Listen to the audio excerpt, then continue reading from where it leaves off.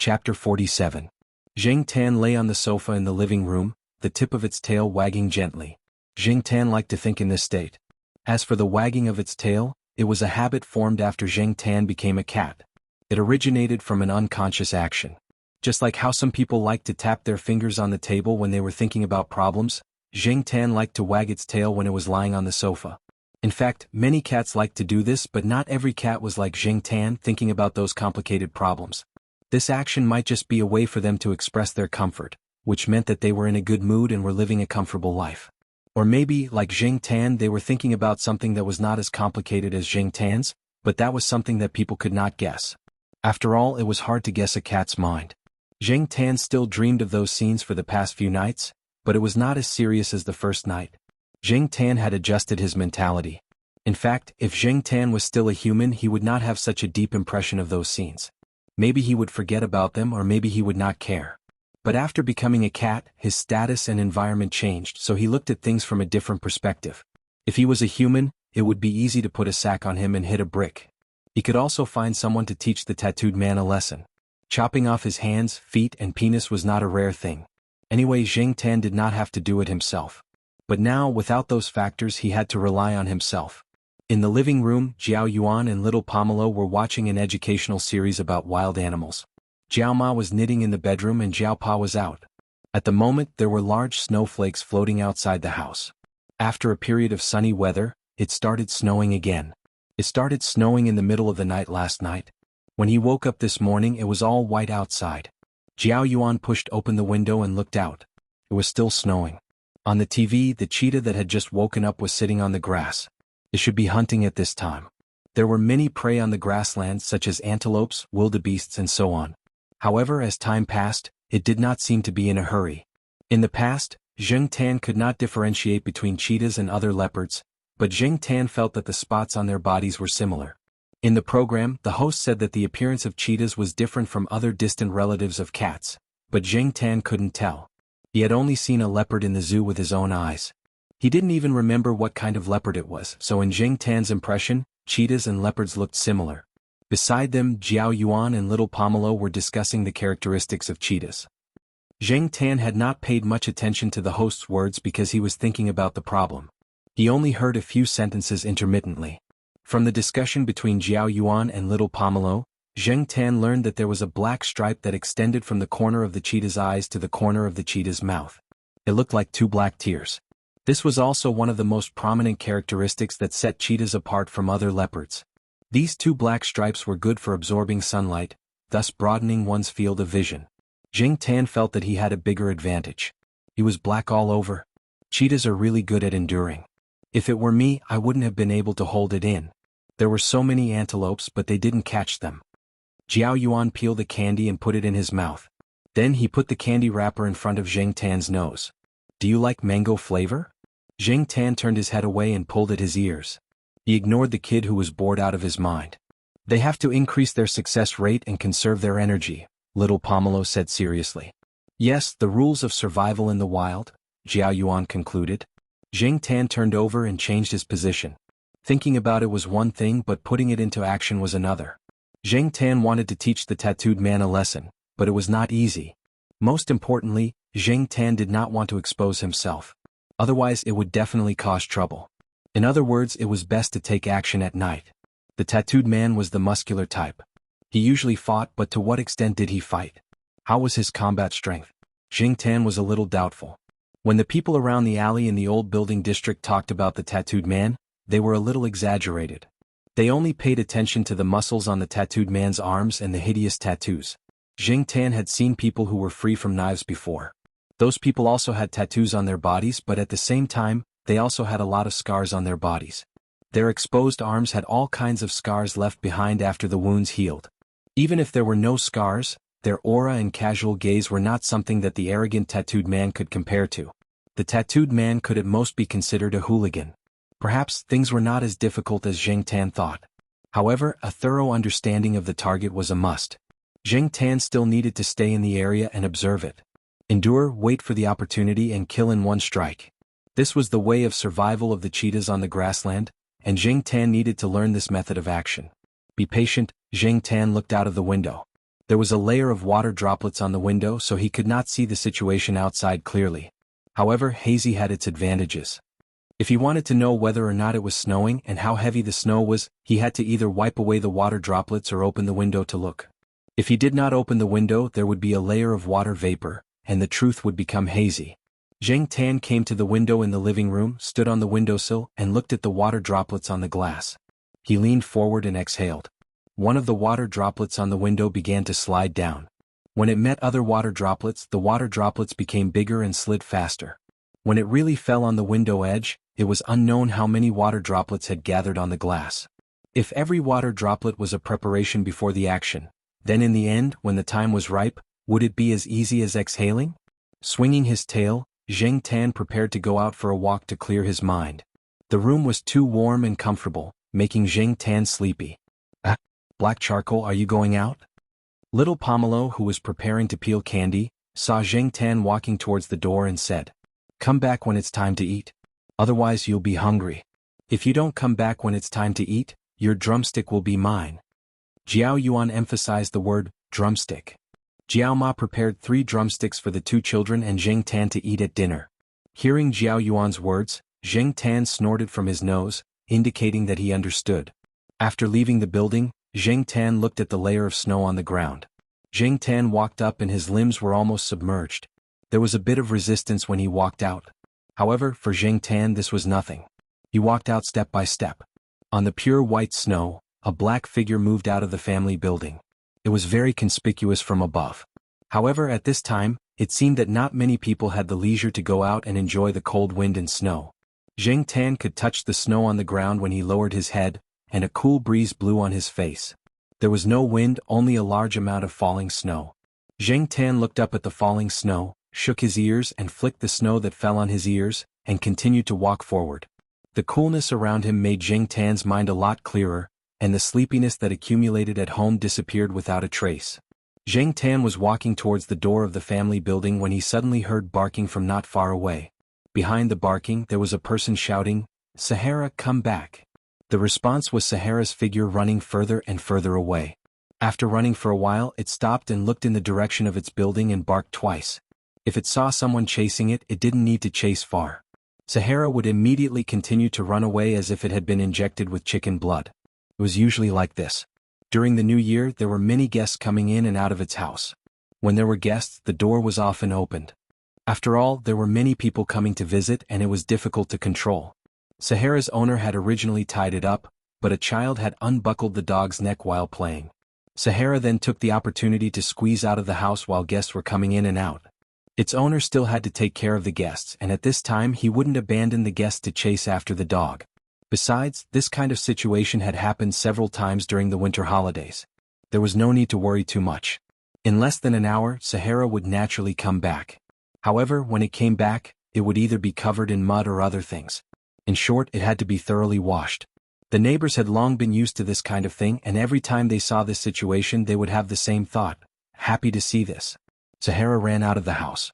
Since it was much bigger than Zheng Tan, it was easy for it to run in the snow. When it ran, its hind legs kicked the snow into the air. Zheng Tan didn't know if it was intentional or not, but he had never seen Little Flower and Yo Zhuang like this before. After Sahara ran past Zheng Tan, it suddenly stopped and turned to look at Zheng Tan in the snow. "Woof woof. Woof my ass." Zheng Tan ignored it and continued to walk towards the door. Sahara stood there for a while. When it saw that Zheng Tan really didn't intend to pay attention to it, it wagged its tail and walked towards Zheng Tan. When it walked, Zheng Tan could even hear the sound of its toenails grinding on the concrete floor. When it got close to Zheng Tan, Sahara suddenly rushed over, raised one of its front legs, and pushed Zheng Tan diagonally with the sole of its foot, pushing Zheng Tan into the snow. It didn't use too much strength so it wouldn't hurt Zheng Tan. Zheng Tan didn't expect this guy to suddenly do this. He didn't pay attention and fell into the snow, burying his entire face in it. After the successful attack, Sahara ran away happily. Zheng Tan shook the snow off his body and shook his head to get rid of the snow stuck to his face. *CK. Sahara *King deserve a beating. Zheng Tan dashed over with a whoosh. He was no longer moving slowly in the snow. His speed was not any slower than Sahara, who was running in front of him. He used his jumping advantage to leap onto the circular flower bed in the middle of the road and walked in a straight line. When the guard opened the window, he saw Associate Professor Jiao's black cat chasing after the mixed-blood dog raised by Academician Ruan's grandson. It didn't care about Sahara's teeth, and the black cat raised its paw and slapped it repeatedly. When the guard saw this, he laughed. He remembered how his son used to slap a spinning top when he was young. Even at his fastest speed, he didn't slap as fiercely as the cat. Well done. Sahara is asking for a beating. The guard closed the window, took a sip of sorghum wine and picked up 2 peanuts. He clicked his tongue twice, then lay down and continued to watch Chinese New Year programs on the small TV with his legs crossed. After Jing Tan was tired, he stood there panting. When Sahara saw that Jing Tan was no longer slapping, it stuck out its tongue and panted. Perhaps it felt a little thirsty, so it lowered its head and licked the snow on the ground. When it licked, it made a patter sound. Sahara wasn't satisfied with licking the snow, so it directly rolled on the snow. It rolled to the side of a slope, then rolled down the slope. Below the slope was the tennis court in the family area. It was blocked by a wire fence, but the slope was still about 10 meters long. After Jing Tan saw Sahara roll out of sight, he went to the slope to take a look. After rolling to the bottom of the slope, Sahara shook its fur, looked around and then rushed up the slope. Originally, Jing Tan thought that Sahara would go somewhere to have fun after coming up, but in the next moment this guy rolled down again. It seemed that it didn't slide fast enough, twisting and turning as it slid down. Jing Tan looked at the dog that was having fun, shook his head and walked towards the gate. There were very few people walking around the campus, only a few sporadic people and not many vehicles. The people from the school security office were wearing thick coats and shoveling the snow. They first shoveled some of the snow that was more prone to accidents. Jing Tan came to the place where the 3 kittens were buried, and looked at it from a few meters away. No one came here and there were no other traces in the snow. Jing Tan didn't know how the big white cat was doing now. After the old man took it away last time, Jing Tan hadn't seen it, and he didn't know where the old man lived. However, the old man said that he lived nearby. Since it wasn't far, they would meet in the future. Jing Tan walked around some parts of the campus, but he didn't go to the forest where he climbed the tree. It was too far away. After walking around a few places, Jing Tan looked at the sky and decided to go to Old Man Land's small flower garden. Jing Tan found that Old Man Land's small flower garden actually had a lot of treasures. As long as he was good at finding things, he could always find what he wanted. Before the Chinese New Year, Old Man Land's house always had visitors. Recently, he didn't come to the small flower garden much. However, the parts that needed to be taken care of were taken care of by Old Man Lan before the Chinese New Year. Other times, he would occasionally come to check on the temperature and humidity in the greenhouse. Jing Tan climbed over the wall as usual. The transparent greenhouse was piled with a thick layer of snow, and if he wasn't careful, he would slip. The greenhouse was still piled with wooden boxes. Jing Tan didn't immediately jump down from the transparent greenhouse. Instead, he stood on the edge of the greenhouse and looked down at the small flower garden. With his eyes closed, Jing Tan slightly raised his head. A snowflake fell on the bridge of his nose and slowly melted. There was a delicate fragrance of plum blossoms in the air. The snowflakes fell on the leaves and made a slight rustling sound. Jing Tan couldn't reach the state of being one with nature like Zhuangzhou and Meng Dai. He just suddenly wanted to sit here quietly for a while. Just a while. A sneeze interrupted the tranquility of the small flower garden. Other cats would lick their noses after sneezing, but Jing Tan didn't. He still kept the habit from when he was a human and sniffed his nose. F***CK, hurry up and go home after taking a look. Is 2F** King cold? I'm all wet. Jumping down from the wooden box, Jing Tan found a few flower sheds. Finally, he stopped in front of a flower shed with a sign saying, "Unauthorized personnel do not enter," and a warning sign. The flower shed was locked and even the windows were tightly shut. Jing Tan couldn't get in through the ventilation. But it didn't matter. Jing Tan's purpose was just to take a look. Unfortunately, the transparent flower shed had a temperature control. The inner wall was covered with a layer of water vapor and some traces of water droplets. Jing Tan couldn't see the situation inside very clearly. Swinging his tail, Jing Tan sat for a while and left. He would come back to take a look next time. Chapter 48. When Jing Tan returned to the Jiao family, its outer layer of fur was wet. It had stayed in the snow for too long, and when it went out, the snow was quite heavy. It would be strange if it wasn't wet. Fortunately, its fur was thick so it could still keep warm. However, when the cold wind blew outside, Jing Tan couldn't help but shiver. Seeing Jing Tan come back with wet fur, little Pomelo quickly took out the hairdryer to dry Jing Tan's fur. The snow outside is so thick. I didn't see any other cats in the courtyard. Only our black charcoal went out for a walk, Jiao Yuan said. And Sahara. As they were talking, there was a barking sound coming from downstairs. Jing Tan heard it clearly. It was Sahara's barking. However, the barking was obviously lacking in energy. It was far less energetic than when it went out to play. Jiao Yuan laughed and immediately opened the window in the living room to look at the building diagonally opposite. Little Pomelo also moved a stool over, took off its slippers and stepped on the stool to look at the situation outside the window. Jing Tan was also a little curious. He jumped on the windowsill and looked in the direction of the barking. The dog below the building diagonally opposite was Sahara. At the same time, on the balcony of the building's second floor, Professor Ruan's grandson, Ruaning, was standing there. He leaned against the railing of the balcony, holding a bowl of seaweed and pork rib soup in his hands.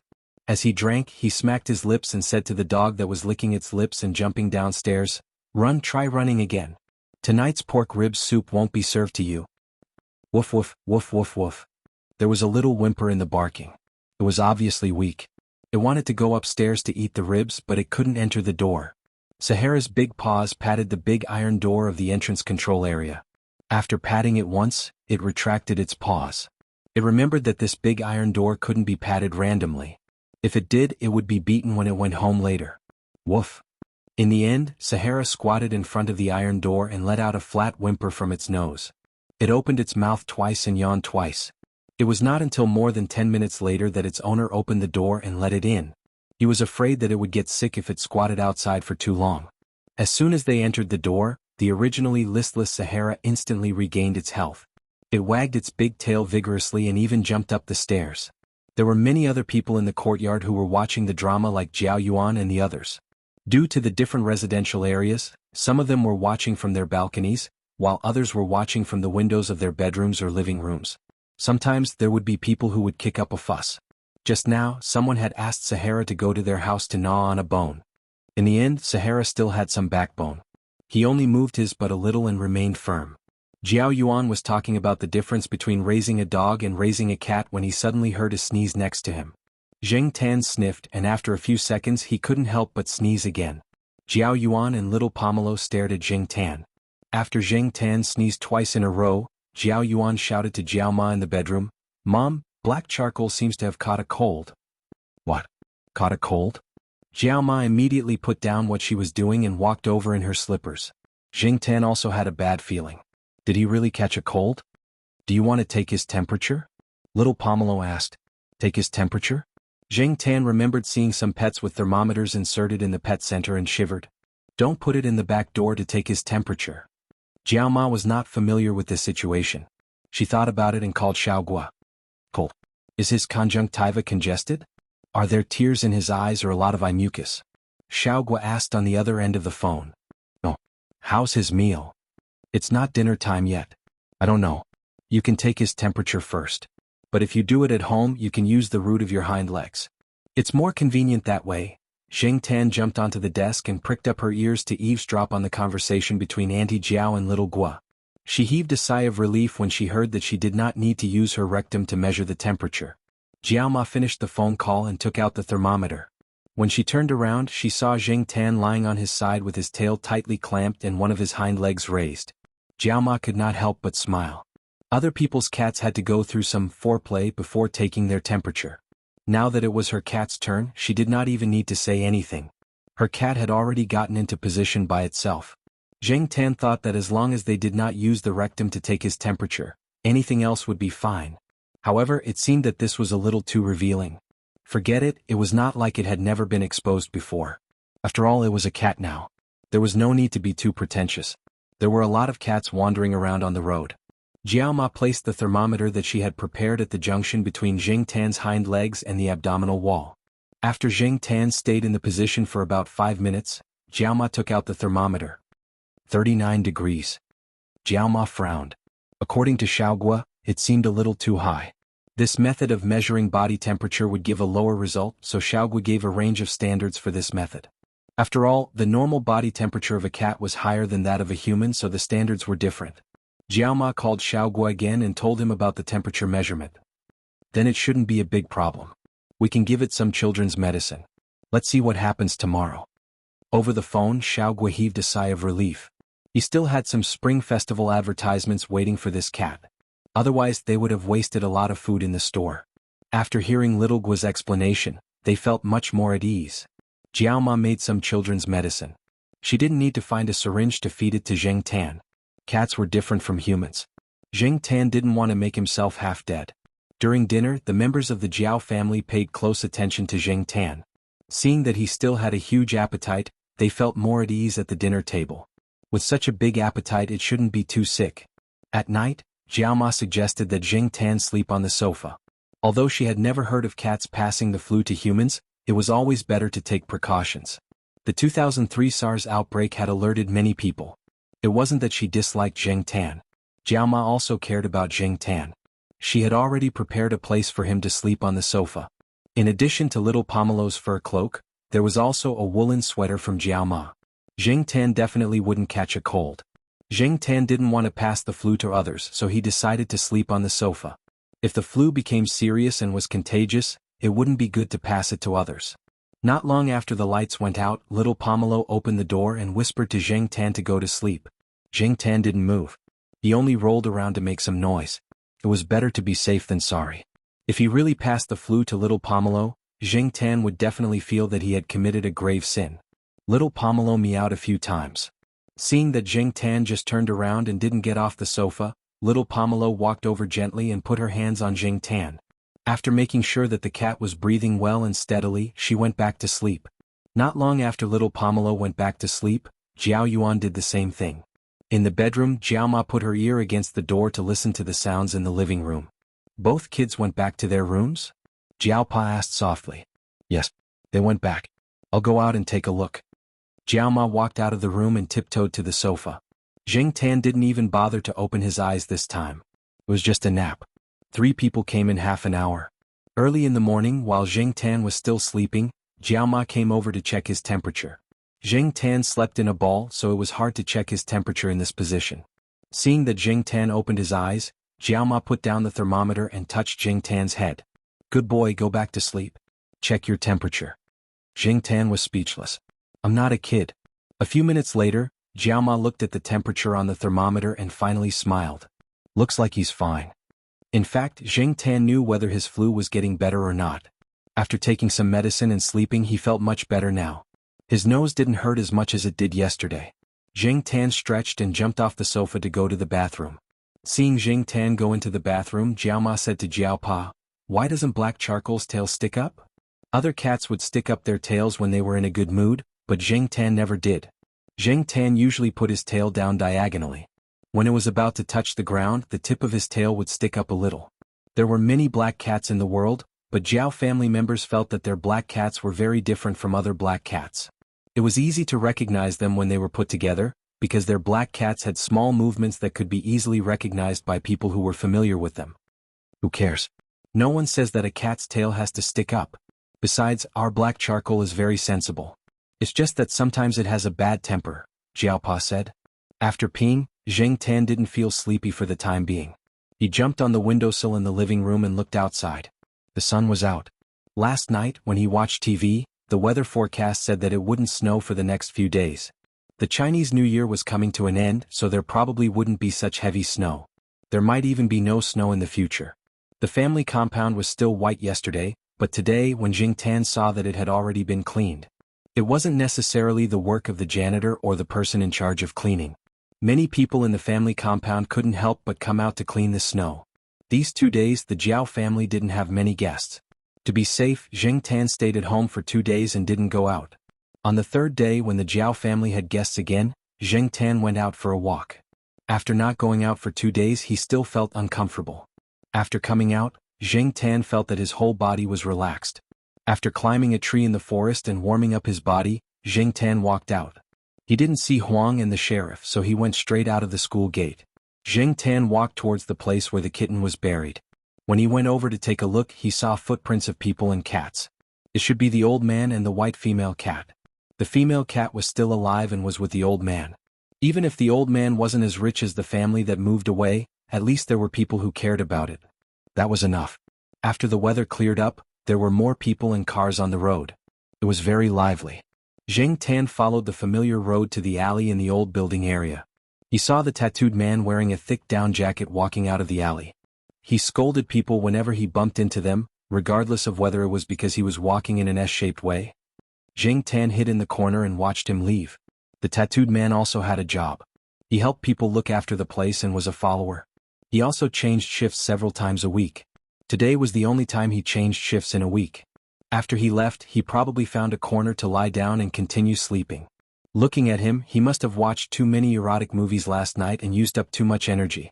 After the tattooed man walked away, Jing Tan took advantage of the time when no one was around to climb over the wall in the backyard of the old building area. The tattooed man lived on the first floor. The first floor was very big. The tattooed man even used a fence to mark out a piece of land. It was originally a public area for drying blankets, but he also occupied it. The people around him told him off, but it didn't work. Instead, they were intimidated.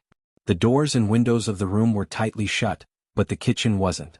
There was a broken window in the kitchen. It looked like it had been there for a long time, but it hadn't been fixed. Jing Tan went in through the broken window, careful not to scratch himself on the broken glass. After he went in, Jing Tan looked around the small kitchen. It wasn't big to begin with, and there were piles of garbage everywhere. It looked even smaller. There were many disposable bowls and chopsticks around, and there were also instant noodle boxes that hadn't been thrown away. There was a layer of stains on the stove, and there was a dark layer on the floor. It had solidified. If he didn't scrape it hard, it probably wouldn't be clean. There was no gas jar, and the iron pot was rusty. Jing Tan looked around. In the whole kitchen, the microwave was the most used thing. No wonder the kitchen window hadn't been fixed for a long time. The kitchen wasn't used much, so it didn't matter if it was fixed or not. The kitchen door was closed. Jing Tan leaned against the door and listened to the movements outside. After confirming that there was no one in the house, he jumped up and turned the doorknob. The area of each house in the old building area wasn't big. It was about 60 or 70 square meters. There were piles of junk in the living room, and there was also a motorcycle. The brightest thing in the house was probably the motorcycle. It was obvious that the owner often cleaned it. Other than that, the other places were all kinds of junk and garbage. The unfinished takeout on the table hadn't been cleaned up. The rice grains on the ground were already dry and stuck to the floor. As for the bedroom, there were some magazines thrown on the floor. Each magazine cover was a scantily dressed big-breasted girl. The calendar hanging on the wall at the head of the bed was also in this style. There were a lot of things on the head of the bed. The ashtray was full, and there were many cigarette butts on the floor. What didn't match the environment was that there was a gift box of tea leaves and a Yixing clay teapot on the table. There was a card with a blessing written on it, but it wasn't the tattooed man's name. It looked like it was a gift for the old man. As for why the tattooed man had it, it was unknown. It probably wasn't something that could be exposed. After walking around, Jing Tan didn't touch the things here. He went back the way he came, closed the kitchen door, and came out through the broken window. When there was no one around, he jumped over the wall and left.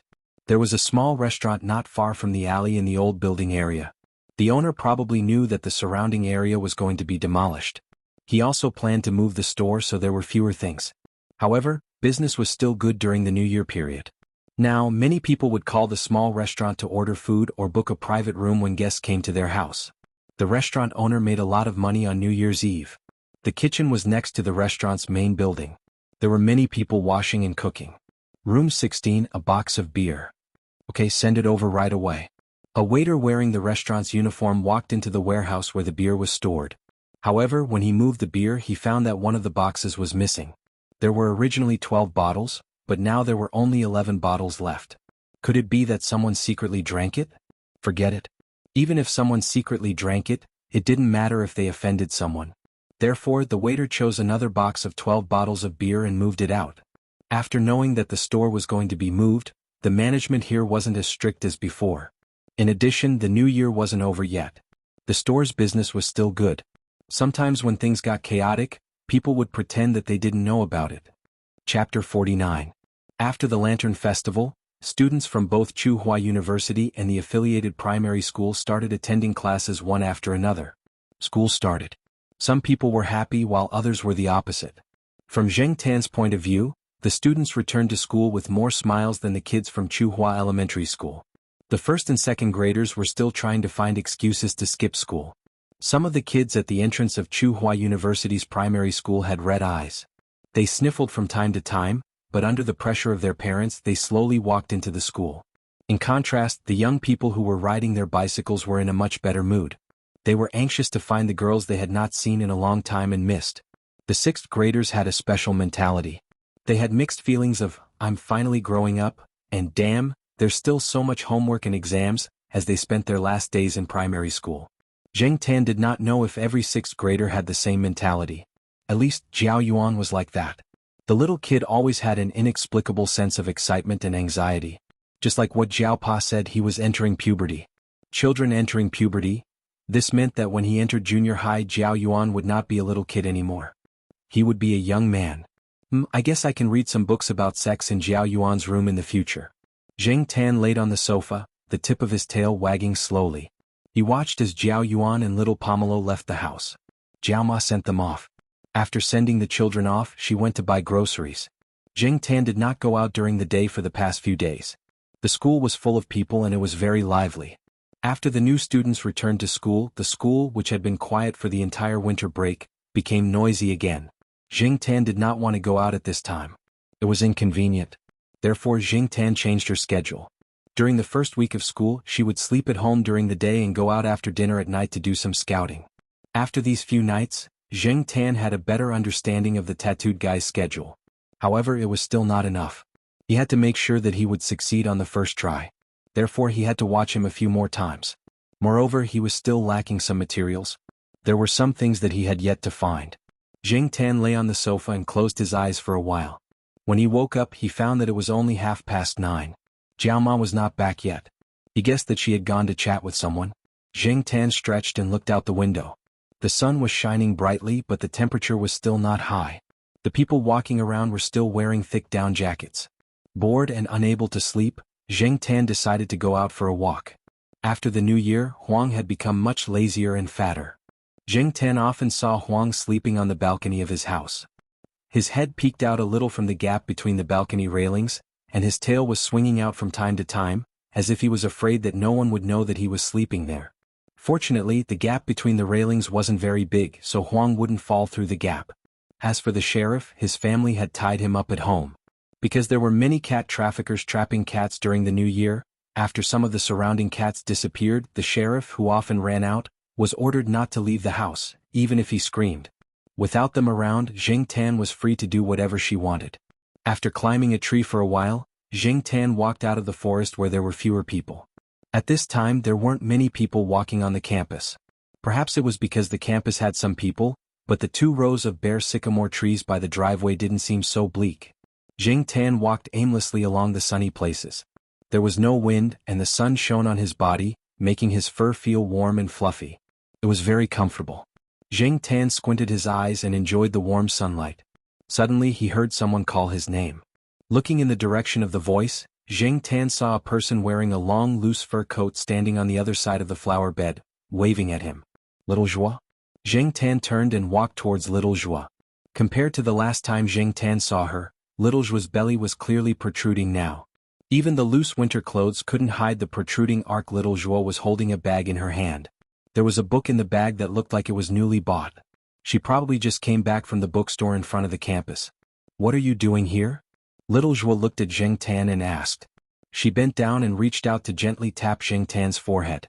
Little Joie knew that the person in front of her was a cat and couldn't speak, but she still asked out of habit. People who spent a lot of time with animals would do the same when they saw other animals. They would speak directly instead of mimicking them. Zheng Tan didn't dare to get close to Little Joie. Looking at her belly, what if something happened? She looked like she was having trouble bending down. Also, didn't they say that pregnant women avoided cats because of toxoplasmosis? Looking around, Zheng Tan realized that he had unknowingly approached the West Family District. So, Little Joie had been living in the West Family District all this time? Come to my place to play? Little Joie took 2 steps and stopped. She turned around and looked at Zheng Tan expectantly. Zheng Tan stood in place and thought about it. He had recovered from his cold for a while. As for toxoplasmosis, he shouldn't have it, right? He seemed to be very healthy and bathed often. He slept in the same bed as little Pomelo every day. Seeing that little Pomelo was fine, he shouldn't be able to infect Little Joie. After hesitating for a while, Zheng Tan looked at the expectant Little Joie and started walking. Seeing that Zheng Tan was following her, Little Joie immediately smiled. She walked in front of Jing Tan and told him some things that had happened in the past few months. Little Zhuo didn't usually talk to people. There were only a few people she could talk to. However, little Zhuo wouldn't directly say what was on her mind to them. She would always be considerate towards people, but it was different with cats. It was easier for people to speak their mind to animals or objects of spiritual sustenance. This was also a way to vet. Some people kept pets for this reason. Later on, little Zhuo's belly was getting bigger and bigger. It wasn't convenient for her to move around and needed to rest. Lord Zheng was worried that little Zhuo would run around every day. Coincidentally, the new buildings in the West Family District were being allocated at that time. Lord Zheng gave little Zhuo his own unit. People like Lord Zheng had already gained both fame and fortune. They didn't care about such a house at all. Normally, Lord Zheng wouldn't fight with the other teachers. However, for little Zhuo, Lord Zheng really did. With one sentence from Lord Zheng, everyone else had to step aside. At this time, there weren't many people walking around outside in the West Family District. During working hours, there were only a few people in the district. The buildings in the West Family District were very new. Some of the buildings were similar to the buildings in the East Family District. However, the exterior looked much more gorgeous and fashionable. The greenery was okay, but it was definitely not as good as the East Family District. Even though the buildings were bright and shiny, Zheng Tan was still not used to it. Perhaps he was used to the old houses in the East Family District. Facing these shiny new buildings, Zheng Tan always felt that something was missing. Zheng Tan remembered the time when he first came to this place. Many of the family buildings in the East Family District were covered with creepers. The surrounding trees were lush and there were people setting up grape trellis in the corner of the courtyard. In the evening, some old people sat there, waving the brown-speckled bamboo fans in their hands and chatting. Some people said that nostalgia was a kind of emotion. This was indeed the case. The years had eroded the feelings of several generations. Perhaps this was the reason why those old professors were still willing to live in that small old house. After living in the East Family District for a while, Zheng Tan really felt the calmness and the simplicity. Little Zhuo didn't live in the houses that Zheng Tan saw after entering the district. It was further inside. The West Family District was much larger than the East Family District, so in addition to the main entrance, there were several side entrances. The part in front of the main entrance was a 6-story building. Further inside, there were a few newly built elevator rooms. This place was very close to one of the side entrances. Little Zhuo sometimes went in and out of this side entrance. It was more convenient to go outside the school. Today, she just wanted to go for a walk on campus after buying some books. She didn't expect to run into Zheng Tan. It wasn't easy to get a spot for these elevator rooms. Zheng Tan followed little Zhuo into the elevator. There was no one else in the elevator. If other people were there, they would definitely wonder why there was a cat in the elevator. A cat taking an elevator? Little Zhuo pressed the button for the 6th floor, which was in the middle of the building. This is where I live now. After exiting the elevator, little Zhuo pointed to the apartment number 606. There were even Spring Festival couplets. When little Zhuo opened the door, Zheng Tan walked in and found that there were other people inside. So he stopped at the door and sniffed. Seeing Zheng Tan's reaction, little Zhuo smiled and said, "Teacher Yi asked someone to take care of me, but she's not here today.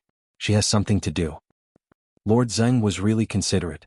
But also, with such a big belly, no one would be at ease. Zheng Tan thought. Zheng Tan glanced at the furnishings in the room. It was about 100 square meters. The lighting was good, the decoration was modern, and the color was very warm. There were a few fruit baskets on the table. There were all kinds of fruits inside, and there was another basket with other food. Zheng Tan jumped on the table and looked at the basket. There were some preserved fruits and sour plums inside.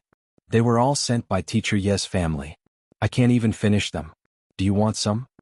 Little Zhuo grabbed a handful of peeled walnuts and peanuts from a bag.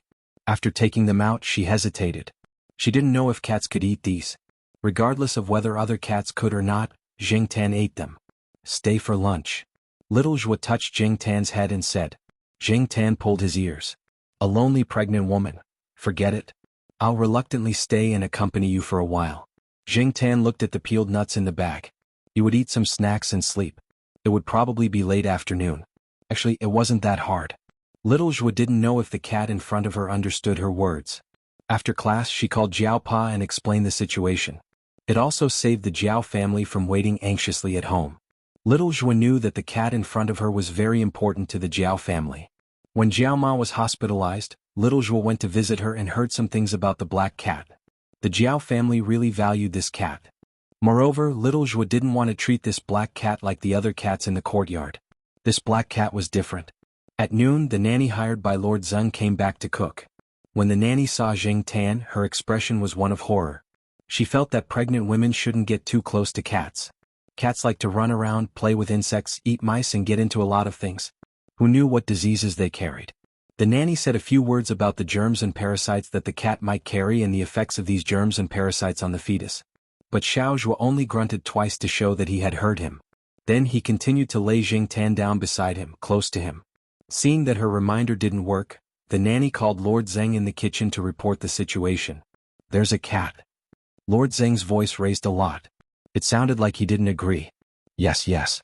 The nanny sensed Lord Zeng's dissatisfaction and continued, "And it's a black one." In the nanny's house, some people thought that black cats weren't auspicious, so she didn't have a good impression of cats with pure black fur. Black. Lord Zeng's voice lowered and sounded much calmer. "Yes. Black charcoal? Oh, I think so. That's what little Zhuo calls it." "Then don't worry about it." "Ha! This black cat is different." When Lord Zeng knew that Xiao Zhuo was familiar with the cat, he specifically investigated the cat's diet and other living conditions, as well as its habits and temper. The results of the investigation satisfied Lord Zeng. Otherwise, he wouldn't have treated a small associate professor with such a different attitude. After hanging up the phone, the nanny was still very confused. What was different about this black cat? The nanny looked at the black cat squatting on the moon chair in the bedroom and shook her head. She didn't see anything special. It was similar to the black cats she had seen before, and it didn't have an extra ear or an eye. In the end, the nanny concluded that Lord Zeng and little Zhuo's attitudes were scientific researchers' rationality. Jing Tan squatted on a softly cushioned moon chair in little Zhuo's room and put his hands together. Jing Tan learned this posture from De Pang and the others. When he first saw De Pang in this posture, Jing Tan was puzzled. What was this egg-hatching posture for? Then Jing Tan put a quail egg-sized round stone between De Pang's two paws. Well, that was more like egg-hatching. Jing Tan still remembered De Pang's helpless look. Then, De Pang moved his front paws and pushed the stone out. Later, when Jing Tan saw Huang squatting in this posture, he did the same thing. In the end, Huang just squinted his eyes and meowed. Then he didn't move. So every time Jing Tan saw Huang squatting like this, he had the idea of putting a stone in it. Maybe he could just put an egg in it to see? Later, Jing Tan found that many cats liked this posture. It seemed that when cats were in this posture, they felt more at ease and weren't ready to move their paws. So, Jing Tan learned to squat like this and put his hands together. He heard that this was called a farmer's pocket. After getting used to it, Jing Tan felt that this feeling was okay. The smell of food came from the kitchen. Little Zhua, who was lying on the deck chair, put away the book and rubbed his eyes. He looked at the black cat squatting on the moon chair and smiled silently. Maybe, in the future he could raise a cat at home. It didn't need to be too expensive, just a common cat would do. It didn't need to be too hard-working. It was okay if he was lazy. It was okay if he liked to steal snacks. Chapter 50. Jing Tan stayed at Xiao Zhuo's place until after dinner. Xiao Zhuo sent Jing Tan out of the Western District compound and watched him walk away. After leaving the Western District compound, Jing Tan didn't go back immediately. Instead, he went to the woods by the side gate. Because they knew that the woods at the edge of the campus were under construction, there weren't many students walking there, and even fewer at night. Jing Tan jumped through the woods and squatted down on a big tree. He took a deep breath. Oh woo, it didn't seem right. Woo, it didn't seem right either. Jing Tan carefully recalled the big white cat's cry and roared again. Woo woo, it still wasn't right. After trying a few times, Jing Tan analyzed the reason. Perhaps it was because he had been avoiding crying like a cat before and was used to howling at will. Now that he suddenly had to make sounds like other cats, he couldn't adapt for a while. Jing Tan didn't expect to make the same sound as the big white cat. He just wanted to sound like it, but now the sound he made was like a ghost crying. Ghost crying? Jing Tan narrowed his eyes. After turning into a cat, Jing Tan especially liked to squint his eyes, but he didn't realize this problem. The tip of his tail wagged as he pondered over some thoughts. As he was thinking, there was a rush of footsteps. Jing Tan didn't need to look to know that it was the black shepherd raised by the guard at the side gate. The sound of the feet kicking the dead leaves was particularly obvious in such a quiet environment. The black shepherd hurried over, sniffing around, then circled around a tree twice. It raised one leg and stepped back, peeing on the tree. After peeing, it excitedly scratched its feet. After sniffing around and wandering around, it waited for the whistle at the side gate to sound. It barked twice and ran back. Zheng Tan looked at the tree that was stained with dog urine. 2 days ago he had noticed that this tree always had the smell of urine. Every time it was time to let out some fresh air, the blackback would come over to pee. At fixed times it would stick to this tree. At the same time, Zheng Tan also thought of the tattooed man. That person also liked to pee in fixed places. Zheng Tan found this when he was squatting near the tattooed man's house. Because of the tattooed man's habit, it gave Zheng Tan another idea. Initially, Zheng Tan had only planned to teach the man a lesson with violence. However, after some thought, she felt that it would be too easy on him if she only used physical damage. She reckoned that the man wouldn't associate this lesson with the dead kittens either. Who knew if that person would do the same thing to other cats in the future? So Zheng Tan decided to try another method. Since he had decided to change the original strategy, it meant that things couldn't be done in a day. If one day didn't work, he would do it day by day. So, Zheng Tan had been preparing for this period of time. Moreover, recently the tattooed man didn't seem to be doing well. He avoided some red and sticky things. Zheng Tan came to the woods these 2 days to practice his voice. Since he couldn't make a sound similar to the big white cats, he would just directly howl. Maybe it would be more lethal.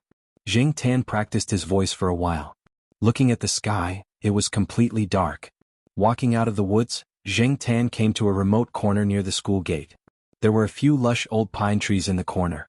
Zheng Tan hid some of the things he had collected in the trees, wrapped in black plastic bags. In that corner, the chances of things being found were very small. Even if they were found, Zheng Tan wasn't afraid. Who would think that those things were made by a cat? He carefully opened the bag. At first, because he wasn't familiar with using his claws always hooked on the plastic bag. After a few times he was more familiar with it. After all, in this cat's body was the soul of an adult, so he could do something as simple as opening and tying the bag. There were 4 dolls in the bag. One was a slightly bigger cat doll with patterns and the other 3 were smaller. They were the size of an adult's palm. They were pure white and fluffy. Girls liked them. These 4 dolls were taken by Zheng Tan at night from the storage room on the 2nd floor of a gift shop near the school gate. In addition to the 4 cat dolls, the black plastic bag also contained a pack of cotton swabs, 3 small packs of paper towels, some bags of different sizes for snacks, a few bags of ketchup that were the size of seasonings used in fast food restaurants, and a few rubber bands that girls used to tie up their hair. The rubber bands were wider than the normal rubber bands used in Jiaopa's laboratory. At the same time, they ensured that when Zheng Tan wore them around his neck, they wouldn't be too loose or too tight. These were all taken by Zheng Tan during this period of time. In order to not be discovered, Zheng Tan spent a lot of effort. Acting as a cat had its advantages and disadvantages. It was easy to sneak into someone's storage room, but it wasn't so easy to take things away. Zheng Tan took out a black plastic bag and put the big fluffy cat doll into it. Then he put in a bag of ketchup, 2 cotton swabs and a pack of paper towels. Zheng Tan packed up the other things that he didn't need for the time being. He tied the bag and put it in its usual spot on the tree. There were many pine branches there, so it was hard to see from the outside. Even if someone saw it, no one would be so bored as to climb up the pine tree to look for the bag. After putting the things he needed for today into the bag, he tied it with a rubber band.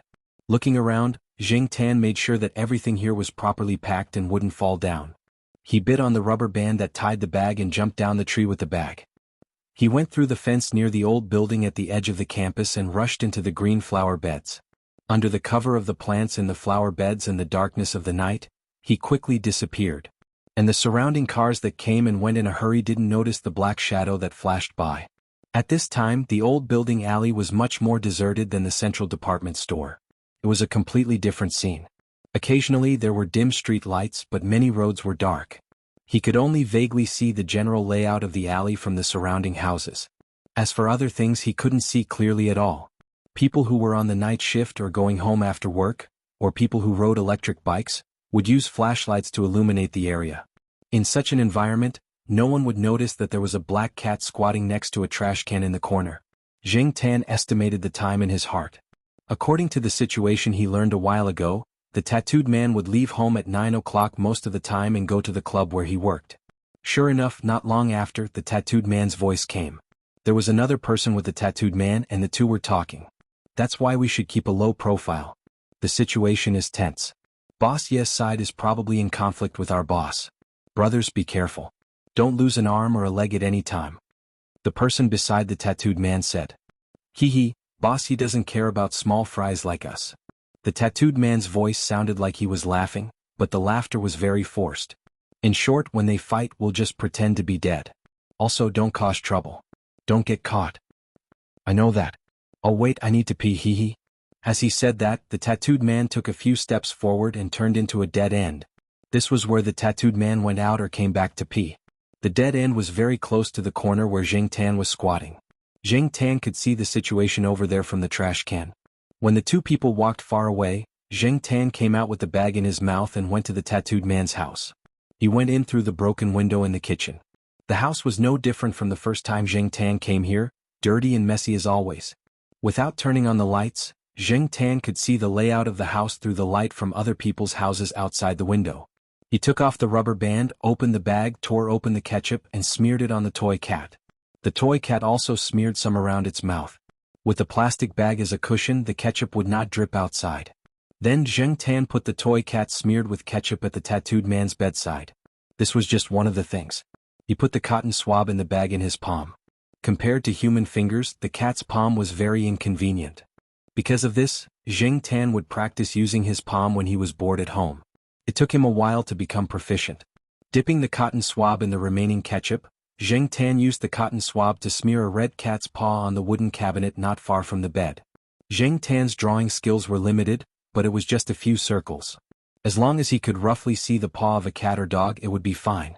Because the position of the wooden cabinet was a bit high for Jing Tan, he dragged a stool over and stepped on it. Using his two hind legs to support himself, he stood up so that the height of the drawing position was more in line with his expectations. After finishing the drawing, Jing Tan threw the cotton swab into the plastic bag, jumped up, and scratched a few claw marks in front of the cat's paw that he had drawn. Jing Tan was very strong and the claw marks he made were also very deep.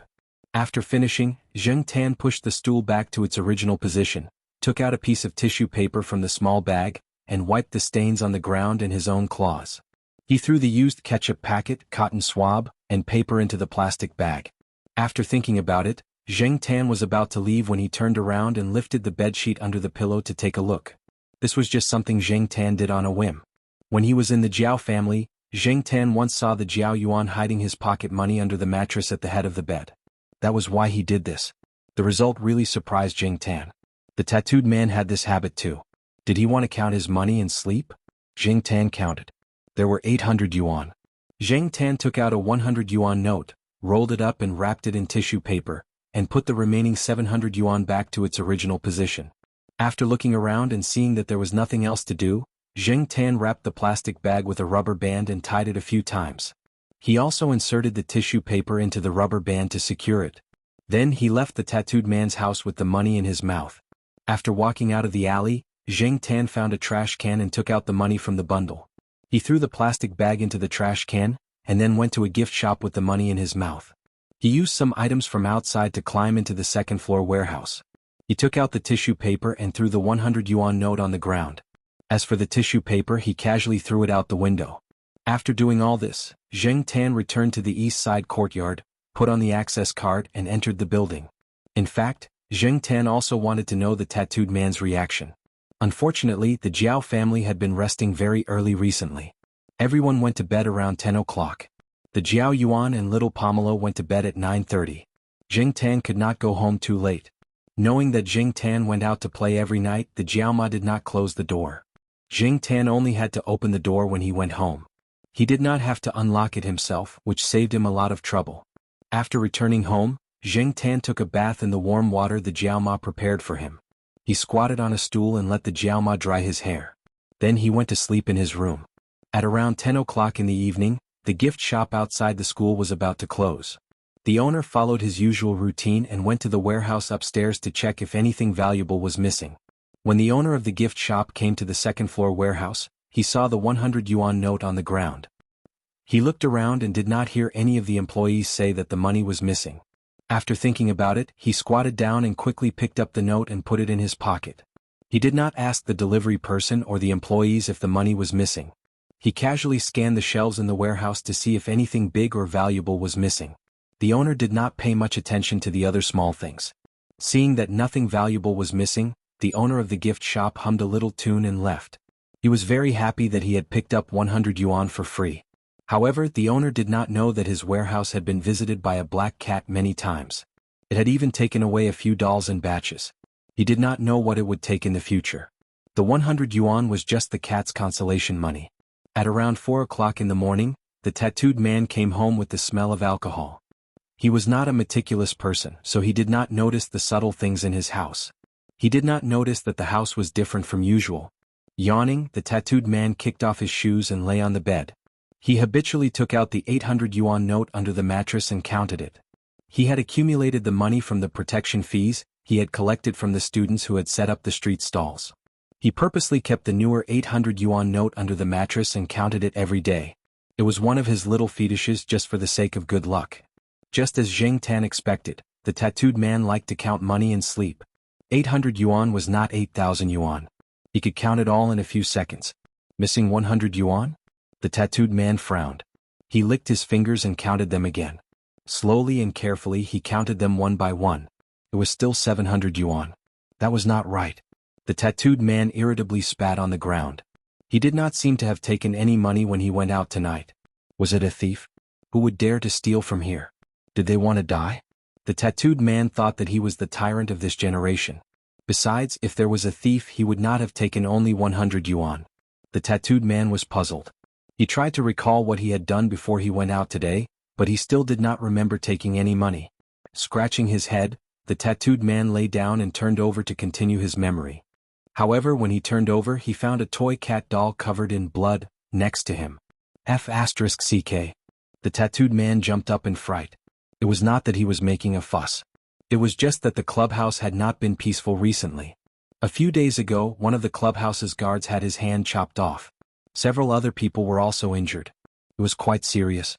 The bloody scene at that time had stimulated him. This was not a cat but a human, a real person.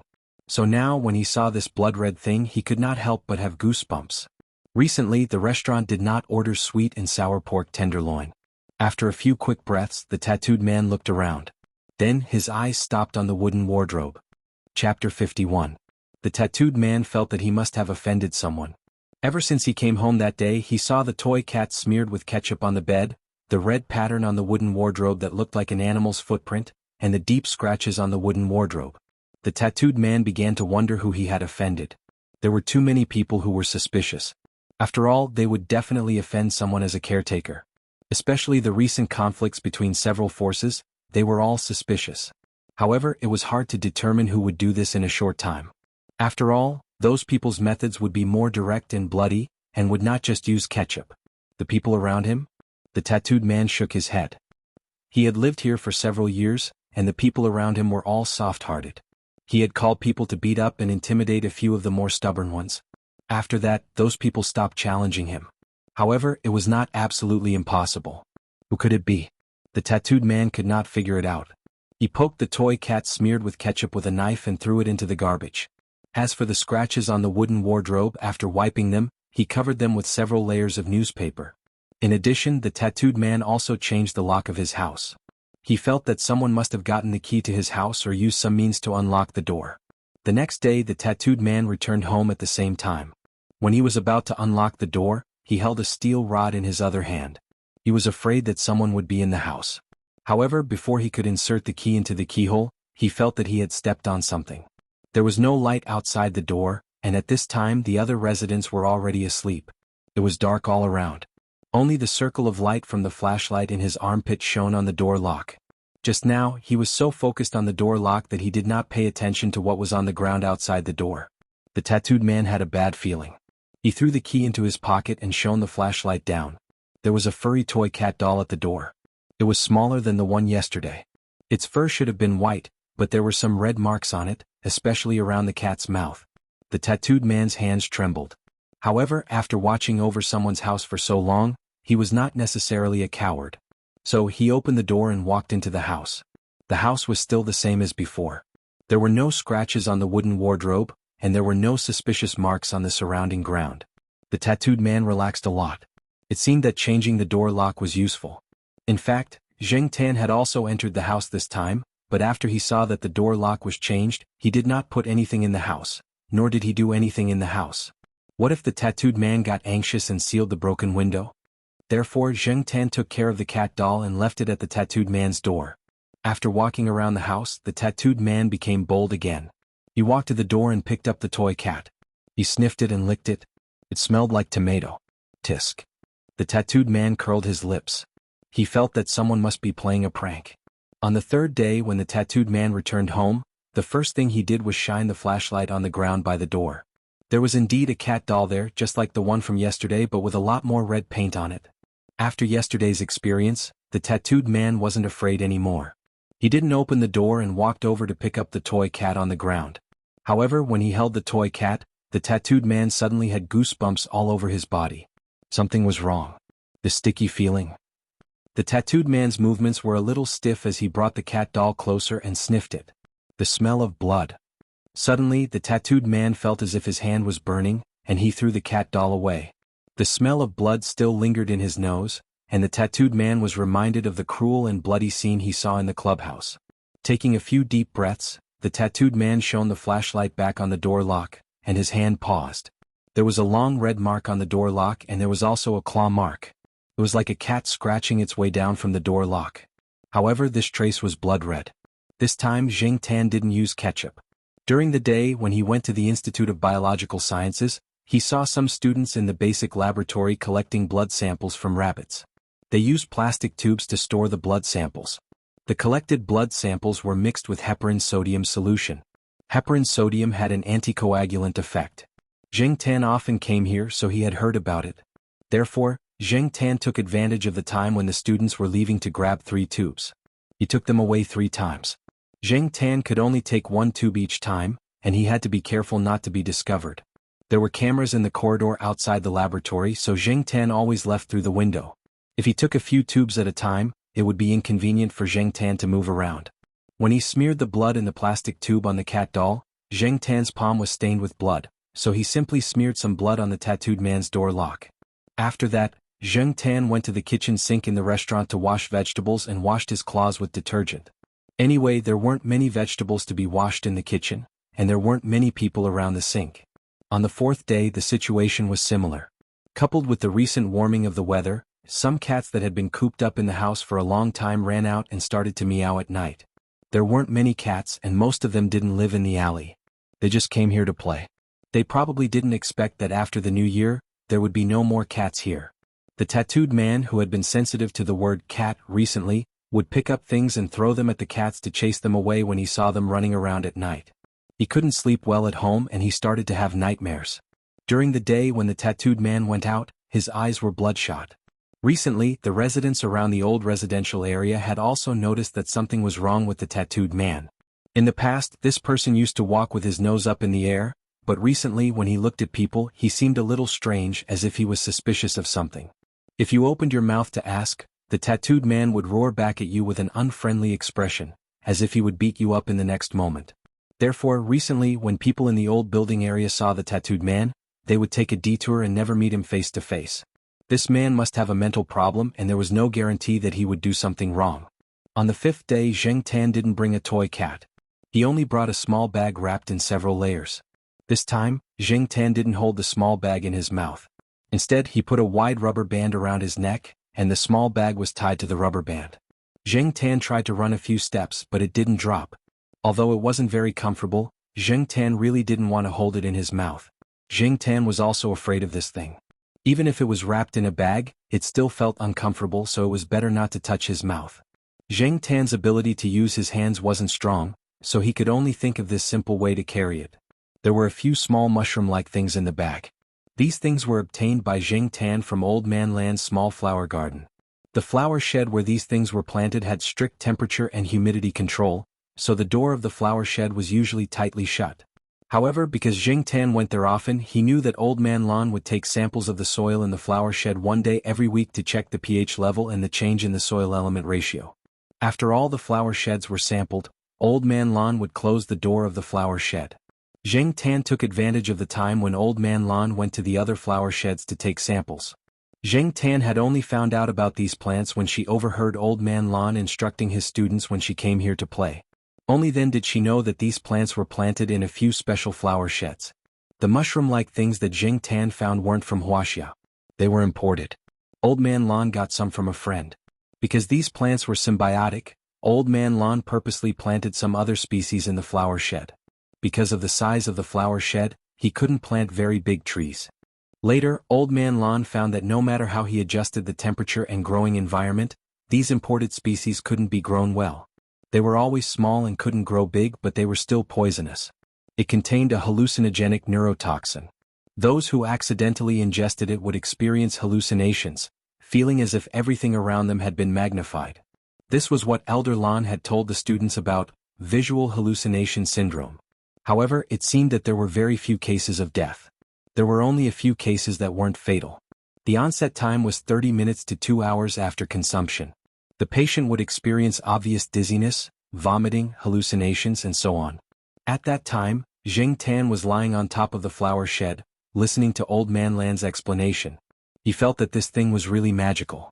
When he decided to teach the tattooed man a lesson, Jing Tan thought of the many poisonous plants in the flower sheds that Old Man Lan put on warning signs, including belladonna. These plants were very useful in medicine, but they could also kill people if not used properly. However, Jing Tan still chose this one. Old Man Lan said it was called something like an umbrella. Who cares? As long as he knew its effects, it was fine. At 7:30 p.m., Jing Tan brought the bag to the tattooed man's house. The tattooed man would leave for his workplace between 8:30 p.m. and 9 p.m. Before that, the tattooed man would take a bath, make a bowl of instant noodles, drink a cup of tea and leave. Every day. After Jing Tan arrived, he waited outside for a while. Then he heard the sound of the tattooed man taking out a bowl of instant noodles from the kitchen. The tattooed man poured the boiled water in the electric cup next to him into the bowl. At the same time, he took out half a bag of braised meat that he brought back from the clubhouse yesterday. He put a few pieces of meat into the bowl of instant noodles and stirred it. After soaking the noodles, the tattooed man went to the bathroom to take a bath. Jing Tan came in through the broken window. He carefully poured a few small mushrooms from the small bag into the bowl and stirred it with a fork. The instant noodles were spicy. The red oil wrapped the braised meat and mushrooms inside. After soaking for a while, the abnormalities of the mushrooms would not be easily seen. Jing Tan put the fork and other things back to their original places. The bag of mushrooms was also rolled up and inserted back into the rubber band. Hearing the movement in the bathroom, Jing Tan jumped out of the broken window and squatted on the wall outside to look at the tattooed man's bedroom. In the dark, the tattooed man could not see the scene outside the window. Therefore, when he brought the bowl of instant noodles back to his bedroom to eat, he did not notice that there was a cat outside his window looking in his direction. The tattooed man ate absent-mindedly. He did not know if he would see the same scene as a few days ago when he came back tomorrow morning. Therefore, he did not notice that there was something different in the braised meat in the instant noodles. After watching the tattooed man finish eating, Jing Tan left the place and went to the place the tattooed man had to pass, the place to pee. Behind the wall was a pile of miscellaneous items that the residents had piled up. There were a few bottles of beer hidden in the pile. Jing Tan had taken them from the small restaurant. Fortunately, the small restaurant was not far from here. Otherwise, Jing Tan would not have gotten glass bottles of beer. Jing Tan relied on 2 hands to hold the beer bottles and walked, step by step to get there. Fortunately, it was at night when he took action, so no one saw him. Otherwise, he would probably be treated as a monster. How could there be a cat that walked on 2 legs like a human holding a beer bottle? No one would have thought that the thief would be a cat. After all, an ordinary cat would not have the strength to move an unopened bottle of beer. After placing the hidden bottles of beer on the wall that blocked the path, Jing Tan squatted behind the wall and stood on the pile of miscellaneous items. He only stuck his head out and looked at the fork. The rubber band and bag around his neck had long been thrown away. Now he was ready for the final step. After a while, Jing Tan saw a familiar figure. The tattooed man seemed to be drunk. He was walking unsteadily. It seemed that it was starting to take effect. The tattooed man wobbled over and mumbled something. Jing Tan could not hear it clearly, but he did not care. He just stared at the wobbling figure. The tattooed man came to the familiar wall. There was also the familiar smell of urine. The tattooed man thought of something and laughed. Then he unbuttoned his pants and began to pee. As he peed, the tattooed man suddenly supported himself against the wall and vomited. He had not even finished peeing. He was really vomiting and shitting. Jing Tan pulled his ears. The smell was really bad. The tattooed man's consciousness had begun to blur. The surroundings were very dark and he could not see anything. He supported himself against the wall for a while, rested for a while and prepared to leave. He did not even pull up his pants. He had probably forgotten. Just as he took 2 steps, there was a sudden bang at his feet. It was quite ear-piercing in the quiet night. The tattooed man was shocked. His legs went soft and he fell to the ground. At the same time the beer bottle exploded and the shards flew everywhere. Although the tattooed man was wearing thick clothes, his hands were exposed. Now there were several bloody marks on them. His pants were not pulled up, and the shards had pierced into his thighs. He had almost been scratched off. The tattooed man's reaction was much slower. He felt that everything around him had become very strange. He seemed to have come to a strange and hopeless place, surrounded by high iron walls. Where was the way out? Where could he escape to? A woo! The sudden cry was especially terrifying in such an environment. The tattooed man looked around in horror. He felt that there was a ferocious beast hiding outside the iron walls. It was looking at him, and he felt so insignificant that he was not worth mentioning. At the intersection, another resident came back on a scooter. The dim light from the car's headlights lit up the area for a second or two. And in those 2 seconds, when the tattooed man looked around with his blurry vision, he saw a pair of shining eyes on the iron walls. They were especially eye-catching against the black background. And the illusion made him feel that the pair of eyes he saw was like a huge searchlight. A woo! When he heard the cry again, the tattooed man's body trembled. His forehead was covered in sweat and blood from the scratches. Bang! There was another explosion. The beer bottle exploded at the tattooed man's feet. The tattooed man felt as if his hands, face and legs had been scratched by something. It was very painful, a burning pain. But his hands and feet did not listen to him and he could not react. The tattooed man lay on the ground, hugging his head and curling into a ball. His whole body trembled. Bang! Bang! Bang! The sounds of explosions came one after another. They hit his eardrums and stimulated his nerves. In his chaotic consciousness, some emotions suddenly began to sharpen. It must be that monster. Yes. It must be that monster with eyes like 2 big searchlights. Every time there was an explosion, the tattooed man felt that the monster's footsteps were approaching, and then he would be injured. It was as if he would be torn into pieces and crushed into meat paste in the next moment. Meow, meow, meow. After throwing the beer bottle, Jianghu was looking at the trembling man curled into a ball on the ground. Suddenly he heard the sound of a cat. This sound, the tattooed man on the ground heard the sound of a cat and suddenly remembered the toy cat that had recently been placed in front of his house.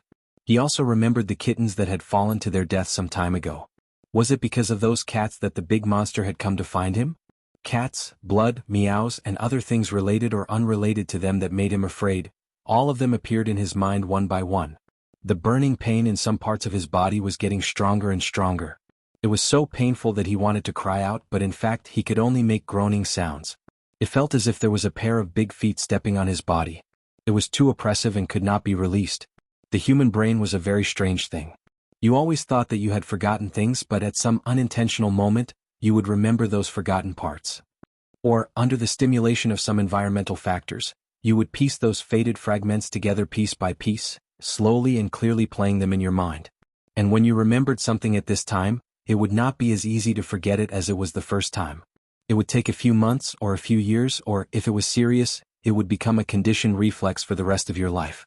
Once there were similar environmental conditions and some familiar factors in the surroundings, the brain would uncontrollably search for those images from the depths of the memory that you had always wanted to bury. It would pick up those things that you never wanted to recall from the depths of the memory. Those images that you could not avoid would wreak havoc like a storm until you had a deep impression of them again. Perhaps, after the toxins in the tattooed man's body were metabolized and the hallucinations disappeared, he would tremble when he heard the sound of a cat's meow and the bottle's explosion. Would he recall his own feelings at this time? Jianghu looked at the man who was still curled up there and twitching. He jumped off the wall and left. His body smelled of alcohol. He should blow on it before he went home. Thinking, Jianghu walked along the wall and out of the alley. After a few steps he saw a cat squatting on the wall outside the fork. It was the big white cat. Jianghu did not know why it came here at this time. Was it a coincidence or something else? Meow. The big white cat meowed at Jianghu. Chapter 52. Hey, did you hear? That guy in the old alley was set up. I heard that he was messed up quite badly. When he was found he seemed to have gone crazy. Didn't they say that he was messed up because he was drunk? He hasn't recovered yet, right? I also heard that when his friends asked him who did it, he kept saying cat and monster. I guess he was really scared out of his wits. Didn't he kill a kitten a while ago? Because of that matter, I said a few words and he even kicked me. It still hurts now. If you ask me, this is karma. Hey boss, give me another fried dough stick. Early in the morning, at some breakfast places near the old building district, people were eating breakfast while talking about the tattooed man. The tattooed man was found around 11 or 12 o'clock in the middle of the night. His buddies who were guarding the clubhouse saw that he hadn't shown up, so they sent 2 people who were relatively free to look for him. However, there was no one at home, so they found him in the dead end. When they found the tattooed man, he was still curled up on the ground. His whole body was twitching and he was in a daze. He was mumbling something, but no one could hear what he was saying. Around the tattooed man were glass shards from beer bottles. His clothes were torn by the shards. His hands, face, and exposed calves were all covered in wounds. His pants were still tied up, but the smell of urine was very strong. At that time, some people who came back from work in the middle of the night saw a flashlight shining over there. They took a look and then the rumor spread. No one called the police. Even if they did, the police didn't want to care. These people all had criminal records. As for the personal grudges between these people, the police were too lazy to care. Moreover, that person was just a small fry. There was no need to spend time and energy investigating. No matter what the tattooed man's situation was, or what the residents around the old building district were talking about, in the east courtyard, Zheng Tan got out of bed in a relaxed manner. He squatted on his personal chair and ate breakfast. When he came back last night, even if he washed his hands and got some fresh air, the smell of alcohol still lingered on his body. The moment he came back, he was discovered by the Jiaopa. The Jiaopa even suspected that Zheng Tan had gone to that tavern to eat or drink secretly. However, seeing that Zheng Tan was quite sober, walking steadily in good spirits and clean, she didn't think too much about it. However, she still reminded Zheng Tan not to go to places like restaurants at night, or he would be stewed. Zheng Tan pulled his ear. Since the matter had been resolved, he wouldn't stay there for long. Zheng Tan had a good sleep last night after settling a load on his mind. This morning he ate a big bowl of Jiao Ma Sanxian noodles and went out with the other Jiao family members. After they arrived downstairs, the Jiaopa rode the scooter to the biology building. The Jiao Ma carried the grocery basket and sent the 2 children to school with Zheng Tan. Then, Zheng Tan went for a walk while the Jiao Ma went to buy groceries. The weather was getting warmer and the sun was very comfortable now. The birds on the campus started to make noise again, and the leaves started to sprout. It wouldn't be long before the heavenly poop roads in the campus started to drop bird poop again. Anyway, Zheng Tan didn't walk on those roads now. The campus environment was good and it was green. However, when there were more birds, there would be more bird poop. Zheng Tan could smell the bird poop from far away. Zheng Tan walked on the green belt of the campus. Of course, this was only for humans. For cats, it didn't matter. After all, Zheng Tan often stepped on it. There were some flowers blooming here. Zheng Tan had seen them before when it was snowing, but he didn't go over to take a look. He walked closer to take a look. The leaves looked like the camellia that old man Lan had mentioned. He didn't know what species it was, but it was very beautiful. Zheng Tan went over to take a sniff. There was no fragrance. While looking at the flowers, Zheng Tan heard a girl's voice not far away. She was probably talking to her boyfriend on the phone. You've been to Pearl City to help with the project for more than 3 months. Didn't you say that you would be back in 3 months? Delay? How long will it take? Well, I hope to see you next month. By the way, what do you think of the specimen I gave you? The girl was talking on the phone, and the high heels on her feet kicked a small stone on the road. What did you say? The girl's voice suddenly rose. That's a specimen I made with the leaves of the acer claw in front of the dormitory. How could it be those low-quality goods sold on the street? Of course you can't tell. Do you know the difference between a poppy and a beauty? Do you know the difference between a cherry blossom and a peach blossom? You don't know, you can't even tell the difference between a husky and an Alaskan. Zheng Tan, who was listening by the side, was speechless. My brother in Pearl City, you've worked hard. Soon, the girl hung up the phone and walked away quickly in her high heels. Zheng Tan recalled the days when he chased girls in Tianjin University. At that time, he had used all kinds of tricks to get those few flowers. Lowering his head to look at the paw, Zheng Tan raised his head again and sighed. Life is unpredictable. Zheng Tan was looking at the sky in deep thought when a voice suddenly came from behind him. Black charcoal, are you looking at birds? Zheng Tan's ears twitched when he heard the voice and he turned to look. The next moment, a pile of bird poop fell from the sky and dripped onto Zheng Tan's ear. Zheng Tan was speechless. F***ck, that's why I hate these birds that shit everywhere. They have no integrity at all. The culprit had already flown away, and before it flew away, it called out twice to show its existence. The bird poop was still a little warm when it dripped onto his ear, but it quickly turned cold. There was also that smell, and Zheng Tan wanted to catch that stinky bird and cut it into pieces. "Don't shake your ears, you'll shake it onto your body," Little Zhua said with a smile. Hearing Little Zhua's words, Zheng Tan immediately stopped moving and froze. Little Zhua took out a tissue from her bag and slowly squatted down. Zheng Tan was a little shocked by her actions. Was it okay to squat down with such a big belly? Little Zhua used the tissue to wipe the bird poop off Zheng Tan's ear, then tapped Zheng Tan's head and slowly got up. "You're so lucky." Zheng Tan pulled his ear. His luck was really bad. "Come, let's go to my place. I'll wash your ears," Little Zhua said to Zheng Tan as she walked to the trash can and threw away the tissue. Zheng Tan also felt that his ears were a little weird. He kept feeling that there was still a pile of bird poop on his ear, and Zheng Tan could smell it. He would only feel better after washing it clean, or else he would feel uncomfortable. As they walked towards the Western District, Little Zhua's smile did not stop. She even said to Zheng Tan, "I heard that most birds don't have bladders and their rectums are very short, so they urinate and defecate at the same time. If humans and cats want to go to the toilet, they can hold it in and excrete it. But birds can't. They can excrete anywhere and anytime, including when they're flying." So this group of bladderless birds were the real ones who defecated and defecated wherever they wanted. Zheng Tan scolded those birds in his heart as he walked. Even General, who had not shown up for a long time, was also scolded by Zheng Tan. Once again he came to the Western District compound where Little Zhua lived. Zheng Tan saw a few cats out for a walk and a few lying on their balconies, basking in the sun and wagging their tails. There were more and more cats in the Western District. When Zheng Tan first arrived, he also came to the Western District compound. At that time there were not many cats and there were a few kittens that looked like they still had baby hair. In the blink of an eye the kittens had become big cats.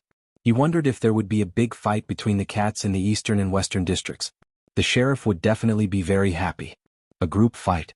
When he thought of that scene, Zheng Tan felt that it would be spectacular. He had never seen cats fight in a group before.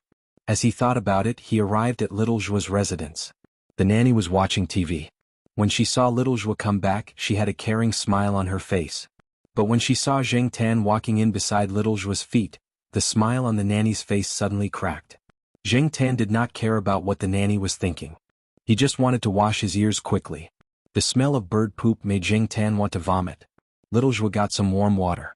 There was no shower gel for pets, so Little Zhua chose a more gentle shower gel and dripped it on Zheng Tan's ears. She rubbed it gently with her fingers. In order to make it easier for Little Zhua, Zheng Tan jumped onto a high stool. Little Zhua sat on the chair so she did not have to squat and feel uncomfortable. There was only bird poop around his ears. It was washed quickly. After wiping it with a dry towel, it still had the fragrance of shower gel. Zheng Tan felt that his mood was better again, and his tail began to wag unconsciously.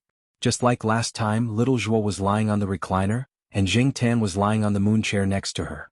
The difference was that Little Zhua was not reading a book this time. She was looking at a photo album. There was also a plant specimen in the album. Zheng Tan stretched his neck to take a look. It was a four-leaf clover specimen. This type was harder to find. Zheng Tan used to look for a long time in school to chase girls, but he could not find one. Later he spent money to buy it from someone else. Seeing Zheng Tan come up to take a look, Little Zhua said, "This is a four-leaf clover. It is a variant of the three-leaf clover. I heard that it represents luck. This specimen was given to me by a junior in the physics department. Here it's her." Zheng Tan looked at the girl in the photo that Little Zhua was pointing at. Wasn't that the tough girl with the phone that he saw today? But she is no longer in the physics department. She took the postgraduate entrance examination to study botany. She has always been interested in plants. Little Zhua said, "This four-leaf clover was given to me by her, but she said that this is a four-leaf clover of the triax plant. It is very common for the triax plant to mutate into four leaves. The probability of finding a four-leaf clover is relatively high. She originally wanted to find a four-leaf clover of the oxalis plant. Only the three-leaf clover of the oxalis plant family has real heart-shaped leaves. Unfortunately, she has never found it. The four-leaf clover is a mutated individual. Relatively speaking, the probability of mutation of the oxalis plant is very small. It is difficult to find an individual with four heart-shaped leaves. Only a very small number of plants will grow a fourth leaf under genetic mutation." Was there a difference? Zheng Tan looked at it carefully. He did not know how this specimen was made. It was still green, and there was a V-shaped white halo in the center of each leaf. Was this the four-leaf clover that little Zhuo was talking about? Zheng Tan recalled the grass that he found when he was picking up girls in the past. When he found it, it was the kind with heart-shaped leaves. There was no white V-shape. But later on he bought a four-leaf clover. It was similar to the specimen in little Zhuo's photo album. Oxalis four-leaf clover? The difficulty was really high. Aya! Little Zhuo exclaimed softly. Zheng Tan's nerves immediately tensed up. He looked over. Was she about to give birth? Little Zhuo just put down the photo album and smiled. It's moving. What's moving? Zheng Tan was at a loss. Then Zheng Tan followed little Zhuo's gaze and looked at her protruding belly. After returning home, little Zhuo took off her coat. Her sweater revealed the protruding curve. Zheng Tan was still looking at little Zhuo's big belly in confusion. Just as he was about to look away, he noticed that there was a sudden movement. Black Charcoal, your brother is greeting you. Little Zhuo said to Zheng Tan, come over quickly. What for? Zheng Tan hesitantly jumped from the moon chair to the deck chair. However, he still wanted to stay away from little Zhuo's big belly. He felt that it was quite scary. However, little Zhuo did not let Zheng Tan avoid it. She grabbed Zheng Tan's arm and pulled him over. Zheng Tan's palm was about to touch that big belly in the next moment. Zheng Tan hurriedly pulled his hand back. His claws had thrown wine bottles and drugged people yesterday. He felt that it was not good to touch it. Little Zhuo saw Zheng Tan pull his hand back and was about to say something when her belly moved again. Zheng Tan looked at the movement. Was it really greeting him? After thinking for a while, Zheng Tan slowly moved over. He did not raise his hand. Instead, he gently pressed his forehead against the place where the movement had just occurred. The next moment, his forehead seemed to be touched by something. Perhaps, was this the feeling of a new life? In the future this little guy will have to call Black Charcoal Big Brother. Yes, Big Brother Black. Little Zhuo said. Zheng Tan returned to the moon chair. A scene of a human child following behind a black cat and calling it Big Brother Black appeared in his mind. Zheng Tan trembled. It was a little hard for him to imagine it. F***ck when the time comes will she pull my tail? If she does, I will whip her without hesitation. Zheng Tan did not eat at little Zhuo's place in the afternoon. The housekeeper looked at him as if she was looking at a god of plague. She kept a distance of 2 meters away from Zheng Tan. After returning to the Jiao family for lunch, Zheng Tan rolled on the sofa for a while. He could not fall asleep, so he ran out again. He wobbled his way to Old Man Land's flower garden. He suddenly remembered that he seemed to have seen the sorrel grass that little Zhuo mentioned in Old Man Land's flower shed. Didn't Old Man Land's flower garden always have treasures? Zheng Tan was ready to try his luck. Except for those flower sheds with special signs hanging on them, the other flower sheds were not locked. When Zheng Tan entered the flower garden, Old Man Lan was busy in one of the flower sheds. Hearing the sound of the flower shed, Old Man Lan just turned his head to look at Zheng Tan and then continued to work. Some of the flower shed's doors were open. Zheng Tan looked around one by one. Finally, he saw the sorrel grass in one of the flower sheds near the head. There was no special plant in this flower shed. The plants that were planted in the past were moved away, so there was no plant here. When Zheng Tan came here last time, there was a special sign hanging on the flower shed. Later on the door was closed. Today it was open. Old Man Lan was probably sampling again. Old Man Lan did a mutation experiment here. He did not know what kind of new flowers he induced. Zheng Tan did not know. Anyway, Old Man Lan and the other old men treated it as a treasure. Zheng Tan walked in and came to the side of the sorrel grass. He looked at it carefully. It was indeed a heart-shaped leaf. He did not find the wrong one. This kind of plant was too common. Zheng Tan saw it often. He was too lazy to pay attention to it when he walked around. However, Zheng Tan still had the mentality of trying to see if there were any special mutated plants here. 3 leaves. 3 leaves. 4 leaves. When he saw the 4-leaf plant, Zheng Tan was happy. He heard that this represented luck. Before Zheng Tan could be happy for 2 seconds, he found that there were many 4-leaf plants beside the 4-leaf plant. However, 3-leaf cultivators were rare here. What the F***ck was going on? Didn't they say that 4-leaf plants were rare? Chapter 53. There were a lot of 4-leaved grasses, but a 3-leaved variant of oxalis was not so easy to find. Most of the ones sold on the market were not 4-leaved oxalis. As Xiao Zhuo said, the probability of encountering this kind of 4-leaved oxalis was not high. Otherwise, the market would not replace it with other grasses. Just that, looking at the clump of 4-leaved oxalis in front of him, Zheng Tan's mood was complicated. Zheng Tan felt that if the students outside knew about this, they would definitely come over and finish this clump. No wonder there were not many things planted here, but the flower shed door was usually closed tightly. In addition to the reason of the flower shed itself, Old Man Lan must also know about these oxalis. Jing Tan raised his paw to move these oxalis. As he was cursing in his heart, he suddenly noticed a special individual. It was smaller than the surrounding leaves, but the reason why Jing Tan noticed it was mainly because its leaves were a little strange. 1, 2, 3, 4, 5, 6, 7, 9. Jing Tan counted again. There were indeed 9 leaves. Could it be that 3 plants grew side by side? Looking at this grass, the stems of the other branches were still very ordinary, but this stem with 9 leaves was indeed thicker than the others. However, although the stem was thick, the 9 leaves were very small. The largest leaf was only 2/3 of the other plants, and the small leaf was only a little bit. It could barely be seen growing on it. However, even if its leaves were small, there were still 9 leaves growing on each other. 9 leaves. How could this happen? Was it a product of the mutation of other plants in the past? Jing Tan couldn't understand. However, if he didn't understand, then so be it. Jing Tan was too lazy to be entangled. Then he looked at the leaves on the other branches of the plant. They all had 3 leaves. Only this branch had 9 leaves. Jing Tan was ready to pull up the whole plant along with the leaves of the other branches. However, he didn't control his strength and broke it. This made Jing Tan depressed. Sure enough, cat claws were not as good as human fingers. Ignoring the other branches, Jing Tan picked up the branch with 9 leaves and walked out. Black charcoal, what's that in your mouth? Old Man Lan said to Jing Tan after finishing his work in the flower shed. When he walked out, he saw him with something in his mouth. Jing Tan glanced at the old man and then at the flower shed. Oh, you found out? That's something I've kept for myself. Out of habit, Old Man Lan was showing off his work, but when he saw the stalk of grass in Jing Tan's mouth, his voice stopped abruptly.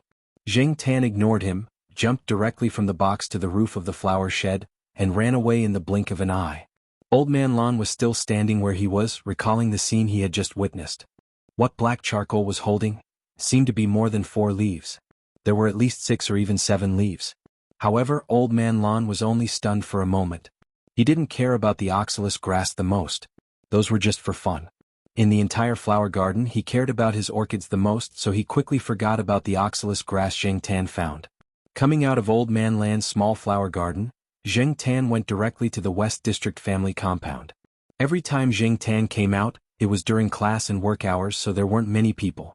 There were still some people in the campus, but there weren't many people in the family compound. When he entered the West District family compound, a cat rushed over with a threatening growl. Jing Tan ignored it and ran directly to the small high-rise building where Xiaozhua lived. There was a door guard downstairs. Jing Tan waited for a while. When someone came out, Jing Tan took advantage of the gap and ran in. The person who came out was Xiaozhua's nanny, who was throwing the trash downstairs. When Jing Tan rushed in, the nanny was so scared that she almost threw out the trash bag in her hand. She hated black cats the most. Just now, the black cat passed by her feet. Although it didn't touch her, she felt goosebumps all over her body. After thinking about it, the nanny decided to walk around downstairs before going up. She didn't want to go upstairs and face the black cat. She always felt that the black cat was very evil. If it weren't for Xiaozhua and Professor Ye's words, she would have already hit the cat with the pan. Throwing the trash in her hand into the trash can, the middle-aged nanny shook her head. She really didn't know what Xiaozhua and Professor Ye were thinking. Weren't they afraid that the child would have problems? Although the nanny hadn't been here for long, she usually chatted with some of the teacher's family members in the compound when she was bored and knew some things. She heard that the child in Xiaozhua's belly was not guaranteed to be healthy. Even if there were no abnormalities found so far, who knew? Many people said that even if there were no abnormalities, the child's IQ was very likely to be different from ordinary children. There were such examples before. Now the child was in his teens, but his IQ was not even comparable to those in kindergarten. Wind from an empty cave may not be without cause. These people's guesses were also well-founded. After all, according to the time when Xiaozhua was accidentally pregnant, she was following up on a project of Lord Zen. That project came into contact with some radioactive elements. Even if there were protective measures, but even the doctors in the affiliated hospital were not optimistic. In order to avoid trouble if he took the elevator and other people bumped into him, Jing Tan chose to take the stairs. It was only 6 floors. Jing Tan climbed 5 floors every day. This height was nothing to Jing Tan. When he arrived at room 606, Zheng Tan jumped up and pressed the doorbell. The nanny should still be downstairs.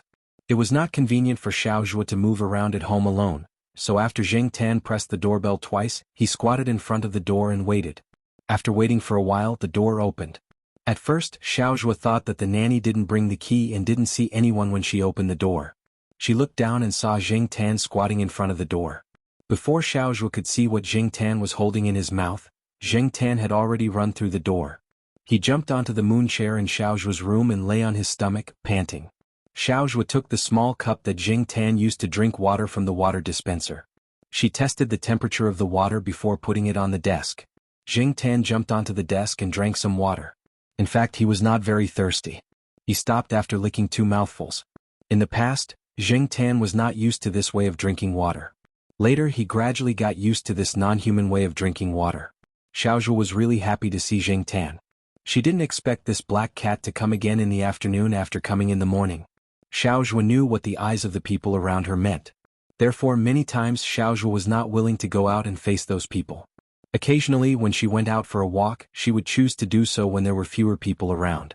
There were always those people who seemed to care about you, but every word they said stabbed you in the heart. However, every time she was with this cat, Xiao Zhuo always felt especially relaxed. Therefore Xiao Zhuo had already made up her mind that if she could come back in the future, she would also raise a cat at home. Zheng Tan finished drinking the water and saw that Xiao Zhuo was still looking at him. He did not notice the grass on the moon chair, so he used his chin to point in the direction of the moon chair. When Xiao Zhuo saw this, she looked towards the moon chair. Xiao Zhuo picked up the grass on the chair. When she saw it clearly, her face was full of disbelief. She looked at Zheng Tan and then at the grass in the palm of her hand. 9 leaves, like the petals of a flower, stacked together. The smallest leaf in the center was only that big, but it was indeed 9 leaves. Xiao Zhuo heard from the junior who had transferred to another hospital that the 4-leaf clover had given her that the extra leaf of the lucky grass represented luck. There were also the 5th, 6th, 7th, 8th and 9th leaves. They all had their own meanings. What did the 9th leaf represent? It represented a narrow escape, the good luck of a phoenix's nirvana. A narrow escape, the phoenix's nirvana, although it was just a legend, something that people used to comfort themselves, when people were at the bottom of the valley, when they were close to despair, there would always be something that made them persevere. It could be a belief, a person, something or some obsession. After knowing that she was pregnant, although Xiao Zhuo did not show much on her face, she had never let go of her worries. She hoped that her child would be healthy. It did not need to be too smart as long as it was healthy. However, the word healthy was an extravagant hope for someone in Xiao Zhuo's situation.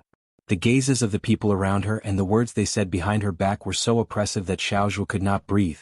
And now, the lucky grass with 9 leaves in her hand made Xiao Zhuo suddenly have the urge to cry out loud. The 9-leaf clover in her hand was not big. People had always thought that it was just a legendary 9-leaf clover.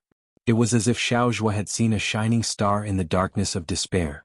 Where the star pointed was the direction of hope. Zheng Tan stood on the desk while Xiao Zhuo sat on the recliner looking down at the grass in her hand. Therefore Zheng Tan could not see the expression on Xiao Zhuo's face. However, seeing the droplets of tears falling, Zheng Tan was also at a loss. Crying? It can't be, right? It's just a piece of broken grass. Is there a need to cry?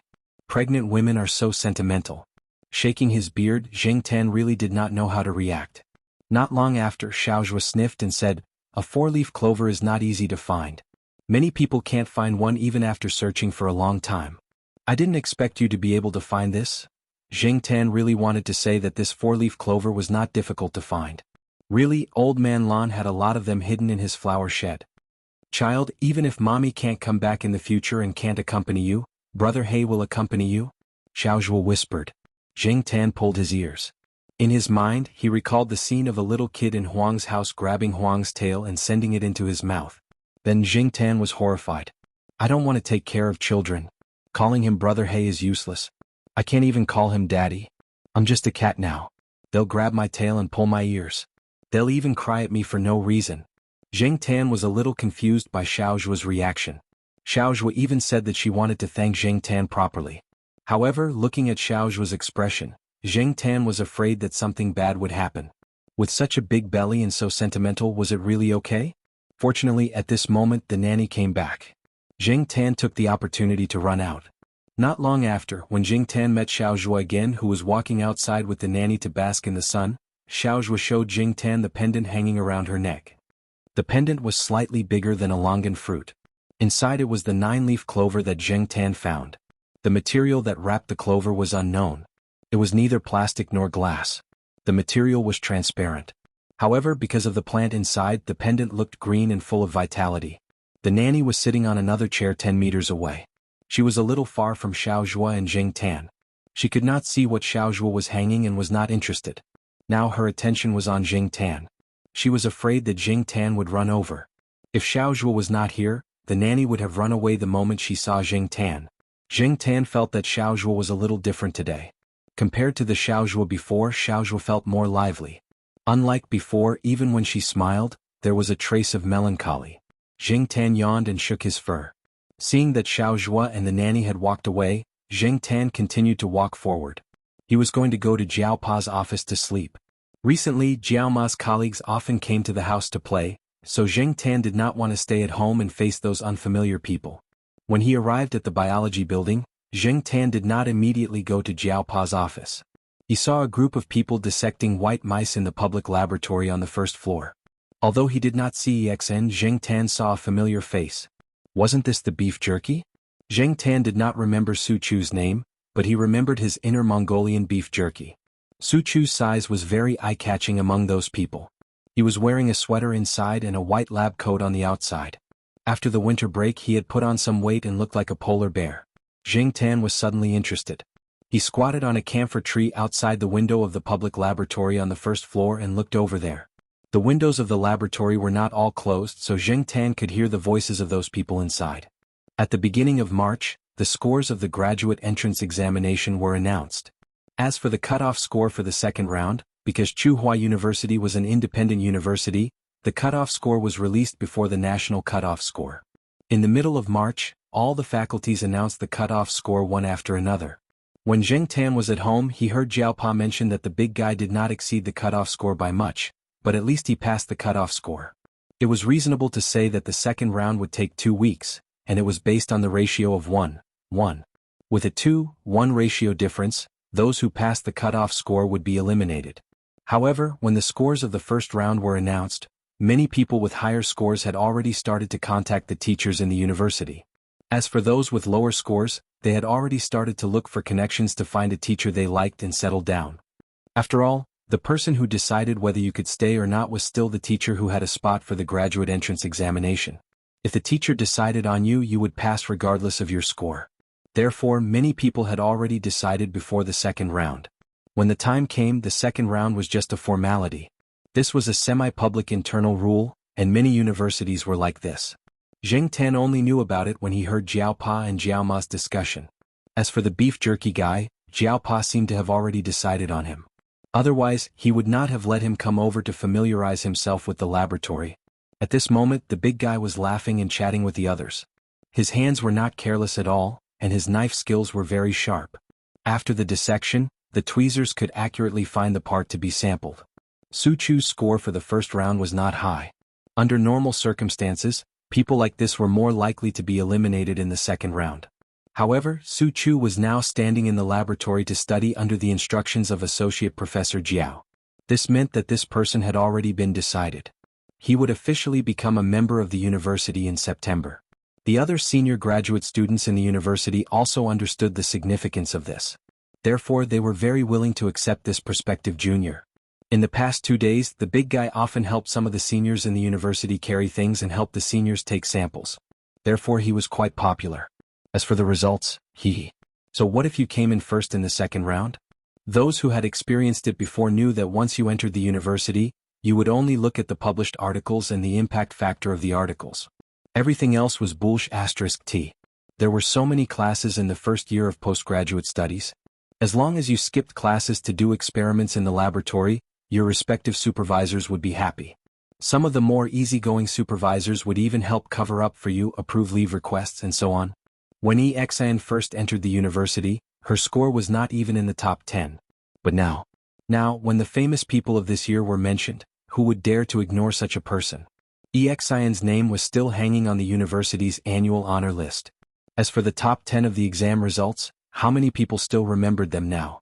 When others asked about Su Chu when they heard that he was EXIN's junior, Associate Professor Jiao's subordinate, their attitude became much better, at least on the surface. Senior, the kidney has been extracted. Su Chu shouted. The senior that Su Chu called was not EXN. The other seniors in the university all called him senior. The difference was that EXN was Su Chu's direct senior. They belonged to the same supervisor. However, they usually addressed each other in the same way. There was no distinction between direct and collateral relatives. The senior who wanted to take a sample was talking to someone at the moment. The person next to him heard and said with a smile, "Hey, your kidney has been extracted." Several other people who were taking samples also jeered with Su Chu, "Senior, your kidney." The senior held a pair of tweezers and pointed at Su Chu, who was the biggest among them, and said, "If you jeer again, I'll cut open your body and take your kidney too." Su Chu was obviously familiar with them. He said cheekily, Come on senior, take it. Take mine."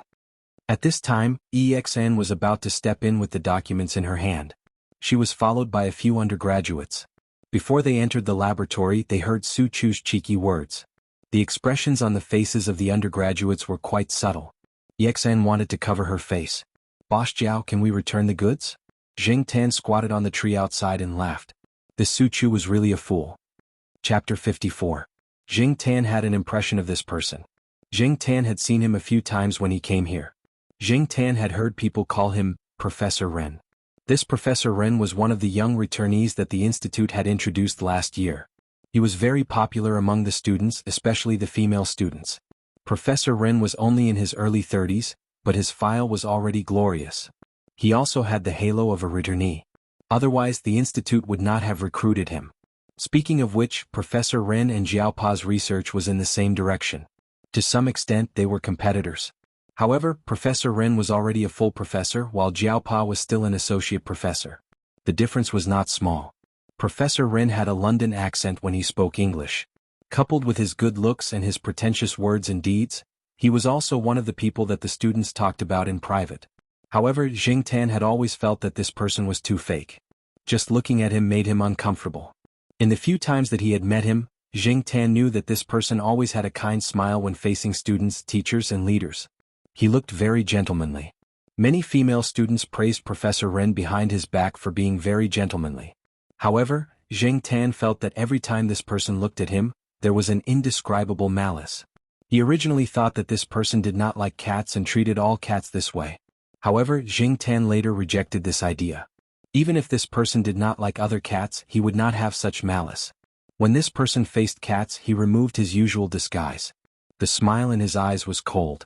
Therefore, Zheng Tan felt very uncomfortable when he saw the smile on this person's face. He always felt that this person was up to no good. "Hello, Professor Ren." A few students passed by and greeted the person. Professor Ren also responded with a smile. Zheng Tan, who was squatting on a tree and watching this scene, curled his lips. Sure enough, this person looked at others differently than he did himself. What AF * king hypocrite. Zheng Tan tried his best to recall and was sure that he had never interacted with this person before. The professor had a house outside the university and did not live in the family compound. Usually, when Zheng Tan came to the biology building, he would just squat outside occasionally or climb into the Jiaopa's office to sleep. After that, he had nothing else to do. Many of the teachers in the school knew that Associate Professor Jiao had a black cat at home. They often saw the Associate Professor Jiao using his small electric scooter to carry his cat home. In addition, Zheng Tan did not cause any trouble when he came here. He was very well behaved, so some of the teachers and students would occasionally take the initiative to call him Black Charcoal, and would not throw stones to chase him away. Only Professor Ren looked like he wanted to kill him. "I didn't steal your wife, so why are you looking at me like that?" Zheng Tan was deep in thought when he suddenly heard someone calling him. He turned his head to look. "Black Charcoal, I didn't expect you to be here." The person who came was Zhao Lu, the daughter of the director of the Changwei Group, Zhao Zhang. During the Chinese New Year, although Director Zhao and Zhao Lu did not come over personally, they sent people over to give their New Year's greetings and gifts. After all, Director Zhao had too many things to do, and Zhao Lu, as the daughter of the Changwei Group, definitely had some necessary social activities.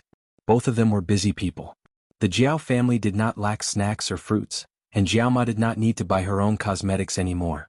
Every few days, Zhao Lu would send people over to deliver things. Today was the same. Zhao Le happened to be free for the next 2 days.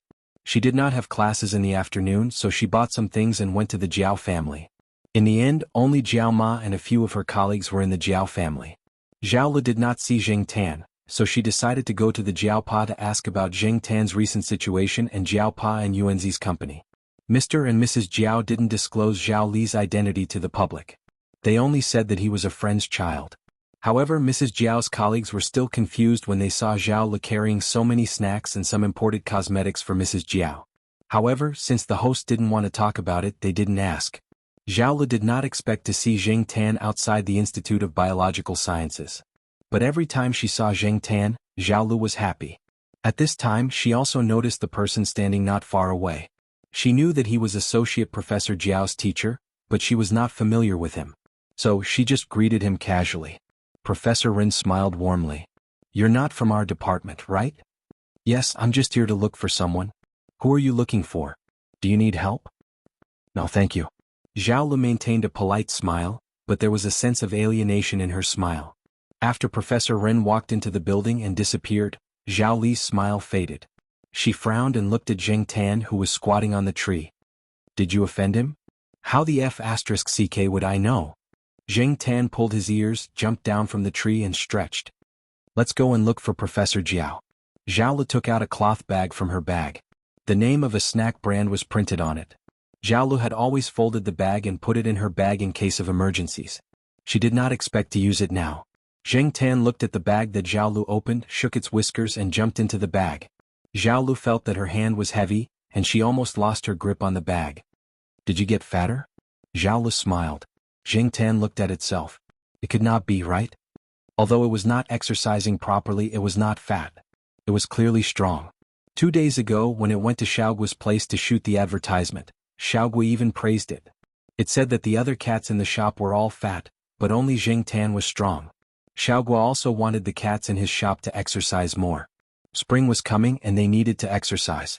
Regardless of what Jing Tan thought, Zhao Le still carried the bag into the Institute of Biological Sciences and walked towards Jiao Pa's office. The Jiao Pa was searching for documents in front of the computer. Hearing the knock on the door, she said, "Come in." Seeing Zhao Le come in, the Jiao Pa quickly stood up to greet her. She pulled a clean chair for Zhao Le. The other chairs were not cleaned yet. Miss Zhao was not like Su Chu and EXN. The Jiao Pa had to be careful. After inviting Zhao Le to sit down, the Jiao Pa saw Jing Tan coming out of the bag. She did not pay much attention to it. Her cat was a regular here, so there was no need to say anything. Zhao Lu and Associate Professor Jiao talked about some things, including the recent progress of their company. Changwei Group and Associate Professor Jiao's company did not have much interaction, so they were not competitors. Zhao Lu was very willing to help. While they were talking, Jing Tan lay on the small chair with her eyes closed and ears perked up to listen to the content of their conversation. Now Jiao Pa and Yuanzi's company had a firm foothold and was developing well. Graduation season was coming, and many graduates had already started to look for jobs.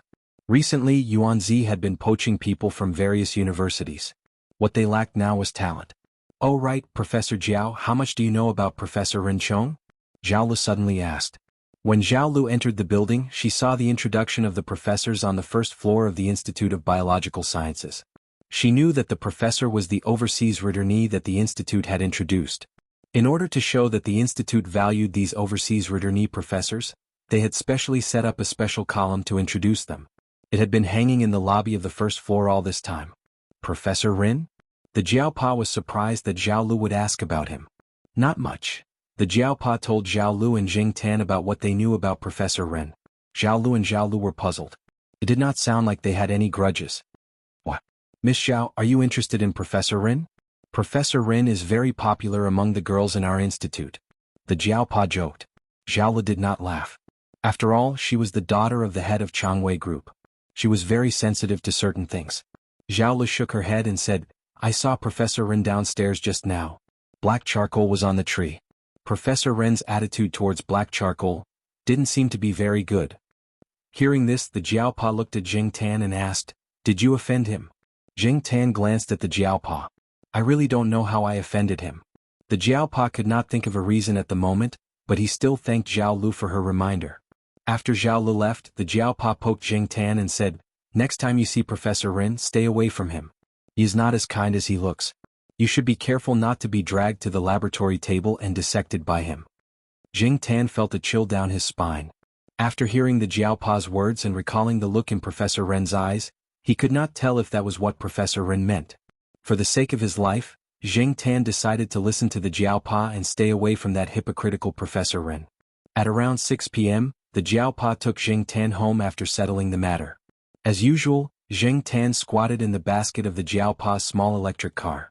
At this time many teachers were off work and going home, so there were more cars at the intersection. When they arrived at an intersection, there were a few cars in front of them. The Jiaopa temporarily stopped and waited. While they were waiting, a silver-gray private car stopped next to the Jiaopa's small electric car.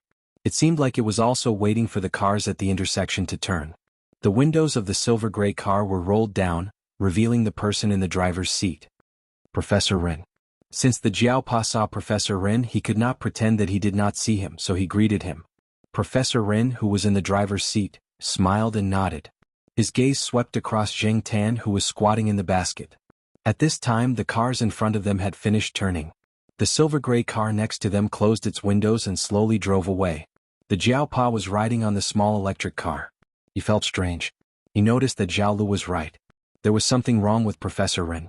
Associate Professor Jiao knew that Professor Ren was hostile towards him. The institute had received a quota to encourage and support young teachers. In the end they chose Professor Ren and the Jiaopa. In terms of qualifications, Professor Ren was obviously more qualified. After all, he had the word righteous. However, after a discussion among the leaders of the institute, they decided on the Jiaopa. Because of this, when the Jiaopa saw Professor Ren in the institute, he felt that Professor Ren's smile was fake and hostile. In that brief glance, the Jiaopa felt that Ren Chong was even more hostile towards him. There was something else hidden in the hostility, but the Jiaopa could not figure out the reason. No matter what, it was better not to let his cat come to the institute in the future.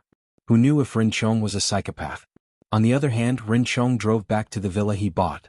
After he returned to his house, he picked up his phone and dialed a number. The call was connected after a while.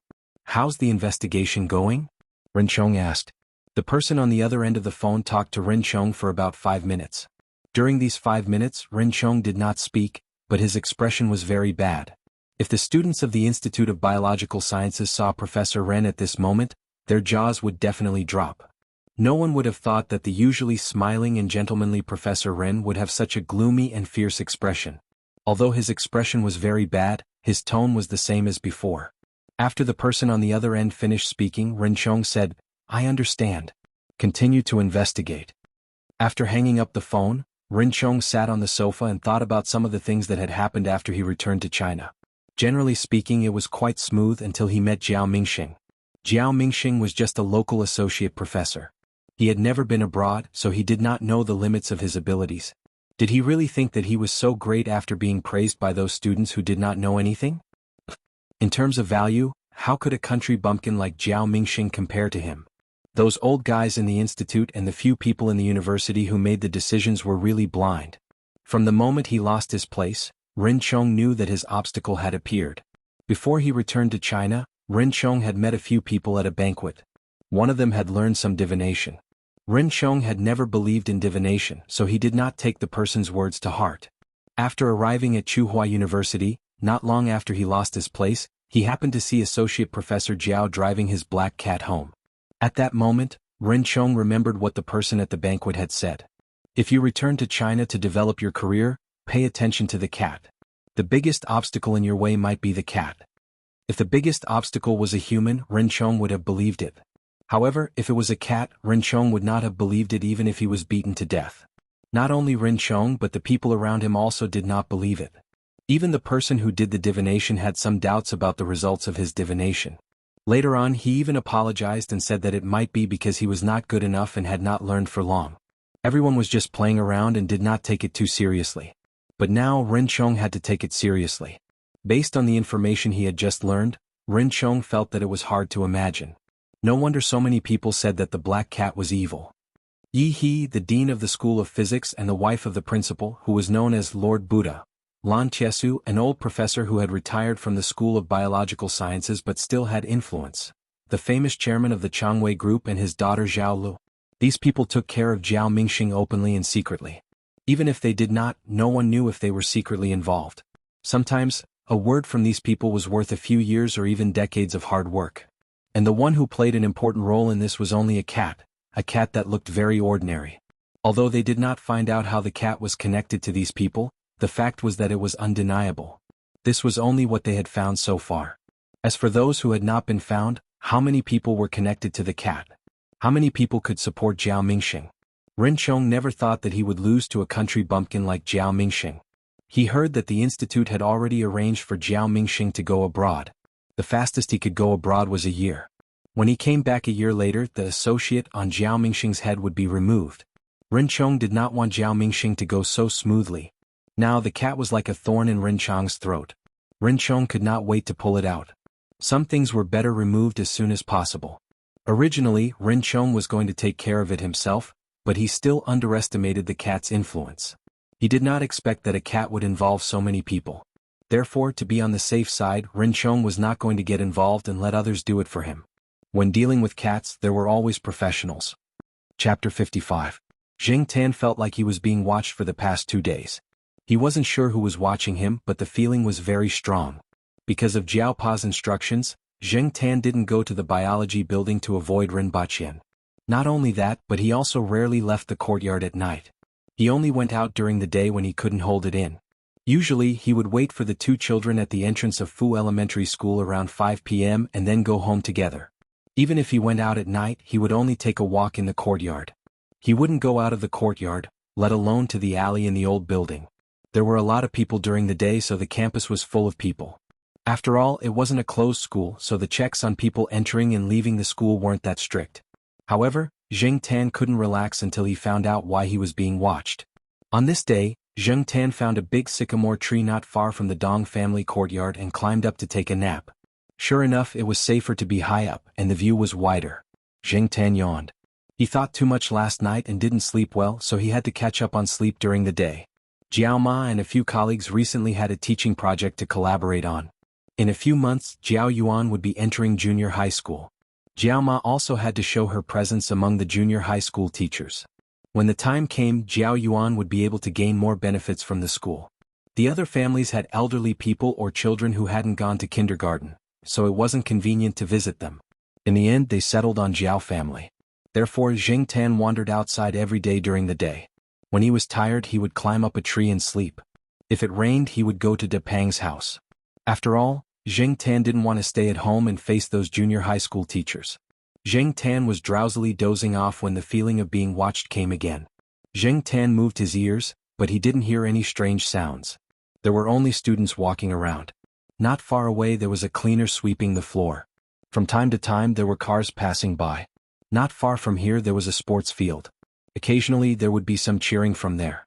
These were all very common sounds and Zheng Tan was already used to it. However, the feeling of being watched made Zheng Tan restless. Thus, Zheng Tan opened his eyes and scanned the area below the tree. He still didn't find anyone suspicious.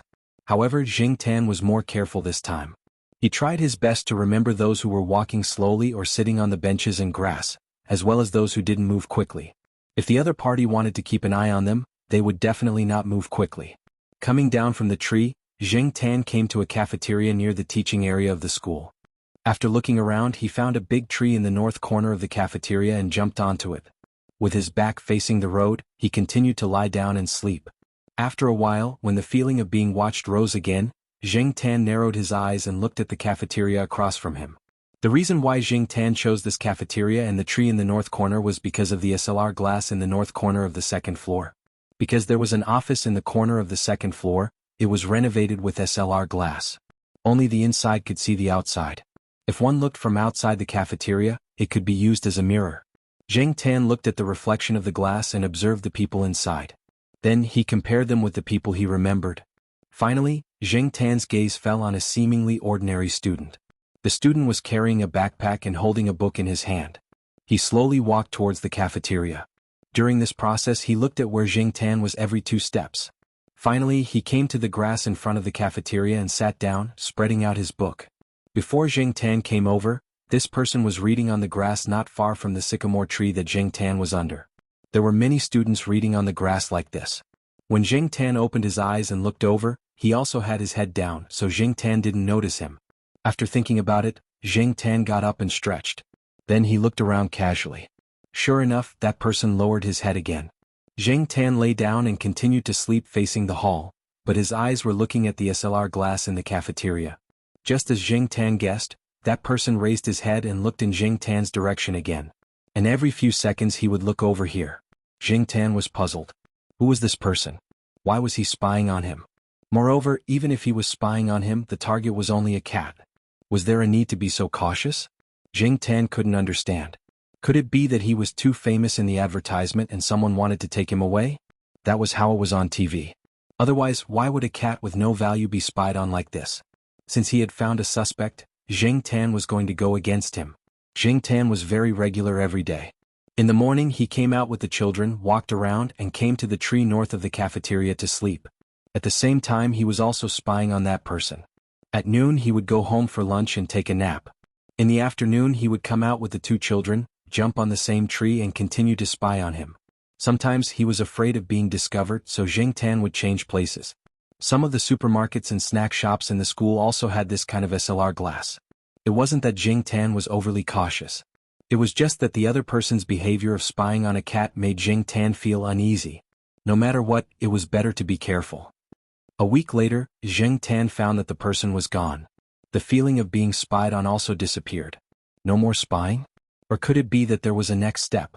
Jing Tan's doubts only lasted for one day. The next night after dinner, Jing Tan and Jiao Ma went out together. Jiao Ma went to find friends to dance and exercise. Jing Tan walked around the courtyard. Sometimes when he was bored he would play with the dogs in the courtyard. Huang and Sheriff were both locked up at home. Huang had been castrated, so he might be quieter. However, Sheriff couldn't stay idle. When he was first locked up at home he kept barking. However, he had someone at home to play with him, so he gradually stopped barking. During the day he would occasionally be let out to play, but he was absolutely not allowed to go out at night. Therefore, if Jing Tan wanted to find a cat to walk with him, he could only find Depang. However, this fat man always squatted on his balcony and rarely came out to walk. After playing with Zhuang, Jing Tan walked around the courtyard in boredom. It was almost 8:30. Jiao Ma and her friends would return from their dance party at 9 o'clock. Jiao Pa was at home today. Jiao Yuan's homework included dictation. After the dictation, Jiao Pa still had to sign, so Jiao Pa didn't go out that night. Therefore, Jing Tan planned to wait for Jiao Ma to come back and follow her upstairs. As he walked, Jing Tan suddenly heard the sound of wings flapping. Moving his ears, Jing Tan looked in the direction of the sound. It was close to the courtyard wall and was considered a remote place in the courtyard. There were some osmanthus trees and wintersweet trees planted there to beautify and decorate the courtyard. However, Jing Tan and his friends didn't usually play there. After all, there were too few trees here and the trunks were thin. It wasn't fun to sharpen one's claws and climb a tree. Compared to the small forest next to the family courtyard, this place was much more boring. Therefore, Jing Tan and Huang preferred to walk a few more steps to the small forest outside the courtyard to play. However, Jing Tan looked in the direction of the sound of wings flapping. It was a bit strange. Was it a bird? If it were other cats, they would definitely go in that direction. Cats didn't hunt for food. Hunting was their nature. If they heard the sound of birds, they would definitely go over. However, Jing Tan was different. Jing Tan wasn't interested in catching birds at all. He turned around and prepared to leave. After taking 2 steps back, Jing Tan heard a small sound again. It sounded like someone sighing in exasperation. Although the sound was deliberately lowered, Jing Tan still heard it. As Jing Tan walked, he pretended to play with the branches and glanced at the courtyard wall from the corner of his eyes. The street lamp was more than 10 meters away and could only illuminate the road.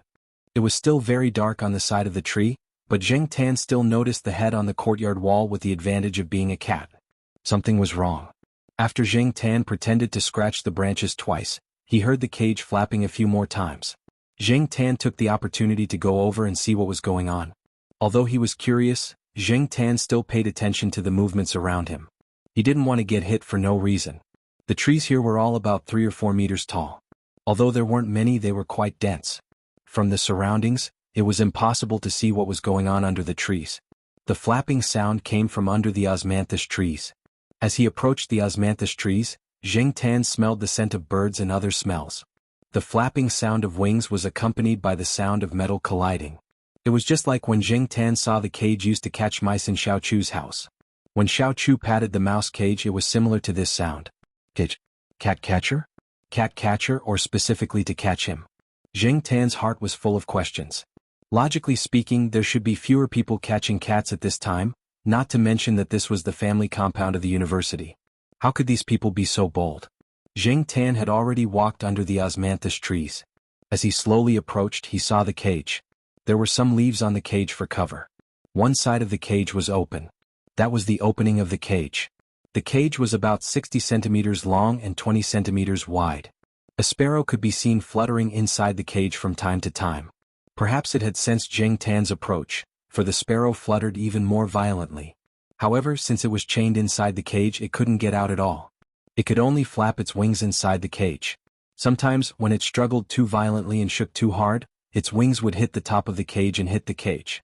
Sensing that the predator was getting closer and closer, it made a few frightened cries.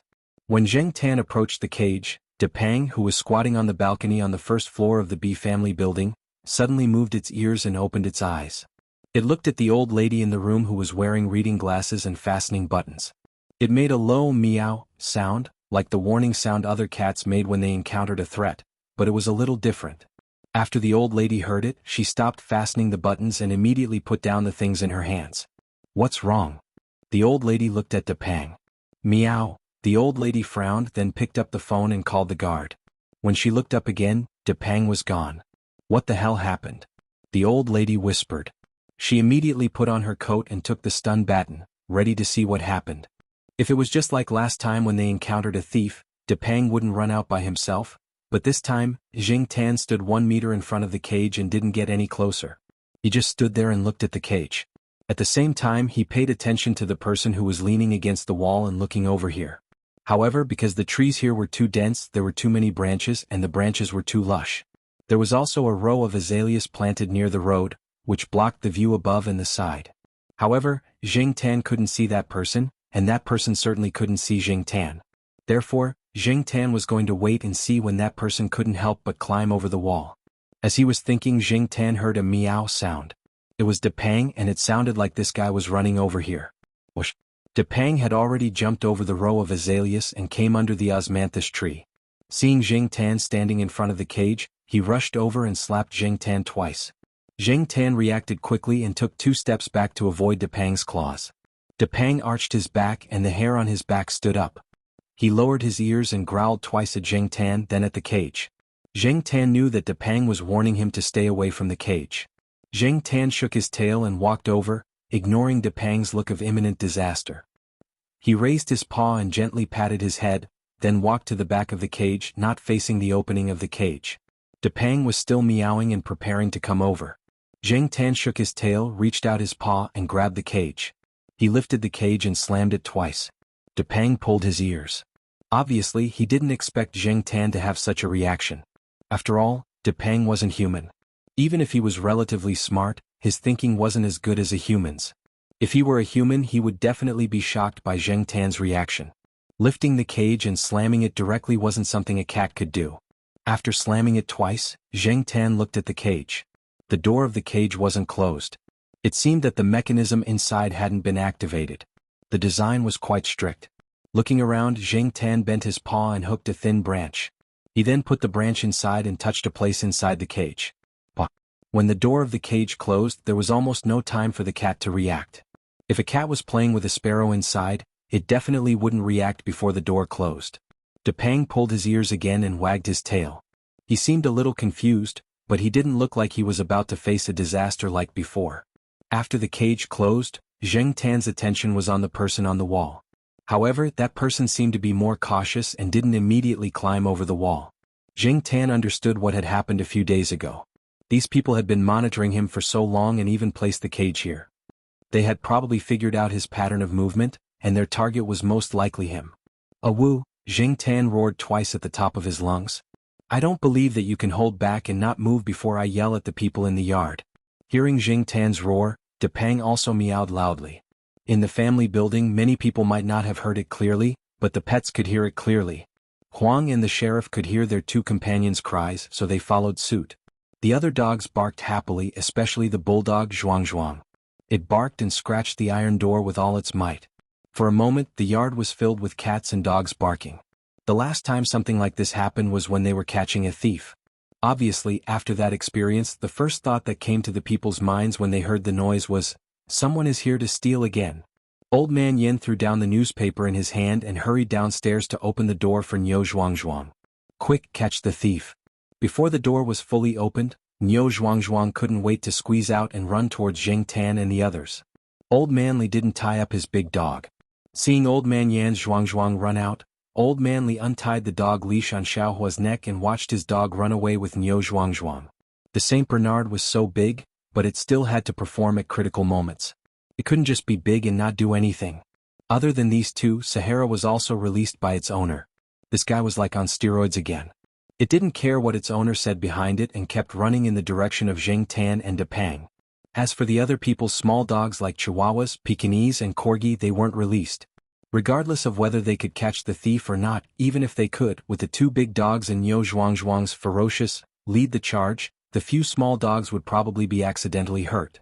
On the other side, the person who had been watching the cat cages from the yard wall almost spat out blood when he heard the two cats roaring at the top of their lungs. F***CK, why did these cats suddenly roar so loudly? Chapter 56. What's going on? The Jiao Yuan stopped doing his homework. He was halfway through his dictation when he heard the commotion outside. Just like everyone else, the Jiao Yuan thought of the thief incident. He put down his pen and looked around. His cat wasn't back yet. The Jiao Pa put down his 6th grade language textbook and walked to the window to take a look. Young adults came out of the surrounding buildings one after another. Some curious children leaned against their windows or balconies to look outside. Soon they were pulled into the house by their parents. "Sit down." The Jiao Pa called the Jiao Yuan, who was leaning against the window, over. He took out his phone to ask the others and also called the old lady on the first floor. After all, people who lived on the first floor could get the news faster. After hanging up the phone, the Jiao Pa thought for a moment and walked out of the Jiao Yuan's room. He opened the door and saw Chu Xiangyang, who was sitting across from him, open the door and look over. "Hey brother Jiao, did you hear that?" "Xiao Chu, you're just in time. I was going to look for you." 1 minute later. Chu Xiangyang sat on the sofa in the Jiao family's living room. The associate professor Jiao asked him to stay and look after the children. The associate professor Jiao quickly went downstairs. The commotion in the East Burrows family compound was too big, and the process from quiet to noisy was too short. The person who caught the cat did not expect things to develop like this. They had never encountered such a situation when they were catching cats in residential areas. After hearing the loud cat calls from the osmanthus tree, the catcher immediately jumped over the wall and ran to the cage. He didn't dare to delay. Besides, he already heard the dog barking coming this way. With a beautiful leap, the catcher jumped over the row of azaleas. He didn't slow down and directly ran to the osmanthus tree. But before he could see the position of the cage, for cat claws scratched at him. Depang's claws were frightening. Even though his strength was not as great as Zheng Tan's, he was ruthless and neat enough. Moreover, the places he scratched were close to the cat's eyes. If he had been a little stronger or his claws were a little longer, the cat catcher's eyes would probably have been blinded. Even if he wasn't blinded, there were several deep blood stains from his eyebrows to his eyes and nose. Almost immediately, blood overflowed from the claw marks. Depang did not think about whether it had caught someone blind, or whether it would have to bear the consequences if it caught someone too badly. It had been trained to fight back when it was in danger. As for the trouble after that, someone would help it deal with it. It was the same for Zheng Tan. He scratched the same spot as Depang. As he controlled his strength, he would only cause temporary damage to that person's eyes and vision. Zheng Tan's scratches were much longer than Depang's, almost reaching his neck. At the same time, he took the opportunity to kick the man twice when he rushed up. He used a little more strength than an ordinary cat. Zheng Tan didn't want to expose too much. Ah! A scream was heard. It was not loud, but it was obviously from the pain that he couldn't suppress. The man covered his face. He rushed over too fast and didn't stop, so he directly hit an osmanthus tree. After the successful attack, Depang quickly moved away and looked at him from 10 meters away. Zheng Tan didn't hide. Seeing that the catcher didn't even want the cage, he hurriedly got up and prepared to go to the yard wall. He wasn't going to let the man escape. Even if he couldn't beat him down, there were other ways. The man's eyes were probably injured. In the dark environment, he couldn't see his surroundings clearly. He hit several trees and still couldn't get out. Seeing that the man's back was facing him, Zheng Tan rushed over, jumped up and grabbed the man's pants. Strip. It was a pity that the man was wearing jeans and a belt. Zheng Tan couldn't take it off. The man felt a scratch on his thigh. He didn't look carefully, turned around and kicked hard. However, he didn't kick the cat. He tripped on a branch and fell on his back. The catcher didn't expect to catch a cat like this. The cat didn't enter the cage, but it was so bold to come up and scratch people. Didn't they say that domestic cats were more gentle? Most of the cats he had caught in the community before didn't have such bad tempers. The cat he was facing now didn't give up after scratching him once. It scratched him a second time. If he had been wearing sweatpants, his pants would have been taken off. However, the situation didn't allow the catcher to think too much. He had to run away quickly. However, before he could get up, he felt a sharp pain in his butt. Depang and Zheng Tan, who were squatting next to him, pulled their ears together. Niu Zhuangzhuang, you are so King awesome. Niu Zhuangzhuang had bitten people before. It was the same this time. It didn't think about the danger at all. It rushed up and bit him. This time, Niu Zhuangzhuang didn't bite his calf. Maybe it felt that its mouth had become bigger or for some other reason, but this time, it bit his butt. Since Niu Zhuangzhuang was here, Flowery and Sahara arrived soon. Flowery didn't bite people, but it could bite other things. Seeing that its companions had bitten, it also found something to bite. The catcher was wearing clothes with a hat. Flowery bit the hat on the man's clothes and dragged it backward. As it dragged, it shook its head and made a low growl. Originally, Flowery was just playing with toys.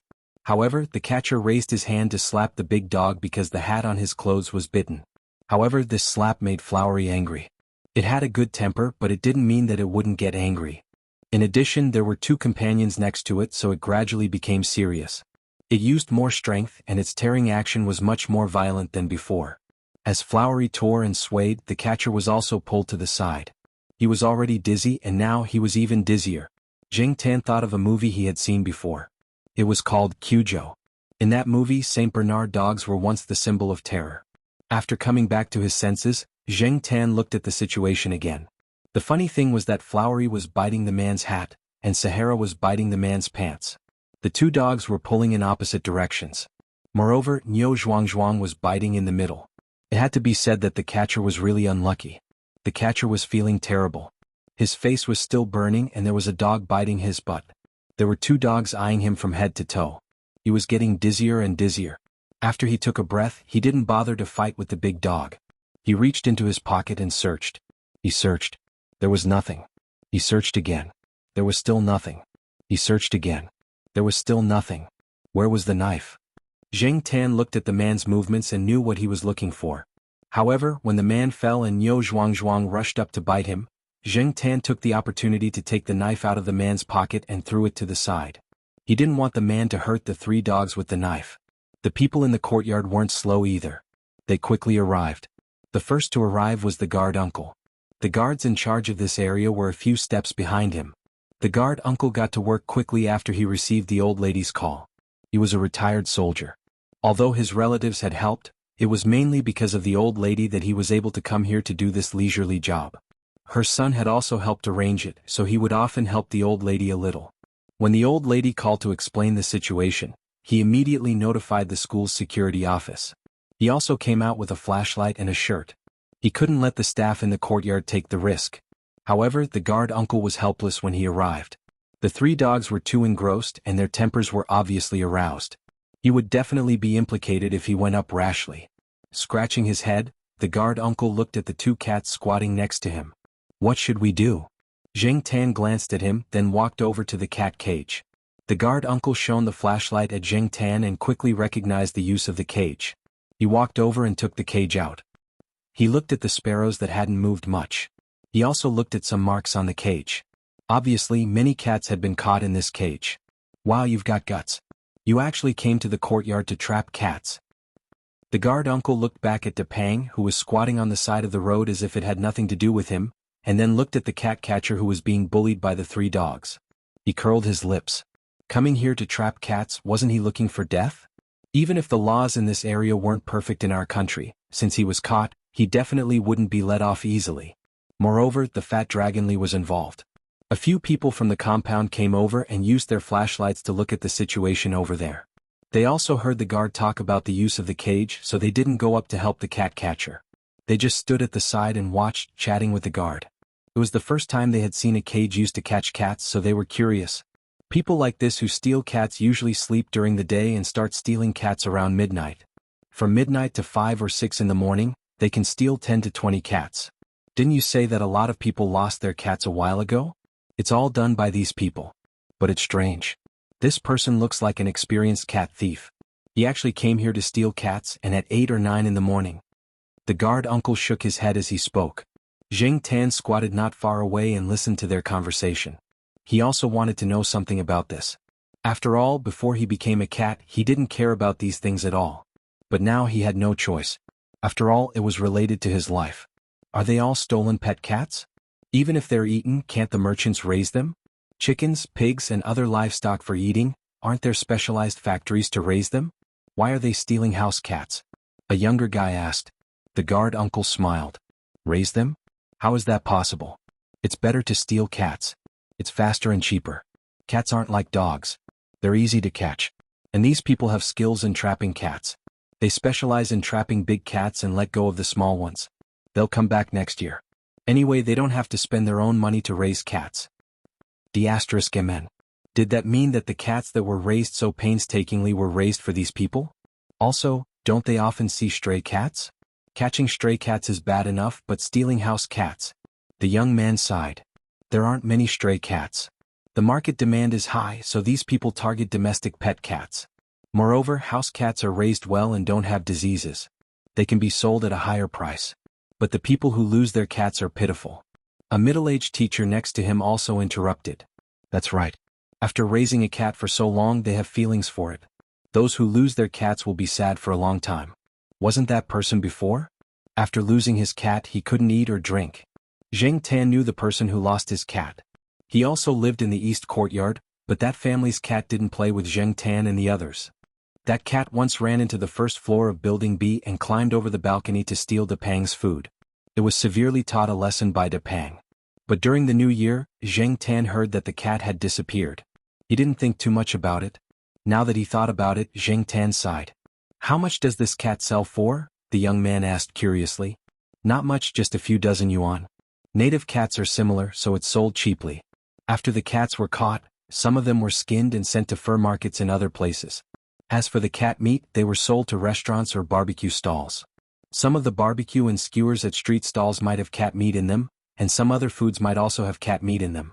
Many people didn't even know that they had eaten them. Some cats are directly thrown into boiling pots to burn to death.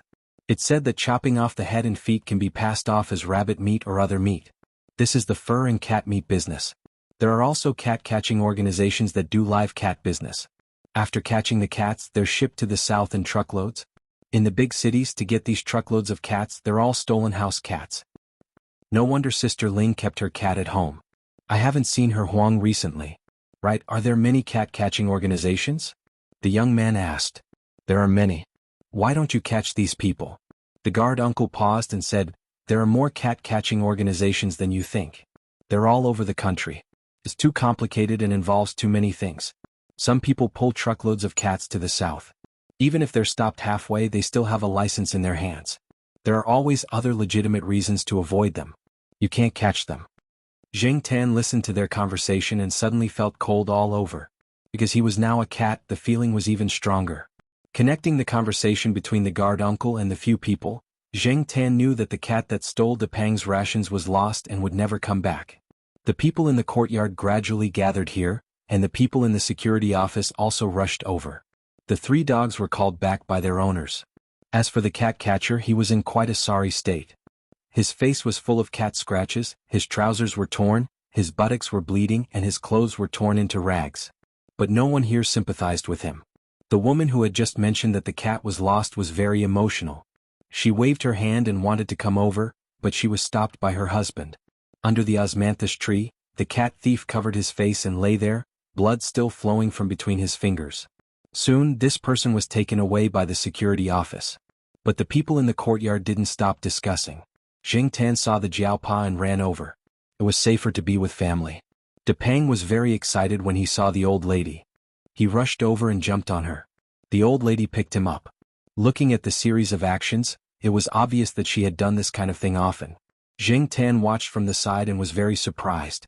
Damn, this guy was fine just now, but now he's scared. *T fatty, with your weight, can't you understand that the old lady is already so old? Feeling Jing Tan's gaze, Depang raised his head, squinted his eyes and shook his ears. He buried his head in the old lady's arms and continued to seek comfort. Every time he pretended to be pitiful, the old lady would give him more food after he went back. The Jiaopa took Jing Tan and walked with the old lady to their building. As they walked, they listened to the old lady talk about how Depang recognized the cat cage. Depang has been trained. My son said that the cat's biggest enemy is that thing, so every time I go to his place he will train Depang to avoid all kinds of cat cages and other cat traps. Sigh, cat thieves nowadays are so wicked. Chapter 57. The news that someone had stolen a cat from the East Side family compound spread like wildfire. No one expected that someone would try to trap a cat on a university campus, and at 8 or 9 o'clock in the evening, not in the middle of the night. It had to be said that the person who had set the cat was very brave. For a time, all the residents of Tsinghua University, including the West Side family compound, tied up their cats at home at night. Even if they screamed until their throats were broken, they would not let them out. If they were annoyed, they would send them to Shaoguo for sterilization. It was said that sterilized cats would not be so noisy. No matter what, it was better than running out and being trapped. If the cat was trapped, it would probably become someone else's meal. So these 2 days, Shaoguo's pet center's business was very good. Even if some people did not want to perform surgery on their cats, they would run over to ask if there was any other way to keep their cats at home quietly. As for the cat thief who had been caught, the security guard found a motorcycle on the other side of the wall of the East Side family compound. There were several large woven bags on it. One of the bags had a few live sparrows in it. In addition, there was some food to lure the cat. Looking at these things, it was obvious that this person had done this many times. According to this person, he had only come over to trap a cat because he had heard the cats meowing. He had originally planned to go to a neighborhood not far from here. That was his main target. Jing Tan heard all this when he was talking to the Jiaopa and the Jiaoma. However, Jing Tan did not believe the cat thief's words at all. He felt that the person had come for him. It was too much of a coincidence. They had been carefully monitoring a cat, and now someone had come to steal the cat? Moreover, the person had come to the East Side family compound. Relatively speaking, there were not many cats in the East Side family compound. There were fewer cats than in some residential neighborhoods. Why would the person take the risk to come here at 8 or 9 o'clock to trap a cat? The time was just right when he usually went out. In the bedroom, the Jiaopa was holding a textbook in his hand, but his attention was not on the book. He felt that something was wrong and was inexplicably uneasy. No matter what, he should not let his cat go out. Jing Tan and Jiaopa had the same idea. Since there were many things that they were unsure of and had doubts about, they might as well just stay at home. Not to mention Jing Tan, even Depang had been locked up at home for the past few days. They weren't even allowed to lie on the balcony. The old lady cherished Depang. She was afraid that the cat that she had spent so much effort to raise would be taken away. After staying at home for a week, Jing Tan began to feel uncomfortable again. One morning when Jiaoma sent Jiao Yuan and little Pomelo out, Jing Tan followed them out.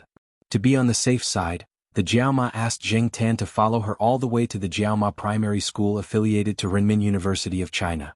When the Jiaoma Primary School affiliated to Renmin University of China, she wanted to go to the market. Of course, Jing Tan wouldn't go with her. However, the Jiaoma Primary School affiliated to Renmin University of China didn't want to let Jing Tan wander around. Therefore, she told Jing Tan to wait at the lawn in front of the school. Not long after the sun came out in the morning, the temperature had started to rise. Many flowers in the school had bloomed, and chirping birds were noisily shitting everywhere. The bell rang to signal the start of class. Students from the affiliated primary school and the affiliated primary school started their classes. The road became quiet again. Jing Tan lay on a piece of landscape stone and yawned. Sure enough, he still needed to breathe in the fresh air occasionally. Before he could finish his yawn, Jing Tan felt a sudden sense of crisis. It was similar to the situation when he was being watched a while ago, but this time, there was a strong sense of crisis. This was the first time Jing Tan felt this way since he turned into a cat. He looked around vigilantly and finally, his eyes fell on a young man in gray sportswear. The young man was carrying a backpack and wearing a mask. His hands were in his pockets and he looked like an ordinary student. Due to the SARS incident last year, a lot of people wore masks when they went out. Although there weren't that many people wearing masks now, there were still some who did. Even those who rode electric scooters to work sometimes wore masks. The air in Chuhua City wasn't very good. Many places were under construction, so there was a lot of dust. Wearing a mask wouldn't be noticed. Although this person was wearing a mask, Zheng Tan still recognized him. This was the guy who was spying on him a while ago. Since he recognized him, Zheng Tan had to be alert. Seeing that the guy was walking towards him, Zheng Tan didn't want to confront him directly. There were too few people around and it was really disadvantageous for him. However, just as Zheng Tan was about to run, he felt a pain on his back. Ouch! He didn't have the strength to scream. The numbness had begun to spread quickly throughout his body. His vision was blurred, and his consciousness was gradually losing control. Zheng Tan rolled down from the landscape stone. On the side with his back facing the person, Zheng Tan struggled to pull off the pet tag from his neck. At this moment he was very glad that his cat tag rope was elastic. Even if he was caught, Zheng Tan wanted to let the Jiaopa know that something happened to him here. After taking off the cat tag and throwing it at the bottom corner of the landscape stone, Zheng Tan tried his best to squeeze into the bushes on the other side. Unfortunately, the numbness was too strong. His limbs were already weak and he fell to the ground after a few steps. There was also a needle in his back. *CK. They actually used a tranquilizer gun to catch a cat. In a daze, Zheng Tan felt that someone was approaching. Then one of his legs was grabbed and stuffed into a bag. Then the surroundings were dark. The young man seemed to be nervous and in a hurry. When he saw someone passing by on a bicycle, he quickly ran over, stuffed the cat into his bag and hurried away. He didn't notice the cat tag under the corner of the landscape stone. After buying groceries, Jiaoma carried a few big bags in her hands. She also bought ribs.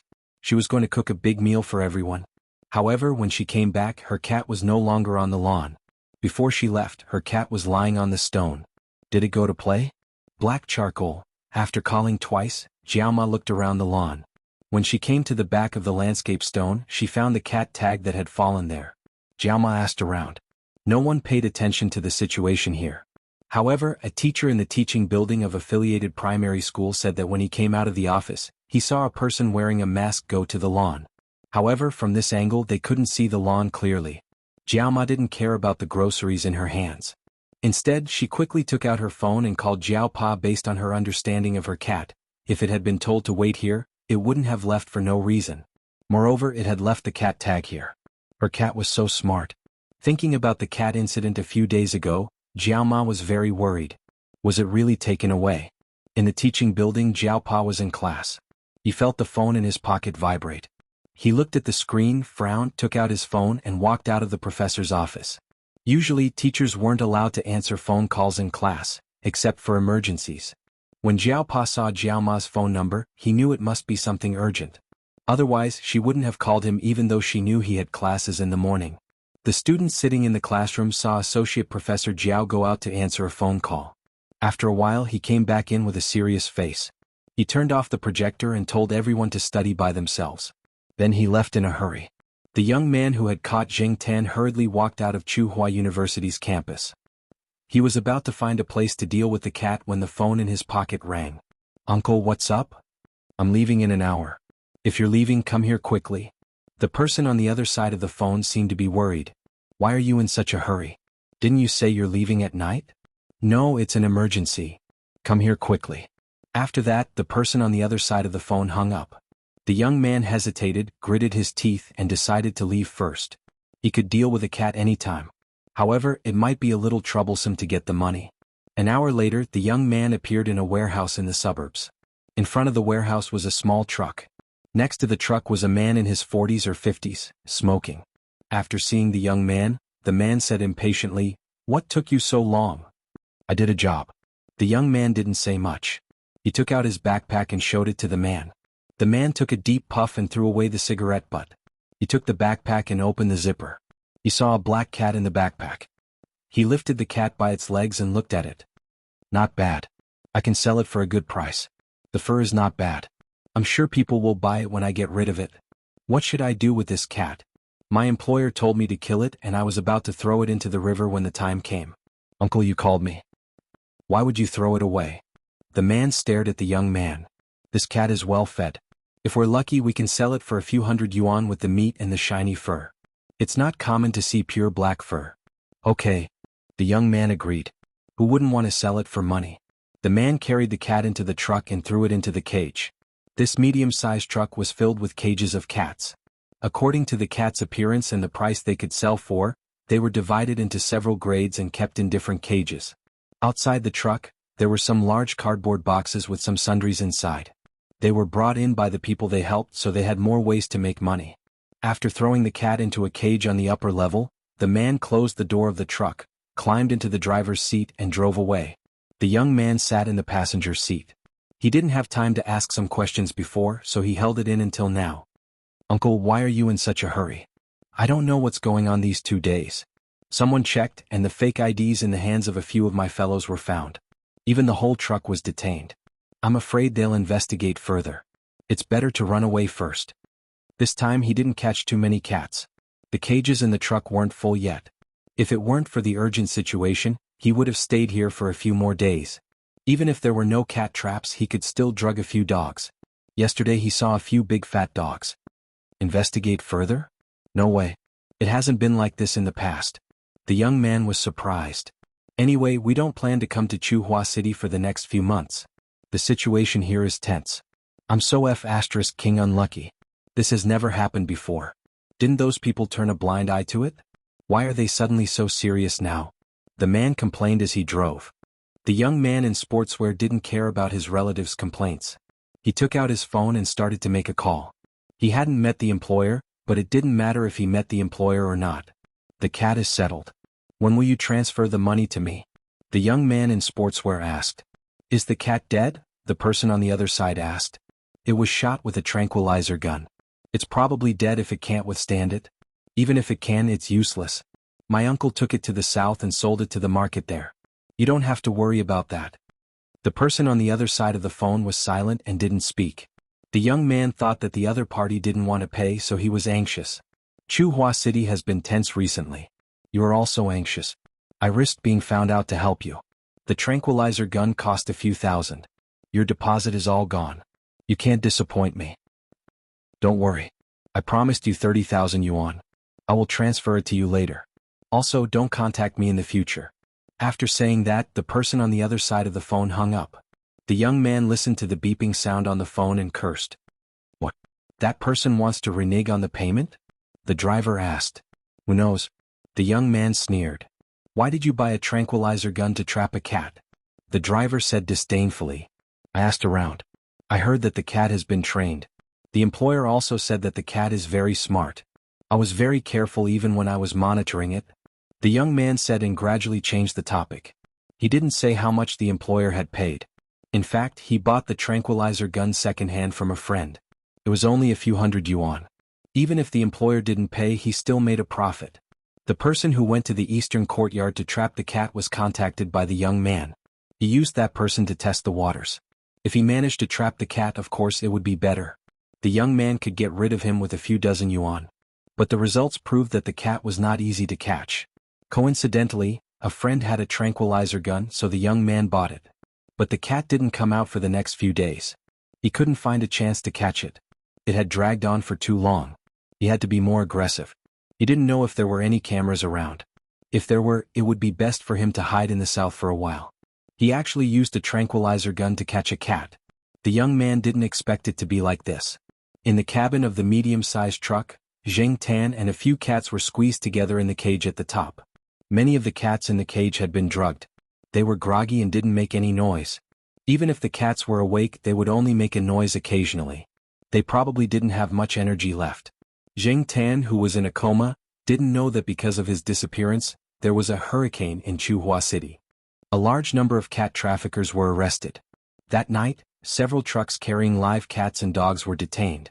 The Jiaopai used his connections to see a camera installed in the elementary school. It could vaguely see the lawn. Although the image wasn't clear, it was enough to confirm that his cat had been taken away. The Jiaopai asked some friends, Celestine, Hitao, and the others to help. They looked everywhere for the cat. They searched the detained trucks and several places where cats were sold. When they saw a black cat, they sent it to a place and waited for the Jiaopai to identify it. Unfortunately, Zheng Tan wasn't among them. That night, many people couldn't sleep. At the same time, because of this incident, there were some conflicts of interest. There were all kinds of conflicts in the open and in the dark. Zheng Tan didn't know any of this. The amount of anesthetic used by the young man was quite heavy. If it were a normal cat, it probably wouldn't have been able to survive. Even if it did, it would have been in a coma for a few days. However, Jing Tan was a special case. Jing Tan woke up after a few hours. However, even if he woke up, he still didn't have any energy. He was surrounded by unfamiliar breaths and unfamiliar cats. Jing Tan could feel their fear and confusion. He had to endure even if he was hungry or thirsty. A few cats were whispering like they were whimpering. Jing Tan looked at the dark cabin. The cage he was in was closer to the cabin door. There was wind coming in through the gap of the cabin door, which made Jing Tan more awake. It was dark outside the gap of the door. How long was the night? Jing Tan lay in the cage thinking about how to deal with the situation. However, after thinking about it, Jing Tan fell asleep again. Chapter 58. Jing Tan was woken up by a violent tremor, trampling and cat meowing. The effects of the drug had not completely disappeared. When he opened his eyes, Jing Tan still felt like he was in a trance. He did not know where he was. He was not on the soft sofa of a Jiao family. He was surrounded by unfamiliar smells, and the air was filled with panic and anxiety. The yelling of people and the meowing of cats mixed together, giving Jing Tan a headache. Bang! Cages with cats were placed on the shelves. Jing Tan was stepped on by the other cats in the same cage. This time he really woke up. He opened his eyes and looked around. It was a small room filled with a foul smell and the smell of blood. Jing Tan could see some iron cages on the shelves opposite him, as well as a few simple cat cages made of wood and bamboo nailed together. His ears moved, and Jing Tan also heard a dog barking next door. The dog barked harder than the cat. Jing Tan sighed. His whole body was still weak, but he could stand up and move. The other cats in the same cage were all very strong. Some of them were even expensive cat breeds. Their fur was cleaner and shiny, and a few of them had collars and pet tags around their necks. They were all good-looking. As for Jing Tan waking up, the cats in the cages did not pay attention to him. Domestic cats, especially those that had been raised for a few years, seemed to have sensed what was waiting for them. Outside this room was a restaurant. The whole street was full of such restaurants. However, even if they had spirituality, they were not as good as humans. Even if they knew there was danger, they could not think of a way to save themselves. They could only bark. Maybe they still had a lucky mentality, hoping that their owner could hear them. Jing Tan looked around. Most of the cats in the cages were not stray cats. Even if their fur was dirty and there were no collars or tags around their necks, the eyes of stray cats were different from those of domestic cats. Jing Tan could tell. He looked at the cages again. The good thing was that the locks of the cages were not complicated. They were not small bronze locks that required keys. After all, there were many cages. If each cage had a big iron lock or a small bronze lock, it would be too troublesome. The cages made of bamboo or wood also had latch locks. A few cats stretched out their paws to pull at the locked parts of the cages, but after all, they were not very smart. Not every cat was specially trained like Depang. No matter how much they pulled, they could not open the cages. This was not like pulling at the windows of their own home. Also, it took a bit of strength to pull the latches. The latches were very tight and could not be pulled by ordinary cats. For Jing Tan, this kind of thing, he did not know when the peddlers outside would come in. Logically speaking, since he had just finished counting, he wouldn't come in to take a look. However, he had to be careful as this matter concerned his life. There were no cameras installed in this place. Thinking about it, how could those people be willing to spend money to install cameras in this kind of broken place? Jing Tan perked up her ears and listened attentively. There were footsteps coming and going at the door as well as voices. Jing Tan felt that it was familiar. When he was in a coma, he heard this sound. When the sound of footsteps faded away, Jing Tan pushed aside a cat that was waving its paws at the cage door. The cat had a bad temper. It bared its teeth at Jing Tan. After being slapped by Jing Tan, the cat was not very willing, but it obediently moved aside. Jing Tan came to the cage door and looked at the iron latch that was as thick as a person's thumb. It had to be turned at an angle to pull it out. He stretched his arm out of the cage. When he touched the iron latch, he bent his palm and hooked his paws on the iron latch handle. He turned the handle 90 degrees up and pulled it to the left.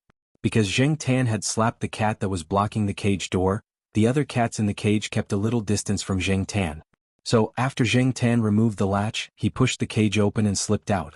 Before the other cats could squeeze in, he closed the cage again. It was not that Jing Tan did not want to save them, but Jing Tan needed to observe the surrounding situation first. If he let these fellows out, Jing Tan was afraid that he would alert the enemy and ruin his chance to escape. Seeing that Jing Tan had come out, the cats in the cage started a new round of meowing. A few cats also stretched their paws to hook the iron latch, but it was futile. Taking a deep breath, Zheng Tan looked around. He ran to the door and jumped up to try the lock. It was locked. Obviously, it was impossible to get out through the door. In addition to the door, there was an open window in the small room. The wooden window frame was cracked and the paint was peeling. The original color could not be seen. The window was closed and the latch was inserted. It looked like it had not been opened for a long time. There was dust in the gaps and the latch was rusty. There was a layer of stain on the glass. Only the middle part of the window could be seen. Zheng Tan walked over from the shelf and leaned against the window to take a look. Outside the window was a narrow cement road. The house on this side and the house on the other side of the cement road were facing away from each other. Only the back door of the house led to this road. There were a few large trash cans on the cement road. They were all filled with garbage. Although a lot of it was in bags, he could still see some of the discarded remains and internal organs exposed from the bags. There were many flies flying on them. Even if he was mentally prepared, Zheng Tan still could not help but feel a chill when he saw it. If he did not wake up and dragged on for a few hours or a few days, would he end up like this? Would he be decapitated or skinned? But now was not the time to be emotional. Even if he had a lot of doubts about being caught, he had to suppress them and focus all his energy on escaping. Zheng Tan moved the latch of the window. It had been too long since the window was opened and the latch was rusty. Zheng Tan's strength had not recovered, and it took a lot of effort to open the window. It seemed to be 2 or 3 o'clock in the afternoon. The sky was overcast and it looked like it was going to rain. There was no one on the cement road. Zheng Tan climbed out of the window. When he came out, he was going to push the window closed so that no one would notice anything strange. But after thinking about it, he did not close it. He would have to come back later to save himself the trouble. The house where the cats were kept was next to the house where the dogs were kept. Fortunately, the window of this house was open for ventilation. After all, dogs could not jump like cats. Even if they were released from the cage, they could not jump over the window. There was no one inside, only a cage of dogs barking and biting each other. Zheng Tan opened the window and looked inside. Coincidentally, a large dog looked up at the window and saw Zheng Tan. Woof, woof, woof, woof. Stop barking. Zheng Tan pulled his ears. Dogs were a little different from cats. Some of the cages were crowded with several dogs, and some were bigger and fiercer dogs. Each cage held one dog. From small Pomeranians and Pekingese to big native dogs and German Shepherds, there were all kinds. It was a little difficult to open the dog cages. It was not a problem with the lock. The cages here were basically the kind of latch type and some were bayonet type. They were not difficult to open.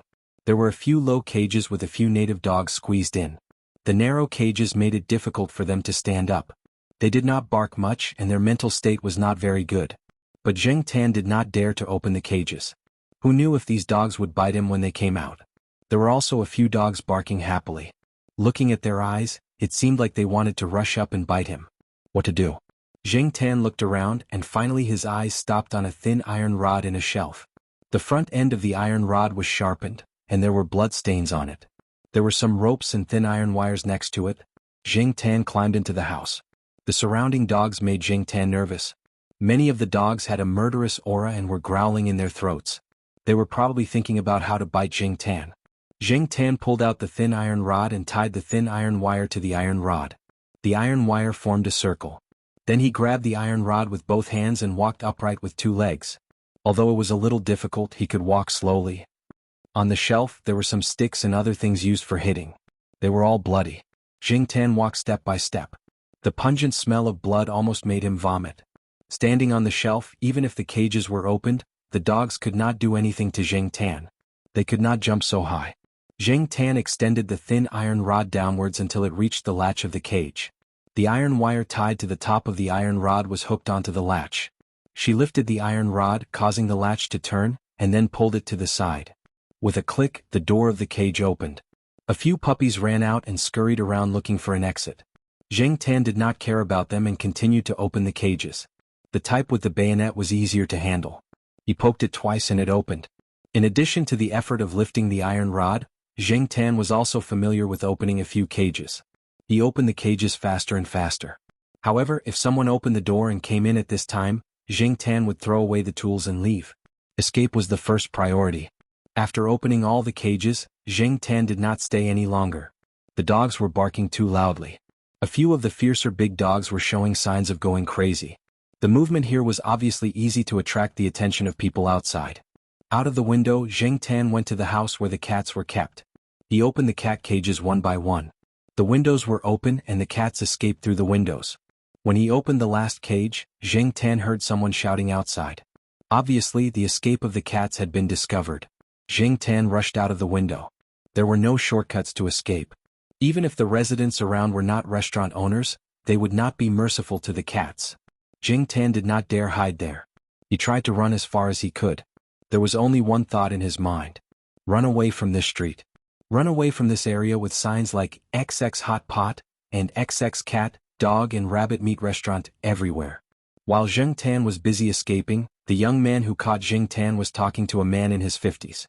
"Uncle Guan, you have gained quite a lot this time," the young man said as he passed a cigarette to the man. The man called Uncle Guan took the cigarette and lit it. He took 2 puffs and said, "It was just a small fight." Boring. Uncle Guan was quite famous in this area. He was one of the earliest people who had started this business. Some of the young people had learned their skills from Uncle Guan. Of course, he did not teach them for nothing and they had to pay him back. The young man also learned from Uncle Guan, including how to use the tranquilizer gun. He had followed Uncle Guan to hunt dogs a few times, so he was quite familiar with the skills.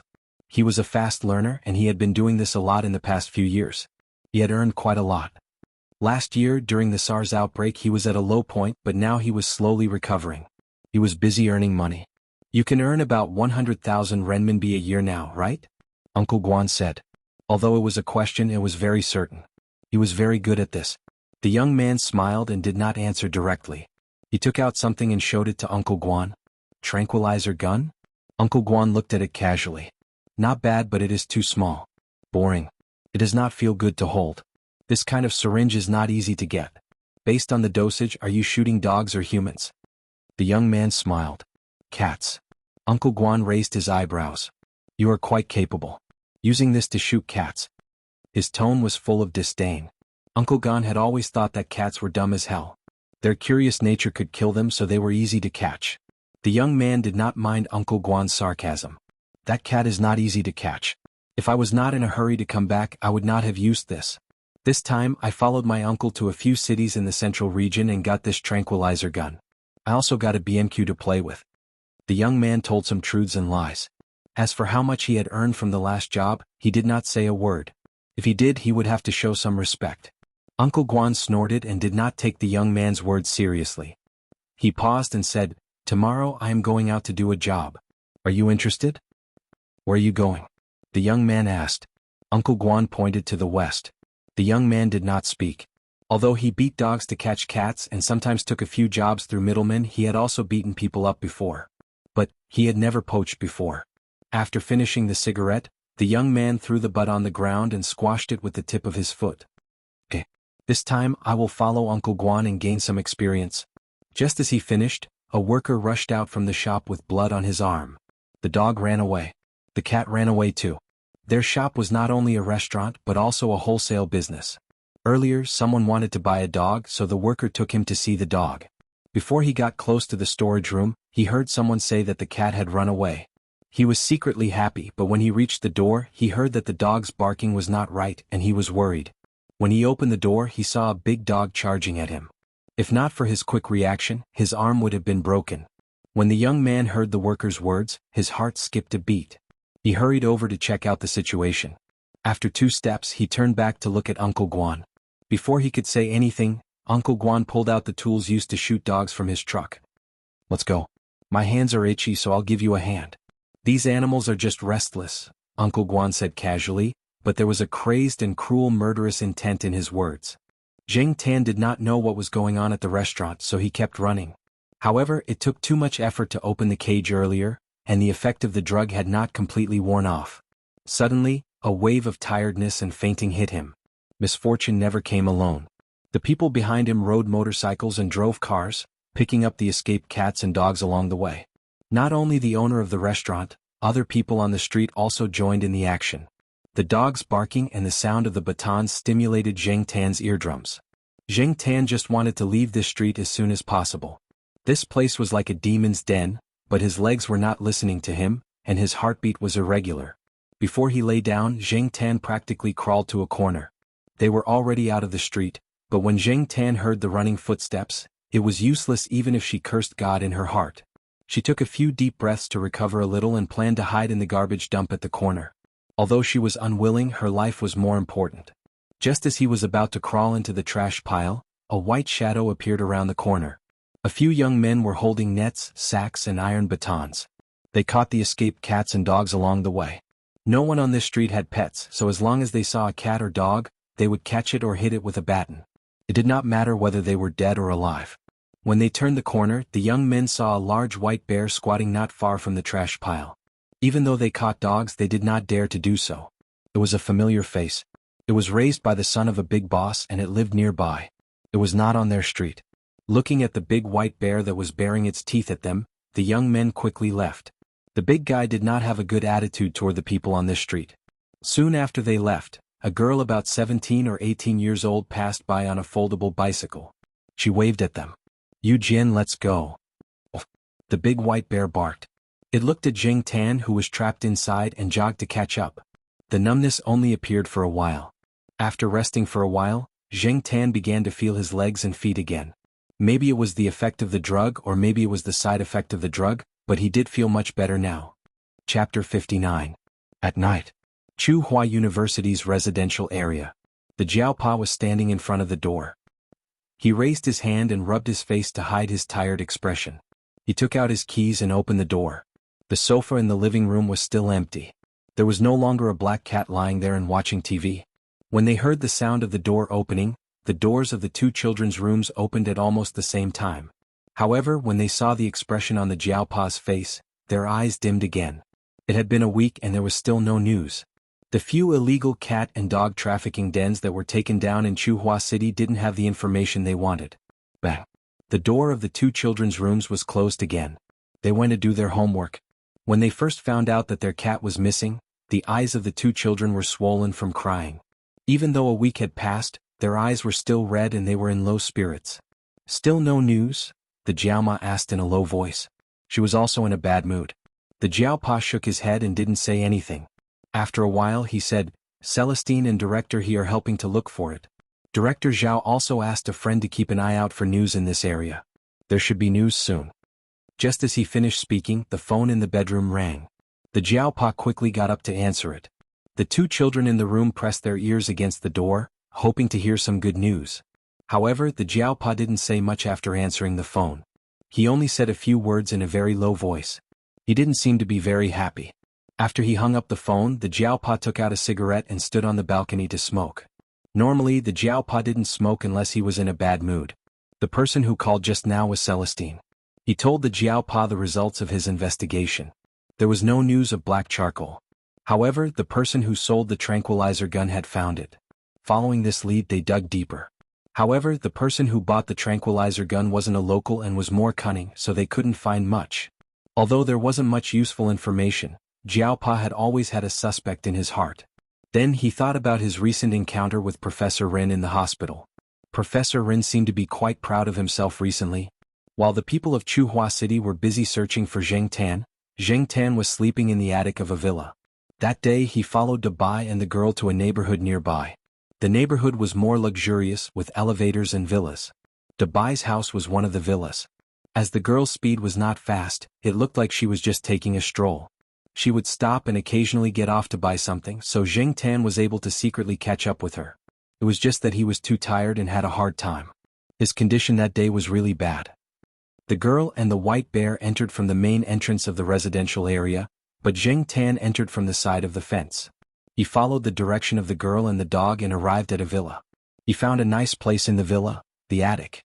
For a cat, climbing into the attic of an American-style villa was not difficult. The attic of this villa was piled with some junk. Usually no one would come here, so many places were covered with cobwebs and dust. There were originally a few rats, but after Zheng Tan arrived they probably packed up and ran away. Anyway, Zheng Tan did not see them again. It was not easy to find a temporary place to stay. Zheng Tan's tense nerves finally relaxed a little. He rummaged through the things in the attic and found a pillow from a cardboard box. He did not care if there was a moldy smell on it and lay down on it to rest. Zheng Tan was woken up by the pitter-patter of the rain. The rain hit the windows of the attic, making pitter-patter sounds. In the quiet environment of the attic, the pitter-patter sounds were particularly clear. The sky outside was already dark. Another day had passed. Here, Zheng Tan could see the street lights of the residential area through the attic's window, as well as the lights of the surrounding residents. The shadows of people were flickering. At this time it should be dinner time. Zheng Tan moved his nose. There was only a moldy smell in the attic. Zheng Tan knew where this area was and how far it was from Chuhua City. One was a central city, and the other was a coastal area in the south. It was because he was clear that he was at a loss. Xiahe City was not too far away from Nanqing, where he had lived for 20 years. Zheng Tan looked at the raindrops on the window. He did not know what he was thinking. To be precise, he was in a daze. However, he did not stay in a daze for long. He was hungry. Zheng Tan thought that he would wait until later when everyone in this family was asleep, and then go down to look for food. Zheng Tan was not ready to expose himself. This family had a dog. They might not eat dog meat, but who knew if they would eat cats? What kind of character did this family have? He did not want to take the risk. Stretching, Zheng Tan moved his hands and feet, thinking about what to do in the future. If it was a human, it would be good. Unfortunately, it was just a cat. Waiting was boring. Zheng Tan rummaged through the junk and pulled out a small ball, the kind that was used for children's toys. It looked like it had not been touched for a long time. Lying on the pillow, Zheng Tan played with the ball with his 4 paws. His palm gently pushed the ball back and then he used his foot to kick it back. Looking at the ball jumping in the air, Zheng Tan felt that he was really like an animal in a circus. Speaking of which, if he was not there, he did not know what would happen to the Jiao family. There was also Xiaoguo's advertisement. Zheng Tan played with the ball and thought about things at the same time. The sound of the family's laughter came from downstairs. There was also the sound of advertisements on the TV and the familiar dialect that he had not heard in a long time. Finally, in the middle of the night, the rain outside seemed to have stopped. There was a window in the attic that could be pushed open. The family probably did not know that a window in their attic was broken. However, even if they knew, they would not care because the window was very small. Even a 7 or 8-year-old child would not be able to climb in easily. There was no need to worry about thieves entering the attic. Coming out from the slanted window, Zheng Tan looked around. Because it had just rained, the surroundings were wet. Looking at the water stains on the soles of his feet, Zheng Tan found a place to go down from the roof and went to the kitchen. Initially, Zheng Tan saw that there was an opening on the door for pets and wanted to use it to enter. However, after trying it out, it was locked. It was probably because the white bear was too big. It could be used when it was young, but now it had no use. Therefore, the owner had directly locked the door. Since he could not enter through the door, Zheng Tan could only climb through the window. Fortunately, there was a window above that was not closed. Zheng Tan climbed through that window. Before he climbed through the window, Zheng Tan purposely stepped on the doormat at the back door a few times to dry the water stains on his feet. He did not want to leave cat paw prints in the kitchen. There was a large refrigerator in the kitchen. Zheng Tan opened the refrigerator and looked inside. There was not much food. Looking at the family's condition, even if they did not finish their dinner, they would probably directly throw it away. However, the good thing was that there were some pre-made meatballs bought from the supermarket.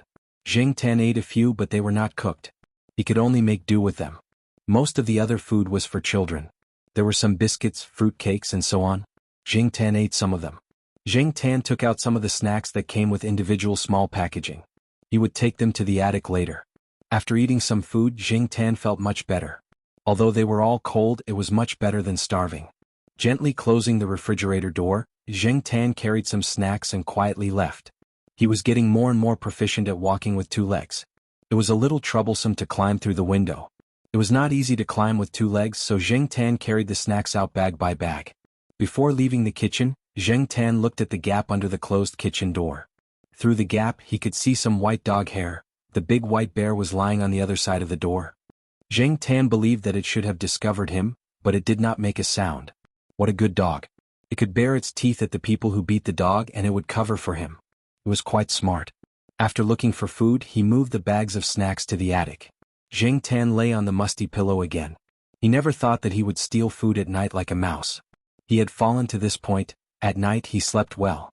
He did not know if it was because of the drugs, but Zheng Tan had been sleepy recently. Sometimes he slept very deeply. Even if someone was next to him, he probably could not hear it. The next day Zheng Tan heard several news. For Zheng Tan, the news was not bad. First, he heard that there was a murder on the street that sold cat and dog meat. The victim was Uncle Rod, the famous person on the street. The cause of death was a rabies attack. It was strange that this experienced person did not get vaccinated, or rather he did not get vaccinated in time. Theoretically speaking, he should have known better than others how to protect himself, but in the end he did not escape death. Zheng Tan listened to the discussions of the people around him and came up with many possibilities. Maybe there was a problem with the vaccine, or maybe the veteran had been careless. Or maybe he had been infected for a long time but had not been vaccinated. Or maybe he had eaten dog meat. After all, the hygiene of the street was not very good. They had cut corners when cooking, and the rabies virus was not completely eradicated. These were all possibilities. In any case, there were many different opinions, but the truth was that the famous Uncle Rod had died of rabies. Other than this famous Uncle Rod, there was another unlucky person, and that was the young man who had captured Zheng Tan. It was said that when Uncle Rod was sick, the young man had gone to find him. In the end, Uncle Rod, who was not in his right mind, had hit him with a bottle of alcohol. He was still lying in the hospital. Hearing these two pieces of news, Zheng Tan was very happy. Even though he did not know Uncle Rod well, from the discussions around him, the old man had killed countless dogs. He had even taught a group of people to kill dogs and trap cats. He had even poached, so he deserved to die. Furthermore, because of Uncle Rod, everyone on the street was in danger. Even those who did not kill the dogs in their own restaurants went to the hospital to get vaccinated. After all, many animals could carry rabies. As for the young man, Zheng Tan thought to himself, even if you can walk out of the hospital alive, don't let me see you or I'll kill you. Zheng Tan would remember this grudge. Other than these two pieces of news, Zheng Tan also heard that the family was going out for a vacation that weekend. There would be no one at home, and it would be easier for Zheng Tan to do what he wanted. Zheng Tan wanted to use the family's phone to inform the Jiaopa. Even if he could not say what he wanted to say, at least he could let them know that he was still alive. Zheng Tan had thought it through. He would call the Jiao family, and then the Jiaopa would call the family, and then they would come to pick him up. After all, the family would be back on Sunday night, and he would not have to wait for too long. It was better than being homeless. 2 days later, on Friday afternoon, the family had packed their things. When the children came back from school, they drove an off-road vehicle and left with the family and the dog. After they left, Zheng Tan could not wait to jump into the house through the window to look for the phone. There was a landline next to the sofa in the living room. Zheng Tan jumped on it, bent his arm and picked up the receiver. Then he raised his paw and pressed the numbers one by one. Zheng Tan remembered the Jiao family's phone number. In Jiao Yuan and little Pomelo's rooms, there were 3 numbers: the family's landline, the Jiao Pa's and the Jiao Ma's. Therefore, Zheng Tan knew these 3 numbers by heart. But until now, Zheng Tan had only called the Jiao Ma when the Jiao Pa was sick. Zheng Tan was a little nervous when she pressed the button, but after she pressed the number, the voice on the other end of the line said, "The number you have dialed is not in service." Zheng Tan was stunned. He dialed again and the result was the same. Had the Jiao family's landline changed? Zheng Tan dialed the Jiao Pa's number again, and the call did not go through. He tried the Jiao Ma's number again and it still did not go through. *CK. Was there a problem with this phone? It could not make long-distance calls? That was not right. Yesterday he heard the family's owner calling someone overseas. How could it be a long-distance call? Zheng Tan did not give up and tried again. The result was the same. Zheng Tan was so angry that he wanted to throw the phone away. Unfortunately, he could not remember the phone numbers of other people in Chuhua City. Zheng Tan squatted on the sofa and scratched his head. If he had known this would happen, he would have memorized more numbers and tried them one by one. Celestine's, Exian's dormitories, Zhao Li's, Little Zhua's, Huang's, Depang's, Old Man Land's, Chu Xiangyang's. Zheng Tan could not remember any of these people's numbers. That time, Celestine had said that he had changed his phone number. Unfortunately, Zheng Tan had forgotten about it when he turned around. *CK. He regretted it. The sound of cloth tearing rang out. Zheng Tan came back to his senses and looked at the sofa under him. He had accidentally scratched the fabric sofa. He hoped that the family's owner would not link it to the cat. Zheng Tan pulled his ears and jumped down from the sofa. He looked for something to eat in the kitchen and even found a can of milk to drink. Even though he was full, Zheng Tan still felt a chill in his heart. Night fell. The large mansion was quiet. Zheng Tan did not like this kind of quiet. He wagged his tail and slapped the ground repeatedly. The cars of the surrounding residents drove past. The light changed and the shadow of the window frame moved on the wall of the living room. Beep beep. When the family returned home, they honked twice. Vaguely he could hear their laughter outside the house. Stop arguing. Zheng Tan sat up irritably and jumped out the window. Under the cover of the night, Zheng Tan could avoid being captured. The incident with Uncle Guan had made the people on that street behave themselves. Furthermore, this place was no longer within the area of that street, so no one was out there catching cats. Zheng Tan strolled aimlessly. He came to the edge of the neighborhood and squeezed through the gap in the fence. He did not walk far. When he passed by a fast food restaurant, Zheng Tan's attention was attracted by the conversation of two people. Okay, I have something to do. I'll find you when I come back from South Town, the man in the leather vest said to the other person. Be careful when you drive at night. When you reach South Town, give me a call. Got it. The man in the vest waved his hand and said goodbye to the other person. Then he swung the key and walked toward the parking lot. He got into a pickup truck. South Town? Zheng Tan hurriedly ran up and jumped into the truck's cargo compartment. Other than the suitcase and a few bags that the man in the vest had tossed in, there was nothing else in the truck. There was still a lot of space inside. Zheng Tan stood up and leaned against the side of the truck to look outside. Then he found a place to close his eyes and rest. Chapter 60. Speaking of Nanjing, people would always think of its legendary speed of development. This international metropolis had always attracted countless people with dreams to come here. This year, the opening of the subway, the opening of small and medium-sized enterprises, the rise of civil power, and so on were all driving the development of Nanjing. On the streets, people in suits and carrying briefcases came and went in a hurry. The fashionable young people also became more and more flamboyant. Zheng Tan, sitting in the pickup truck, looked up at the tall buildings outside. The retrograde landmark buildings opened doors in Zheng Tan's memory. Suddenly seeing these, Zheng Tan felt like he didn't know what year it was. The sun was a little dazzling, but the temperature was very warm. If he was in a more peaceful environment, Zheng Tan wouldn't mind sleeping. Unfortunately, this was not the case. Zheng Tan was very familiar with this city. In addition to the fun spots that he used to frequent, he had also driven to some other places. When he was bored, he liked to take a girl out for a walk so he could remember many places. However, after all, there was a time difference. The city was changing every year. Compared to a few years later, it was still young, but it didn't lose its vitality. The bus stops and street signs were constantly telling Zheng Tan the direction and route of the car. The pickup truck drove towards the city center, and Zheng Tan was happy to do so. However, his happiness didn't last long. The pickup truck drove into a residential area. This residential area wasn't very high-end in Nanjing, and it wasn't very big. After the pickup truck stopped, Zheng Tan immediately jumped down from it without being noticed by the driver. After jumping out of the car, Zheng Tan first found a place to hide. He didn't know what Nanjing's attitude toward stray cats was at this time. If stray cats were seen on the streets, would they be taken away? If they were really caught, Zheng Tan wasn't sure if he could escape successfully every time. It was close to noon, and the temperature was about 20 degrees. Compared to Chuhua City, it was slightly warmer. Zheng Tan hid in a corner and moved his nose.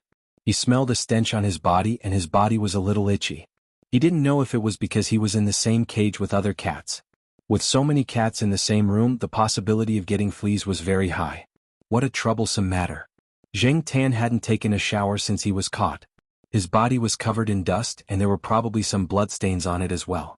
When the dog cage was opened, there were a lot of dried or half-dried blood stains around the shelf. Zheng Tan inevitably got some of it, and it still smelled. However, the good thing was that the color of his fur made these stains not obvious, and he didn't look too miserable. If it was white fur, it would be difficult to clean it. Without shower gel, it would be difficult to clean it. Therefore, Zheng Tan was very glad that his fur was all black. Zheng Tan never licked his own fur. Now, when there was no one to help him with the hot water to comb his fur, he had to find a way to do it himself. In order to not look like a stray cat, she had to keep her body clean and her fur smooth. Zheng Tan looked around the neighborhood and finally chose the man-made pool. There were some koi and other small fish in it. The pool must have been cleaned often. The water was clean and the rockery was tidied up well. Taking advantage of the fact that there weren't many people loitering outside at noon, Zheng Tan jumped into the pool and swam around. He rubbed against the rockery to wash off the sticky dirt on his body and smooth the knotted fur on his body. After rubbing for a while, Zheng Tan played with the fish for a while, chasing them around. However, Zheng Tan had no interest in raw fish, so he didn't eat them. After feeling that it was enough, Zheng Tan came out of the pool and shook his fur to get rid of the water on his body. Sometimes, Zheng Tan wondered why cats would lick themselves when there was water on their bodies, but dogs would shake their fur vigorously or rub themselves on the ground when there was water on their bodies. Especially dogs with long fur. Sahara of the East Courtyard was one of them. He would rub himself everywhere after bathing, so his owner had to tie him up every time he bathed. Zheng Tan's fur wasn't long, so he couldn't shake off much water. When the wind blew, he felt a little cold. He couldn't get sick now. If he got sick, he would probably be thrown away like the plague or disposed of in some other way. Looking around, Zheng Tan saw a first-floor resident drying a towel outside on the balcony. He ran over and grabbed one with his claws. He wiped his fur. Zheng Tan was already familiar with this kind of thing. Without shower gel, the water in the pool wasn't very clean, but it was passable. It was better than not washing at all. After washing, Zheng Tan felt a lot more refreshed. In order to let his fur dry faster, Zheng Tan jumped onto a tree and found a place with sunlight to dry his fur. The neighborhood was quiet. Occasionally he could hear some dogs barking. The greenery was good, but it wasn't as comfortable as the East Courtyard of Tsinghua University. Zheng Tan had now formed a habit of comparing it to the East Courtyard. After yawning, Zheng Tan changed his position. The fur on his back was almost dry, but the fur on his stomach was still dry. He lay on his side and changed the angle to continue drying his fur. He really missed the children's hair dryer in the Jiao family. Zheng Tan closed his eyes and rested. He had to be alert at all times. Otherwise he would be tricked. With the experience of being caught, Zheng Tan didn't dare to be careless at any time, let alone in this unfamiliar environment. Occasionally there would be people walking around. As long as they weren't walking in his direction, Zheng Tan wouldn't get up and run away. He tried to save as much energy as possible. After all, it wasn't the day where he could go home and open the fridge whenever he wanted to eat. Small footsteps sounded. In other words, it was the sound of walking through the grass. Zheng Tan's ears twitched. It didn't sound like a human's, nor was it a dog's. Zheng Tan knew the sound of a dog's paws walking on the ground. So it was the same kind. Zheng Tan opened his eyes and looked over. A white Persian cat was walking towards him with elegant steps. Many people said that Persian cats were born spoiled and gave people a feeling of magnificence and nobility. It was like a noble, not something a stray cat could compare to. Zheng Tan didn't care if it was a noble or not. At the moment he was staring at the cat tag on the Persian cat's neck. The tip of his tail moved. It seemed that there was a good way, even if the fur on the cat's body was cleaner, there was no guarantee. It wasn't the most direct way for people in big cities to distinguish stray cats from pet cats. The cat tag was like a person's ID card. It played an important role in such a big city. Sometimes it could change the attitude of passers-by. With a cat tag, it proved that the owner valued the cat more. It also told people that the cat had a backer. To get rid of the impression that it was a stray cat, Zheng Tan had to start with the cat tag. After all, he didn't look like a famous cat. As long as he went out and rolled a few times and got dust on him, people would probably think that he was a stray cat. The Persian cat didn't know what Zheng Tan was thinking, and it didn't notice Zheng Tan's existence. It certainly didn't know that someone was thinking about its cat tag. It still walked with elegant steps towards a few big trees. It walked over and rubbed against the tree trunks, sharpened its claws and peed to mark its territory.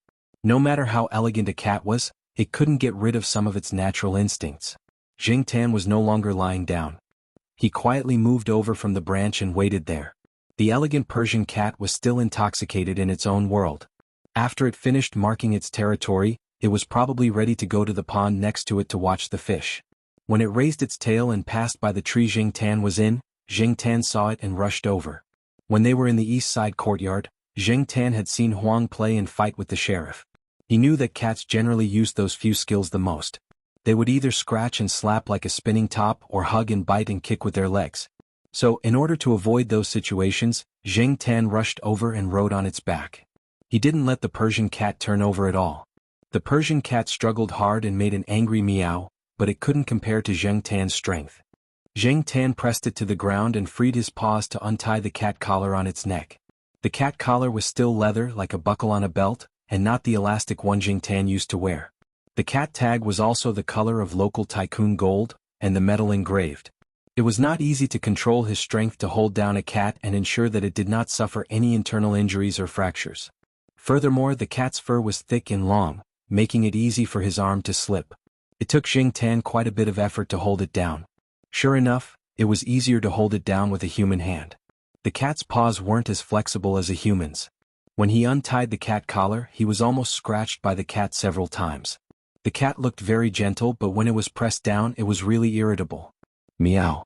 The Persian cat that was pressed on the ground growled, as if it wanted to immediately scratch Jing Tan. It was full of anger. Meow my ass. I'm just borrowing the cat tag. Just hand over the cat tag obediently. With such a noble appearance, even if it didn't use the cat tag, no one would think it was a stray cat. Besides, if it lost the cat tag, its owner would definitely give it another one. In order to ensure his own safety, Jing Tan had no choice but to rob this brother of his. Hey, what are those two cats doing? Are they fighting? A little girl's voice came from not far away. Jing Tan looked over. There were two children, not even as old as Jiao Yuan. The little girl who spoke just now was about the same age as little Pomelo. There was a pool between them and Jing Tan, so Jing Tan wasn't worried that they would immediately run over. There was a 10-year-old boy next to the little girl. After seeing Jing Tan's situation, he immediately covered the little girl's eyes. Oh, it's broad daylight. Shame. Jing Tan was speechless. Shame your ass. What was this little brat thinking? Seeing the two children run away, Jing Tan continued to struggle with the cat collar. With great difficulty, he finally untied the cat collar from the Persian cat's neck. Jing Tan held the cat collar in his mouth and retreated. However, after the Persian cat got up, it didn't attack Jing Tan. It arched its back and looked at Jing Tan vigilantly. Then it ran away, probably to find comfort at home. Holding the cat collar in his mouth, Jing Tan climbed up the tree. He adjusted the collar so that he could take it off at any time. It looked a little loose. The shiny gold cat tag was too eye-catching against the black fur, but it was better than nothing. He bent his claws to take a look at the cat tag. The name of the Persian cat was engraved on it. Katie? This name was so King high-end. The problem was, wasn't it awkward to give a male cat such a name? Jing Tan still felt that Caesar was more domineering. Forget it, I'll just make do with it. After adjusting the cat collar, Jing Tan didn't immediately put it back on. Instead, he hid it and walked around the neighborhood. He found a house and climbed into it to get something to eat. Chapter 61. Coming out of the neighborhood, Jing Tan was ready to hitch a ride. When he decided to come to this city, Jing Tan already had a plan. Jing Tan rarely took the bus before. When he was too young to drive, he would take a taxi when he went out. He didn't want to squeeze with other people on the bus. Because of this, he left an impression on many people that he was a rich young master. Of course, behind the rich young master was a sucker. Walking along the sidewalk, Jing Tan came to a stop sign. A few young girls who were waiting for the bus saw Jing Tan and squatted down to tease him. The people around them just smiled and didn't say much. This was the advantage of wearing a cat tag. In many people's eyes, wearing a cat tag meant that the cat in front of them had been vaccinated and was well taken care of. It wasn't a stray cat that might carry germs, so even if they didn't like cats very much, they wouldn't dislike them too much. If it was a cat that didn't wear a cat tag and looked very ordinary, even if the cat acted very close to people, they would still be very repulsed. Jing Tan didn't immediately walk away when he saw the young girls. He cooperated with them and rubbed against them. He was happy to be touched by the girls. If they took out some trinkets from their keychains, Jing Tan pretended to be very interested and raised his paw to touch them a few times to earn their favor. While pretending to cooperate, Jing Tan also paid attention to the bus routes and stops on the stop sign. He wasn't familiar with many of the stops, but he knew the names of some of the landmark buildings and places. He couldn't move around in the daytime, so he could only wait until night to hitch a ride. After figuring out the general route, Jing Tan found a place to sit and wait for night to come. It was impossible to find a pickup truck every time, and not every pickup truck would take the route Jing Tan planned. So Jing Tan decided to hitch a ride on the bus. Forget about the double-decker buses and forget about the trams. To avoid accidents, Jing Tan chose to hitch a ride on the more common single-decker buses. Finally, the sky turned dark. Jing Tan's chest tightened as he looked at the crowded buses. Fortunately, he didn't have to squeeze in. When the bus he wanted arrived at the bus stop, Jing Tan sped up and rushed over without waiting for the door to open. Then he jumped onto the roof of the bus. It was noisy inside the bus, so no one heard the noise from the roof. What happened just now? A passenger sitting by the window saw a black shadow flash by from the corner of his eye. What do you mean what happened? Forget it, I guess my eyes are playing tricks on me. I'll take a nap first. Wake me up when we arrive. The man leaned against the window and began to take a nap. At this moment, Jing Tan, who had jumped on the roof of the car, was still a little surprised. He thought that he would step on the window or something to assist him when he jumped. He didn't expect that when he accelerated toward the car, He suddenly had a strong feeling of confidence that he could jump directly. After that, he was already on the roof of the car. He moved his legs and didn't feel any discomfort. After the passengers had alighted and boarded the bus, the door closed and the bus started moving. Zheng Tan quickly ran over and hooked onto the protrusion at the skylight of the bus. The roof of the bus was relatively smooth. After the bus started moving, if it made a sharp turn or a sudden stop, Zheng Tan would probably be thrown out. Therefore, he had to firmly hook onto the fixed object to stabilize himself. Probably no one would have thought that there was a cat lying on the roof of this very ordinary bus. Zheng Tan couldn't tell where the bus was going. He could only pay attention to the bus's stop announcement every time it arrived at the bus stop. This bus's route was only part of the route that Zheng Tan wanted. Therefore, after arriving at a certain stop, Zheng Tan had to get off the bus and change to another route to continue his ride. Some buses stopped at 9 o'clock in the evening. Some were open all night. Every time he changed buses, Zheng Tan had to look at the time of the bus he was about to take. It would be best if the bus was open all night. That way he wouldn't have to worry about not being able to wait for another bus. Taking the bus was troublesome, but in order to achieve his goal, Zheng Tan had to repeat this trouble again and again. In this way, Zheng Tan was getting closer and closer to the destination in his heart. When the bus stopped at a stop in the middle, Zheng Tan suddenly heard someone calling him. "Hey Zheng Tan, wait a minute." It was a child's voice. Zheng Tan couldn't remember who it was. Zheng Tan looked in the direction of the voice. He only saw the back of a few children walking into a taxi. The night light intertwined so he couldn't see clearly. There was an arcade around this stop. Zheng Tan recalled that he often came here when he was young. When he was in the mood, he would skip class and come here to play for the whole day. Although there were many places that minors were not allowed to enter, that was only on the surface. As long as you threw money, there would naturally be places to play. The taxi went away. The route was in the same direction as Zheng Tan's own plan. However, Zheng Tan couldn't see the appearance of the passengers in the car clearly. He could only vaguely see that there were a few children sitting inside.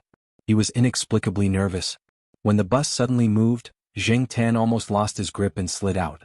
After getting off the bus at the stop, Zheng Tan squatted not far from the bus stop and looked at the bus stop sign showing the various bus routes. This was the last bus. After the bus came, it would be very close after 7 or 8 stops. The name of the last stop was the name of the neighborhood Zheng Tan used to live in. It was easy to recognize. As he was thinking, Zheng Tan suddenly became alert. He dodged sideways. The place where he was squatting just now was hit by a rubber bullet. It bounced up and disappeared. After being caught, Zheng Tan's vigilance increased a lot. He was also more sensitive to the danger around him. That was why he could dodge the rubber bullet so quickly. Zheng Tan had played with rubber bullets before. It was a toy that children liked. Jiao Yuan also had one. Looking sideways, Zheng Tan saw a few young people sitting by the railings. They looked like they had drunk too much. They probably saw a cat on the side of the road and raised their toy guns to shoot at it. They usually liked to play shooting games. They had played rubber bullets, paintballs, field games, and so on. The toy guns in their hands were won from a shooting game at the club. Although they didn't like children's toys, they could use them to pass the time when they were bored. Moreover, even if they had drunk, they were very confident in their shooting skills. They thought they would hear the cat scream, but they didn't expect that the cat could dodge it. Therefore they got excited. A few of them got up and walked towards Zheng Tan. F***ck. Zheng Tan cursed in his heart. His luck was really F***king bad. On the other side, a few young men were holding toy guns. They shouted like madmen as they chased after Zheng Tan. Rubber bullets were fired one after another. Zheng Tan didn't want to run too far. He wanted to wait for the last bus, but the crazy people behind him kept chasing. As Zheng Tan ran, he looked around to see if there was a good place to hide. There was a van at the corner. The door of the luggage compartment at the back was open. Zheng Tan rushed in and found a place to hide. The driver of the van had a cigarette in his hand and was talking to the people standing outside the van. He didn't even notice that there was an extra cat in his car. There was no one else in the van except for the driver. There were some goods on the seats, such as color TVs and other household appliances. There was also some stuff in the luggage compartment. In the back, there were daily necessities such as toothpaste, shower gel, shampoo, and so on. Zheng Tan hid behind the goods and looked at the crazy young people running towards him through the gap. "Where did the cat go?" one of the young people said as he fiddled with his hair. There were some shopping malls around. After turning the corner, there were no bushes or flower beds except for the trees on both sides of the road. "Did it climb up a tree?" another young man said as he looked at the surrounding trees. The person who first shot at Zheng Tan looked around and walked towards the van. Zheng Tan shrank back and lowered his body, trying to hide himself. Just as the young man was getting closer, another person came to the back of the minivan. This person was the one who had spoken to the driver earlier. He raised his hand and pulled the door of the luggage compartment open with all his might. But the door of the van was closed. Zheng Tan was speechless. He turned around and saw that the driver had finished smoking and closed the window. Zheng Tan's plan to run out through the window was ruined. *CK. Bad luck. Life is full of obstacles. No amount of beauties could calm Zheng Tan's heart, which was currently galloping like an alpaca. Zheng Tan suddenly wanted to yell, *CK, let me out. However, Zheng Tan's response was the sound of the van's engine. It was as if there was a pair of invisible hands that forced him away when he was close to the target. He couldn't resist. He was so close to the target twice, but the result was still the same. Was this God's will? Zheng Tan didn't know. The driver was playing some nostalgic songs in the van. Zheng Tan used to listen to a few of them before.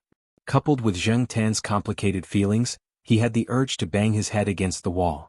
There were no walls here, so Zheng Tan hit the back seat. The music in the van was too loud, so the driver didn't hear the strange sounds behind him.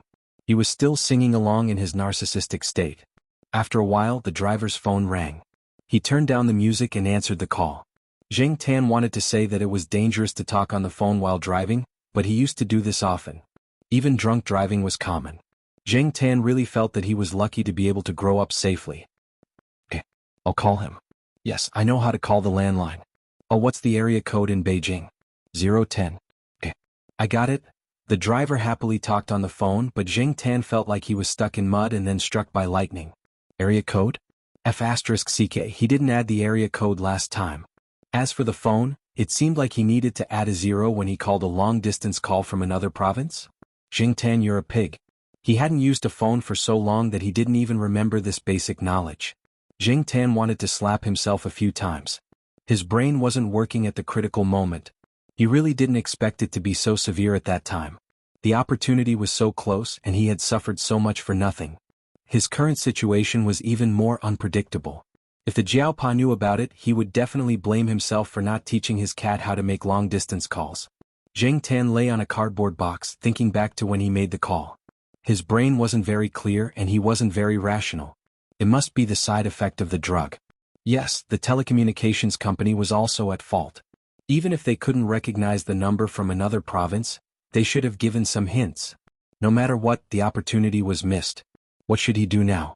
Zheng Tan was annoyed. Should he hit the driver until he fainted? Zheng Tan looked at the flashing street lights outside the car window, estimated the speed of the car, and then looked at the cars coming and going outside. It was quite dangerous and he could get into an accident if he wasn't careful. Forget it, he would find a chance to call the driver when he reached his home. Since he had found the key, he wasn't afraid that he couldn't solve it. Zheng Tan was still optimistic as she planned her next course of action. However, when the car stopped, Zheng Tan jumped out of the van while the driver was moving the goods, and was stunned by the woods and fields that filled his vision. Chapter 62. When Zheng Tan got out of the car, the sky was already a little bright. Because he was too engrossed in his thoughts, Zheng Tan didn't pay attention to how long the minivan had been running. He didn't even expect that he would be so unlucky. He just happened to sit in this car and the car left the city. He didn't even know if this place was still in Nanjing. However, according to the time, he was afraid that he was already far away from Nanjing. What he saw were patches of woods and fields that stretched to the horizon. The countryside was not poor. The houses of the residents were modern, and only a few places still had the old-fashioned tiled houses. Zheng Tan didn't know where this place was on the map, but seeing that many of the residents' houses were 2- or 3-story bungalows, he knew that the living conditions of these people were good. It was easier to find a phone. If it was a poor place, it would be difficult to find a phone. Zheng Tan wrote down the address of the minivan driver's house. If the driver drove again, he could continue to ride. After that, Zheng Tan was ready to walk around to familiarize himself with the terrain and the unfamiliar environment. To wait for an opportunity, he must spend the waiting days peacefully. He wanted to see which residents were easier to kill and easier to find food. He also wanted to see which villagers had phones at home and whether it was easy to find an opportunity to make a call. Another important thing was to find a safer place for himself. In terms of safety, Zheng Tan preferred the taller branches. Perhaps because the temperature here was slightly higher than in the central region at this time of the year, it was warmer. Many deciduous trees were leafy, which was good for Zheng Tan to hide. Walking around the village, Zheng Tan met a few dogs and a cat that was playing with bugs outside. They were all kept in captivity. Seeing them wandering around leisurely, Zheng Tan felt more at ease. The fact that these cats and dogs were wandering around meant that no one was trying to trick the dogs and cats. Zheng Tan found a large locust tree with lush foliage as a temporary foothold when the weather was clear. She jumped up and tried it out. Overall, she was quite satisfied. She chose a branch to lie down on and looked around. From here he could see the situation in the village. At the same time he was not very close to the village so he would not be harassed by the villagers. There was a citrus grove near the locust tree, and there were 2 dogs tied up in it. Zheng Tan had just seen a cat enter the citrus garden and walk past the 2 dogs. The 2 dogs only glanced at it and then did not respond. They were probably familiar with each other and did not bother to bark. A black butterfly flew past the big locust tree and into the citrus garden, dancing among the citrus trees. Zheng Tan remembered that this seemed to be a type of butterfly. He had seen something similar in Old Man Land's small garden before. In the end, the butterfly that flew into the small garden was made into a specimen by Old Man Lan. At that time there were still a few students present. Zheng Tan overheard their discussion, saying that in some places, this phoenix butterfly was the legendary Jianghu butterfly. The butterfly was also very particular. To be able to become a butterfly, this butterfly had to be type 2. The so-called type 2 meant that there were inherent and obvious differences between female and male individuals, allowing people to determine the butterfly's gender through these differences.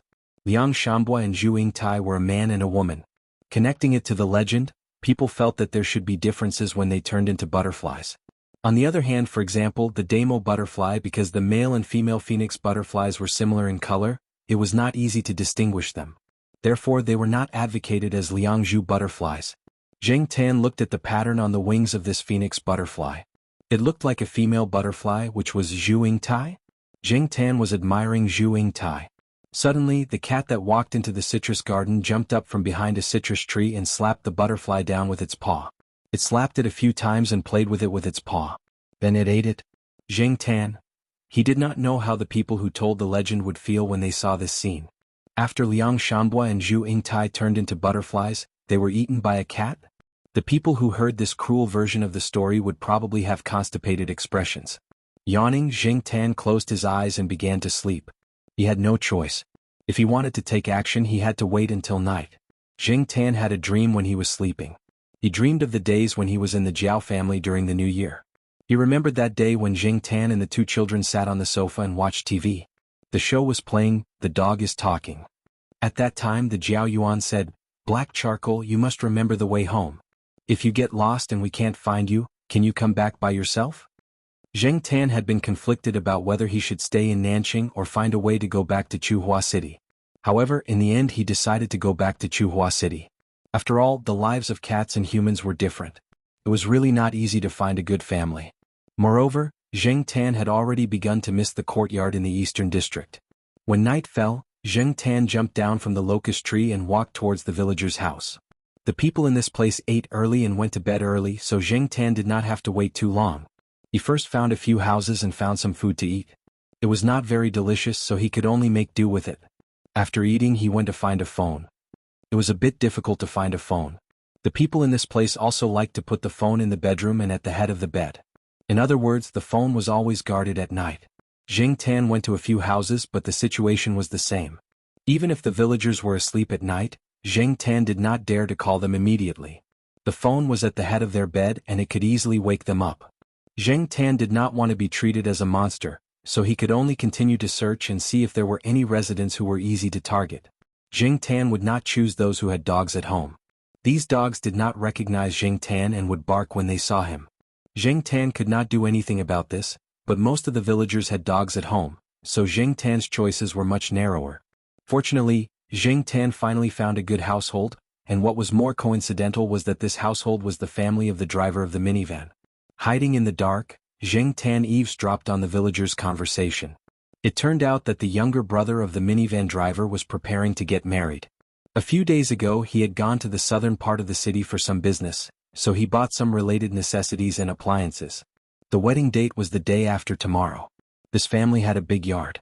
Because they had an open-air banquet, but the kitchen was not big enough, so they had a meal in the yard. Now the people in his family were basically busy in the yard, and they continued to work when it was dark at night. In this way there was no one in the room. What was better was that this family did not have a dog, which made Jing Tan very satisfied. The first floor was where the elderly lived. The phone was not here and there was nothing in the hall. Jing Tan did not look much. There was a simple shed next to the two-story house for cars. Jing Tan climbed into the second floor from this simple shed. There was a phone in the bedroom on the second floor. Like other residents, the landline phone was also placed on the bedside table. Jing Tan observed that there were indeed no adults on the second floor at this time. They all went to the yard to help. In the small room next door there was a little girl who looked like she was in kindergarten. She was reading on the floor covered with foam boards. As long as there were no adults it was fine. Even if a child who did not even know how to count saw him, Jing Tan did not care. Adults did not take the words of children seriously. Jing Tan jumped in through the window and ran excitedly to the phone. He jumped onto the bedside table, picked up the receiver and dialed the number by heart. Of course, this time he did not forget to add 0 in front of the phone number. As for the landline number, Jing Tan did not remember what the area code of Chuhua City was, so he dialed the number of Jiaopa. At this time the Jiao family should be at home, right? Associate Professor Jiao should be at home too. Jing Tan waited excitedly after dialing the number. However, when he heard the notification sound from the phone, Jing Tan's mood suddenly became gloomy. *CK. This phone did not have a long-distance lock. He had to find the key to unlock it. Where could he find the key? Jing Tan rummaged through the drawer, but did not find the small key to unlock the phone's long-distance lock. He was puzzled. Was there a need to lock the phone's long-distance lock? Shouldn't long-distance calls be frequently used in this kind of place? Dejected, Jing Tan put the phone back. He squatted there and thought for a while. Would the villagers' phones all be locked? Why did he have to try them one by one? But it would be best if he could steal the driver's phone, or someone else's phone. At least a phone would not be as troublesome as a landline. Looking around the bedroom, there were a lot of candies and snacks on the table because there was a wedding. It was probably used to entertain guests. Jing Tan took out a bag of beef jerky and squid shredded into a big bag. After taking them out, he zipped up the bag and jumped onto the window. He carried the 2 bags of snacks and prepared to leave. When Jing Tan stood by the window he was holding the snacks in his hands. His legs were on the windowsill and he was ready to jump down. Before jumping, Jing Tan felt someone looking at him. He turned his head to look. The little girl who was reading the picture book next door was hiding outside the bedroom door. She did not shout, but her eyes were filled with curiosity. Jing Tan paused, then ignored her and jumped off the windowsill. It was not convenient to jump with 2 legs, but it was okay to jump a few times while looking for the phone. Jing Tan was willing to empty his hands to carry things. Anyway, at this time no one saw him except for the little girl. What was there to be afraid of? Besides, he would not stay in this place forever. If he was discovered he could just run away. Jing Tan left in a carefree manner, but it had a big impact on the child. In the evening the child's mother came over with a picture book to teach the little girl how to count, from 1 to 10. In order to match the memory, her mother also taught her some things in the real world. How many legs does the little bird use to walk? Her mother asked. 2. The little girl stretched out 2 fingers. How many legs does the big yellow dog use to walk? 4. The little girl counted the legs of the big yellow dog in the picture book and said, "Yes, so smart. How many legs does the little cat use to walk?" Her mother asked with a smile. The little girl thought about the cat she saw today and counted with her fingers. Then she stretched out 2 fingers and said, 2. Her mother was speechless. Jing Tan did not know the impact he had caused. At this moment he was holding 2 bags of snacks and walking towards the big locust tree. At this time there was no one in the field. There were only a few dogs guarding the orchard. No one would see a cat that walked very naturally with 2 legs. As Jing Tan walked he thought about how to borrow the phone. Suddenly he heard a faint humming sound. Jing Tan perked up her ears and tried to distinguish the sound. She felt that it was similar to the sound of a dog. Putting down the snacks in his hands, Jing Tan walked in the direction of the sound. If there was any danger, her legs would be faster to run. Chapter 63. Puppy? And it was locked in a dog cage. This kind of dog cage was not like the ones Jing Tan had seen in dog and cat meat restaurants. The cage in front of him was obviously more high-end and looked like it was for pet dogs. Jing Tan remembered that when he ran from the big locust tree to the villager's house, he didn't hear anything. This should have happened when he was looking for the phone. However, when he was looking for the phone, he avoided some residents who had dogs, so he didn't know who the owner of the cage and the dog belonged to. He moved his ears, but there was no sound of other people around and there was no smell of strangers. Jing Tan went to the cage and looked. Because the puppy was too small, Jing Tan couldn't tell what breed it was. He didn't know much about it. The door of the cage was not locked, but there was a small catch. The puppy didn't know how to open it, so he didn't know how long it had been trapped inside. The temperature at night in the mountains was relatively low. Although it was not as cold as late autumn and winter, it was still not something that a puppy of this size could withstand. Dogs, like cats, had a slightly higher body temperature than humans. The surrounding temperature was about 10 degrees. He didn't know if the puppy could withstand such a difference in temperature.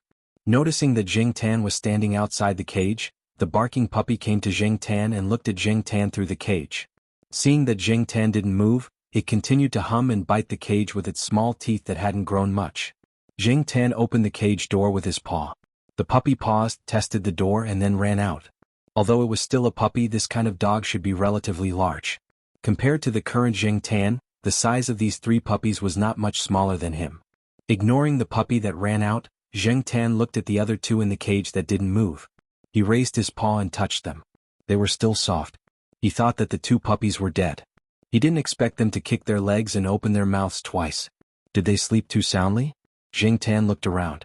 The pit was too big to block the wind. The wind was relatively strong at night. If 2 or 3 of them were left here, they probably wouldn't survive for long. But Jing Tan didn't want to get into trouble. He had a hard life, so how could he take care of these 3 puppies? It was more practical to steal a phone as soon as possible and figure out a way to go back to the east courtyard. However, when Jing Tan turned around and walked 2 steps, the puppy that ran out of the cage immediately came over and rubbed against Jing Tan. Jing Tan pushed it aside. It ran back happily, probably thinking that Jing Tan was playing with it. Jing Tan simply threw it directly into the cage and closed the cage door. He didn't care and it began to hum. He turned around again. But after walking for about 10 meters, he slowed down again. Jing Tan looked back at the dog that was squatting by the cage and looking straight at him. The night sky was dotted with stars. With the starlight, Jing Tan could see that the dog's body was basically white. There was a large patch of black where one of its eyes was, as if it was wearing an eye patch. This reminded Jing Tan of Niu Zhuangzhuang in the courtyard. But the 2 looked different. Niu Zhuangzhuang's big head was too special. This paparazzi's body proportions were not like that. It also didn't look like the common dogs in the village. It was probably a skewer. Otherwise, it wouldn't have been abandoned by its owner. When Jing Tan used to walk in the courtyard, he often heard the conversations of dog owners. He knew the attitude of many dog owners. If their dog's puppy didn't satisfy them, they would directly throw it away. Sahara's owner said, "A wolf travels 1,000 miles to eat meat, a dog travels 1,000 miles to eat shit." Knowing that it eats shit but still raising it, not caring about its pedigree or breed, taking care of it every day, tolerating it digging holes in the house, burying bones, biting tables and chairs, spitting saliva, and rebelling. That must be true love. Even if it was a mutt, there were people who loved it. It was a dog breed that had undergone thousands or even tens of thousands of years of natural and artificial selection. There was no lack of individuals who understood human nature, had good perception, were loyal and obedient, and had strong hunting abilities. As for skewer dogs, many famous breeds were also skewered. So, the family that threw the dog away definitely didn't love it. When Jing Tan came back to his senses, he had already walked to the cage again. The puppy inside was humming even harder and making whining sounds. TSK so annoying. Jing Tan thought that since he had nothing to do now, he could just find a place to throw it away. He remembered that there were some short shrubs next to the big locust tree. It should be able to block the wind, and no one often went there. Lifting the cage, Jing Tan walked to the big locust tree. As for the 2 bags of snacks, he would pick them up later. Anyway, no one would pick them up at this time. As there were fewer villagers near the short shrubs, the vegetation was denser, and it was good for blocking the wind. After putting down the cage and adjusting its position, Jing Tan broke some branches and put them on top of the cage as a cover. He pulled some vines around the cage so that it wouldn't be too easy to find out, right? After setting up, Jing Tan went back to pick up the 2 bags of snacks. However, when he was picking up the snacks, he suddenly thought, would the puppy starve to death after being hungry for a night? It shouldn't, right? It was just one night. Although he thought so, Jing Tan felt that if the puppy really starved to death, his efforts would be in vain. So, he threw down the 2 bags of snacks and ran to the villagers. The bread driver's family had already fallen asleep. Some big pots and steamers were set up in the yard. Zheng Tan looked around and found some porridge in one of the steamers. It was still warm. It hadn't been there for too long, so it was probably left there before the family finished eating.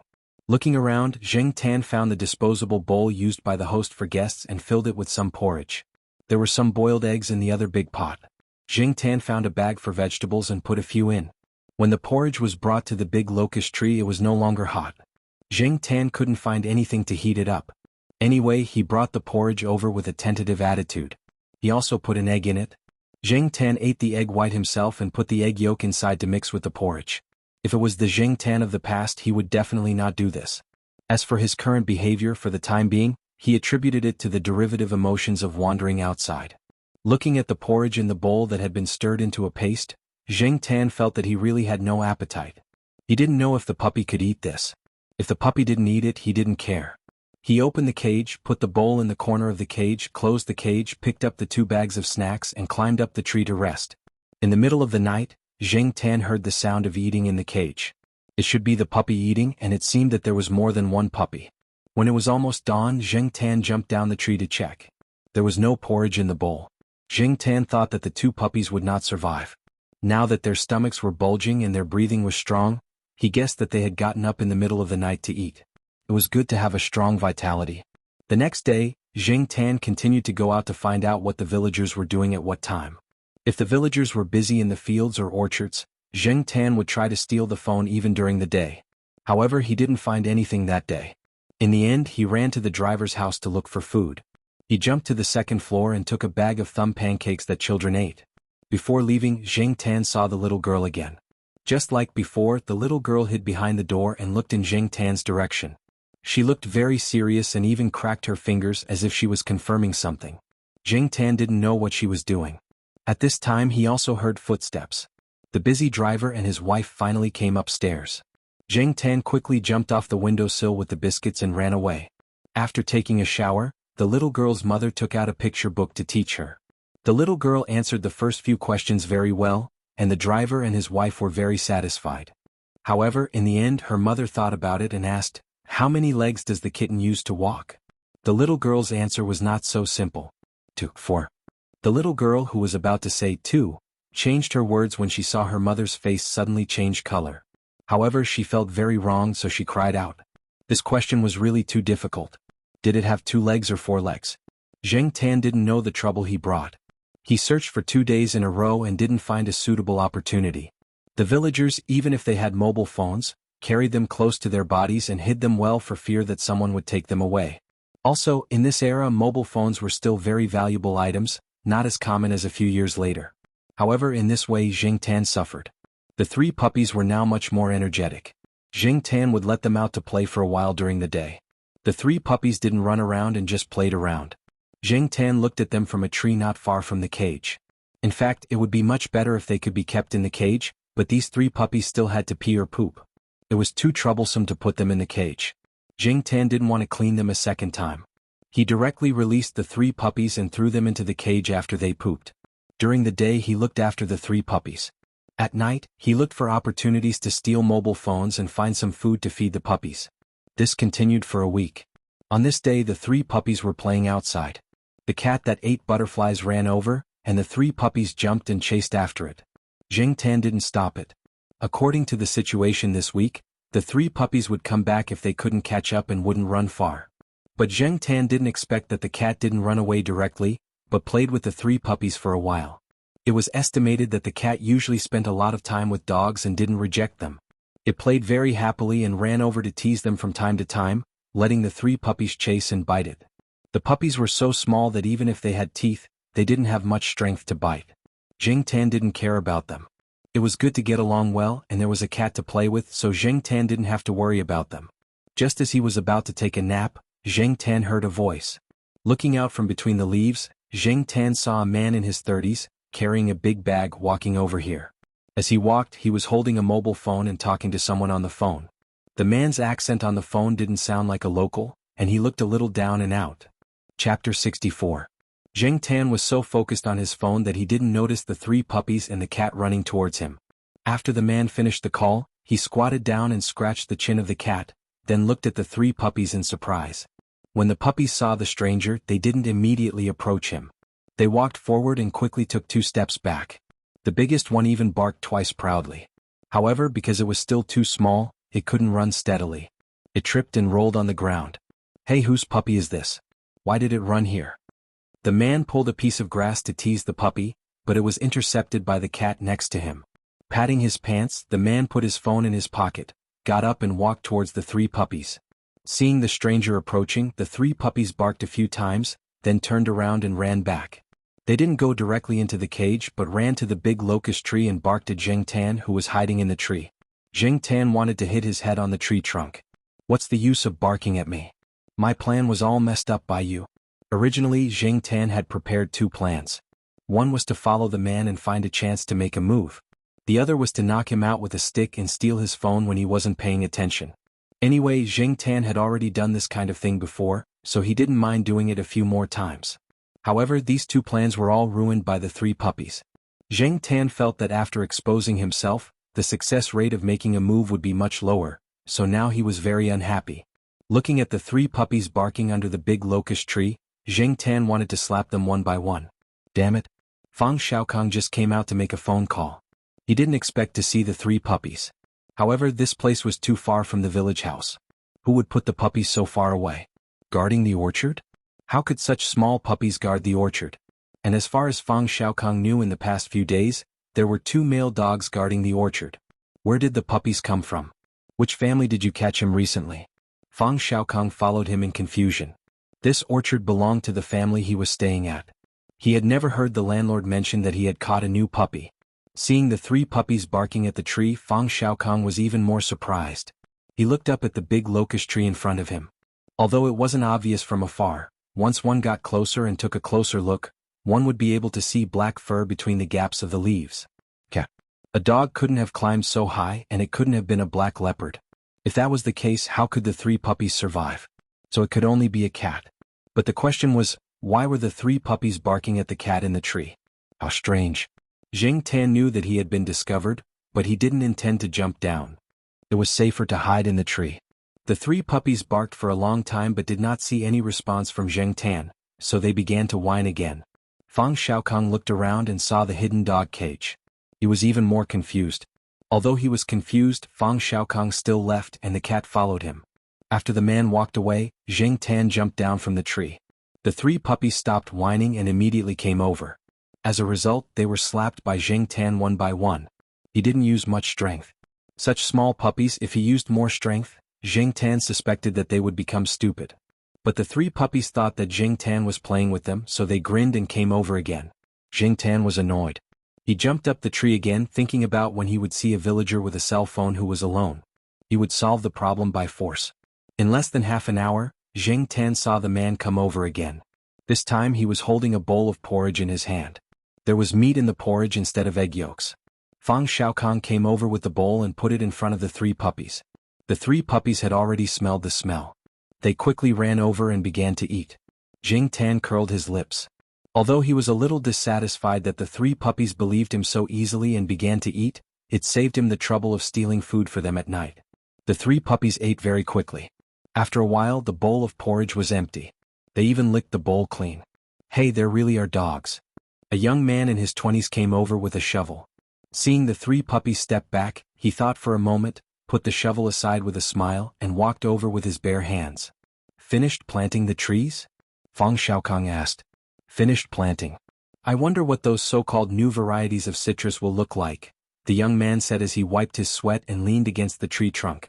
These dogs don't look like mongrels. Fang Xiaokang pointed at the 3 puppies who were playing with each other. Yes, it's a strung dog, a mongrel dog. This is probably the son of the village head's son, Du Gao. Yesterday I heard that they threw the puppy away. I didn't expect to see it here. The young man became excited again when he talked about it. The tiredness from planting the tree just now disappeared. Du Gao? I remember someone said that the village chief's son had 2 Du Gao, 1 male and 1 female. Yes ha. Everyone in our village knows that the female Du Gao didn't like the male Du Gao. Instead, a mongrel got her. I just don't know whose mongrel it is. It's so capable. When the puppies were just born, they could fool people with the excuse that the puppies were too young and didn't grow up. As they grew up, they became more and more like mongrels and could run around. They couldn't hide it anymore. No one was a fool. Although people didn't say it publicly, they treated it as a joke in private. Their family probably felt embarrassed and threw the puppies away. In the beginning they were so proud of raising the dugao. They even bought it at a high price. In the end it became a joke. The young man laughed happily. "What about these puppies?" Fang Xiaokang asked. The young man came over and picked up the biggest puppy. "Yo, they are quite fierce." If he wasn't prepared, he would have been bitten by the puppy. The puppy that was picked up saw that it couldn't bite people and made a low growl in its throat. "These puppies are not bad, but it's probably not good to keep them in the village. The village chief's family will definitely have opinions. I'll call my friend later and ask. His family has a ranch. A few days ago they said they wanted to buy dogs. I think these 3 are good." "Your friend likes this kind of dog?" "It's not that he likes this kind of dog. He likes native dogs the most. He often goes to the mountains to find pure native dogs and brings them back to train. That kind of pure native dog is stronger, has spiritual energy, and is smart enough. After a long time it's also loyal enough. They are also brave and can hunt. They can also be used as working dogs. The dog he raised before was like that.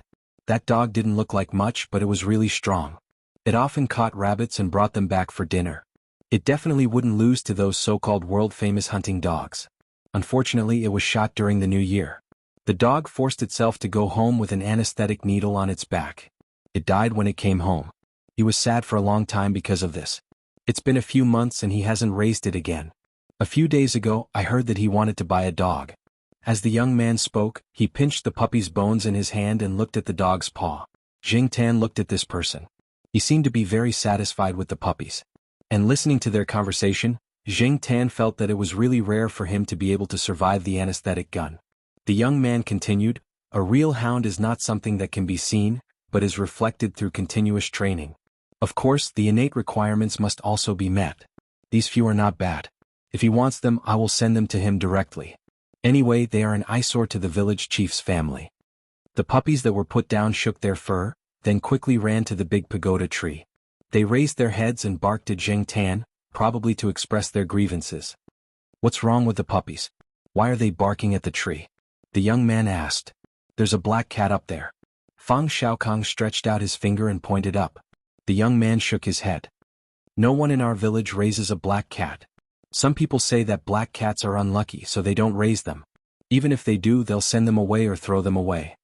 "These 3 puppies were probably picked up by the black cat on the tree," Fang Xiaokang said. "Black cats are really weird. They even pick up puppies." The young man didn't care whether the black cat was telling the truth or not. The more he looked at the 3 puppies, the more satisfied he was. "Brother Fang, I'll go back and make a call. Just use my phone." Fang Xiaokang was about to take out his phone from his pocket. No, I'll go first. Brother Fang, help me look after the puppies. Don't let anyone take them." After that, the young man turned around and walked quickly home with a shovel.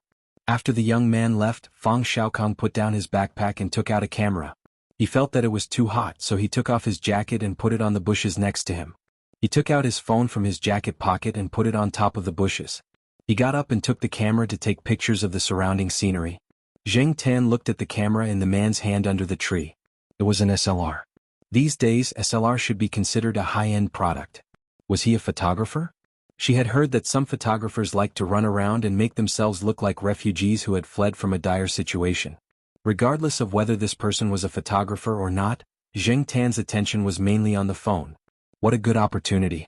Should he grab the phone and run? Jing Tan looked at the person taking the photos and started to slide down the tree.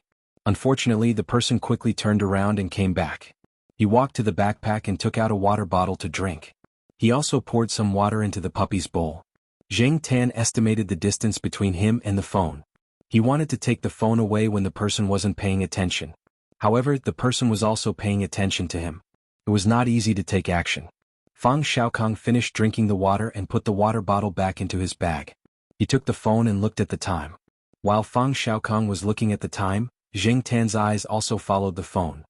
"You want to play with the phone? Here, play with it." Fang Xiaokang put the phone on the ground in front of him. Obviously, Jing Tan's small movements didn't escape the other person's observation. Jing Tan looked at the person in front of him and then looked at the phone on the ground.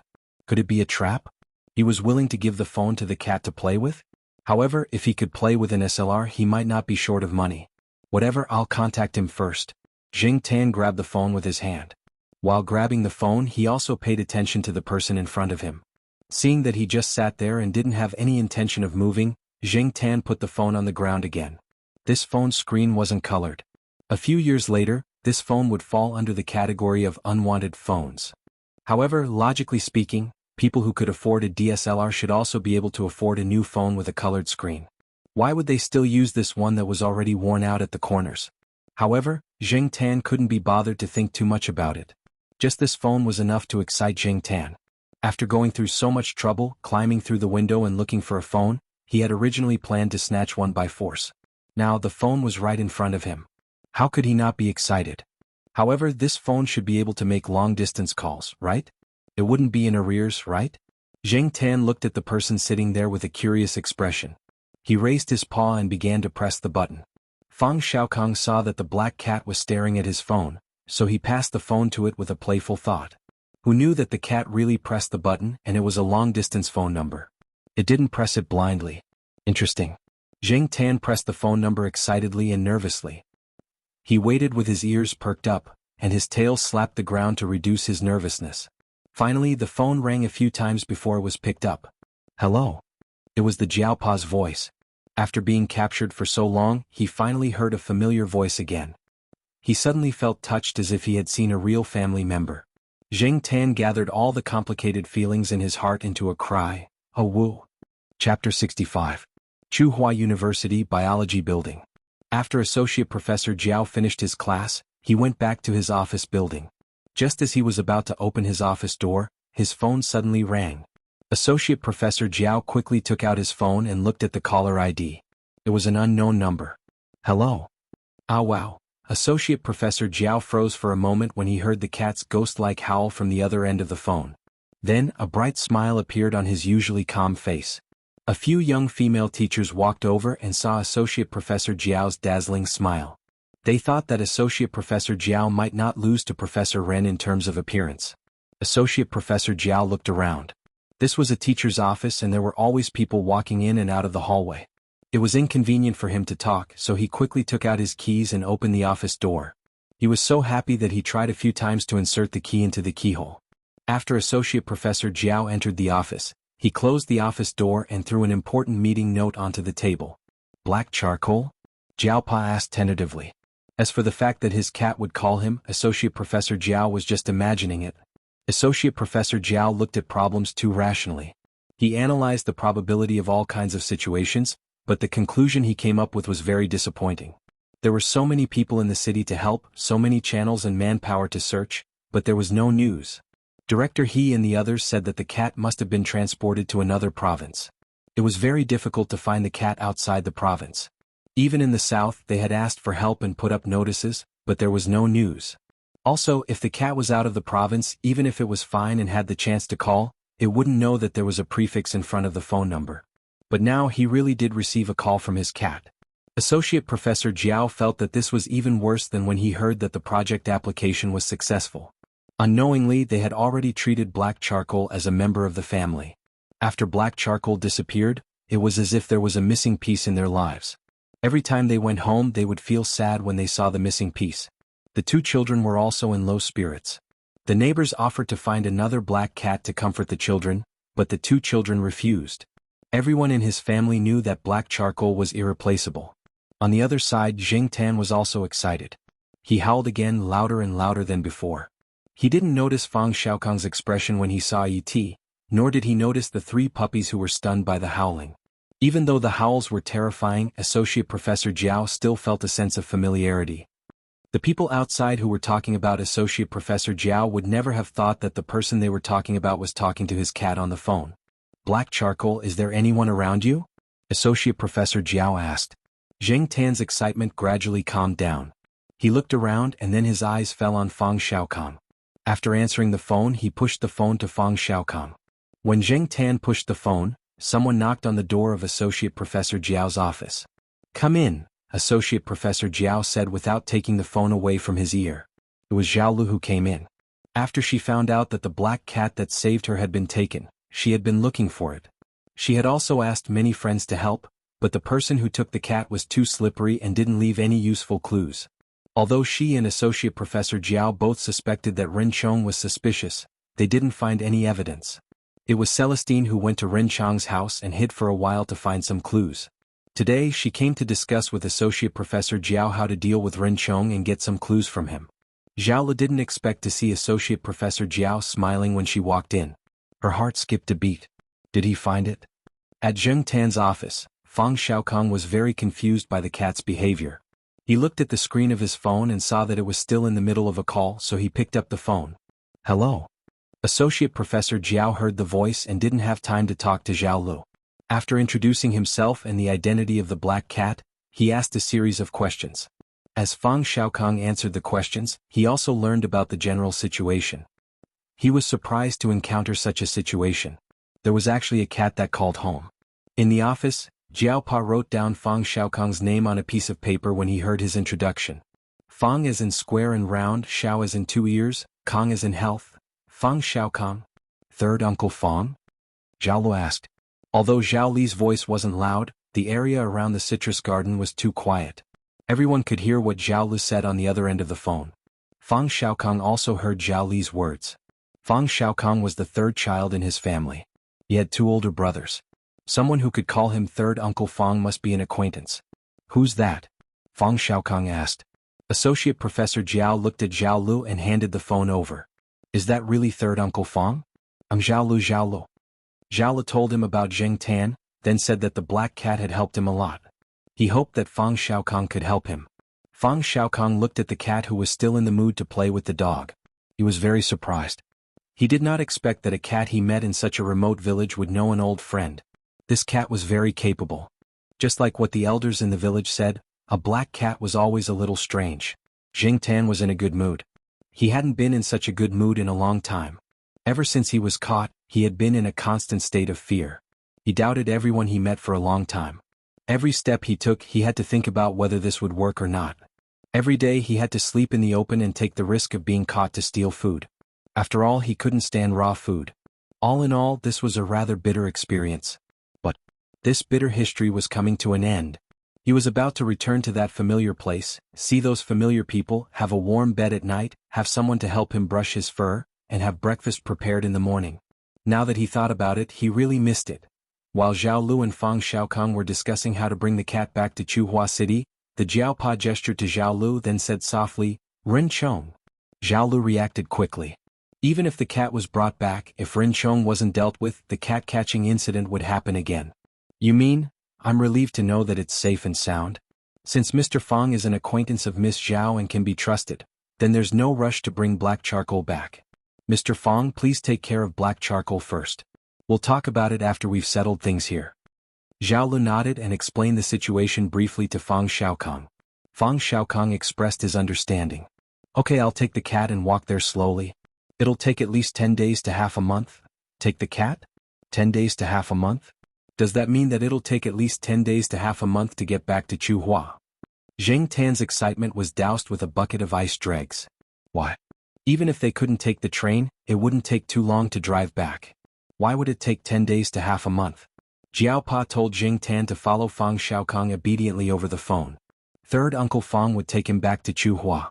At the moment, Chuhua couldn't send anyone over to pick up Zheng Tan. There were still things to deal with there. Even though the Jiao Pa didn't explain much, Zheng Tan could still analyze the reason from his words. Zheng Tan expressed his understanding. It was for his own good. He didn't want to face people with bad intentions once he got back. Fang Xiaokong looked at the cat in front of him, who was listening to the phone attentively. Even Third Uncle Fang, who boasted that he had seen the world and seen many strange things, couldn't help but be amazed. That cat's father was also special. He actually explained so much to a cat. If it were someone else in this village, they would probably be thinking about how to exorcise demons and ward off evil spirits. After the phone call, Zheng Tan was less wary of Fang Xiaokong. Since Fang Xiaokong was someone Zhao Li knew, and he had Zhao Li's guarantee, Zheng Tan didn't need to spend so much effort on guarding against him. At this time, the young man from before also ran over after the phone call. He said that he would drive out tomorrow and bring the 3 puppies to his friend. Knowing that the 3 puppies were settled, Zheng Tan was completely relieved. From the conversation between Fang Xiaokong and the young man, he knew that the person who was going to adopt the 3 puppies was a good person. That night, Jing Tan followed Fang Xiaokong to the young man's house. Of course, Jing Tan hid in his backpack. The people in this village didn't like black cats. He was afraid that the landlord would be unhappy if he found out. As for the 3 puppies, the young man also put them in cages and carried them back. After eating and drinking and sleeping well, Jing Tan woke up early in the morning and followed Fang Xiaokong onto the young man's tricycle. The puppies were in cages. They had a good meal last night and this morning, and now they were going to sleep. The road in the countryside wasn't easy to drive on. There was a long stretch of uneven road. The bumpy driving made Jing Tan feel dizzy. The 3-hour drive, in fact, would probably take less than an hour if the road was flat. The young man and his friend raised sheep and some cows. They also built a place to raise poultry. The scale was quite large. No wonder they wanted to raise dogs. Looking at the 3 puppies, the friend was very satisfied. He had already tidied up the kennel yesterday. After looking at the 3 puppies, he took them over. Jing Tan and Fang Xiaokong had lunch there. In the afternoon, the young man would drive them to the county. The road to the county was much better. It wasn't so bumpy. Although the journey was twice as long, it took about the same amount of time. Jing Tan didn't bring Kitty's cat tag with him. In the village, he took off the cat tag and hid it for convenience. When he left with Fang Xiaokong, he didn't take it. Now he was really a stray cat without a tag. However, with Fang Xiaokong by his side, Jing Tan wasn't so anxious. However, his good mood didn't last long. After Fang Xiaokong bought a bicycle, Jing Tan couldn't stay calm. Chapter 66. Jing Tan felt that Fang Xiaokong was quite unreliable. After this guy entered the county, he happened to pass by a bicycle shop and suddenly came up with the idea of buying a bicycle. In fact, this guy hadn't ridden a bicycle in a long time. Even when he was traveling, he drove a 4-wheeled bicycle. The owner of the bicycle shop promoted it for a long time, but Fang Xiaokong didn't buy the brand new mountain bike that was said to be the most advanced design. In the end, he bought a second-hand bike. Even if it was a second-hand bike, it was still a mountain bike. The shop owner didn't seem too happy because Fang Xiaokong didn't buy a new bike, but after all, it was still a business deal, so he inspected the bike again. Fang Xiaokong looked at the black cat squatting not far away, then looked at the bicycle being inspected. He said to the shop owner, "Boss, can you add a basket for me?" The shop owner looked at Fang Xiaokong strangely. He probably didn't expect someone to make such a request. Most people bought this type of bike mainly for sports. Who would put a basket on it to buy groceries? However, since the customer made the request, he wouldn't refuse. A basket could still make a few dollars. Being a professional, the boss still asked, "Are you loading the basket to store the goods?" Fang Xiaokong thought for a moment and nodded. "Yes." "How heavy is it?" "It's not too heavy." Then the shop owner didn't say anything else. Since it was just for goods and wasn't heavy, there was no need to modify it too much. He just put a basket on it. After the inspection, the basket was loaded and the payment was made. Getting on the bike, Fang Xiaokong felt good. It was as if he had returned to his youth. He was suddenly looking forward to the rest of the trip. Jing Tan squatted at the side and looked coldly at the self-satisfied Uncle Fang. He couldn't understand why Uncle Fang would choose such a lifestyle. When he was on the phone with the Jiao Pa, Jing Tan heard a hint of respect in Zhao Li's tone. It wasn't fake politeness but real respect. This meant that Uncle Fang should have some background. At the very least, he shouldn't be short of money. But why would a man in his 30s choose such a lifestyle? He made himself look like a poor man. As Jing Tan was thinking, Fang Xiaokong rode over. He stopped in front of Jing Tan, patted the basket and said proudly, "Goods, get on." Jing Tan. "Goods my ass." They were going to go from this small county to another city. Their next stop was a big city. The surrounding roads should be relatively good. Jumping on the basket, Jing Tan felt something was wrong but he couldn't tell why. Anyway, it wasn't as comfortable as squatting in the basket of little Pomelo's children's car. Fang Xiaokong carried his travel bag and rode out of the city on his bicycle. The roads in the city were very smooth, but it was different when they left the city.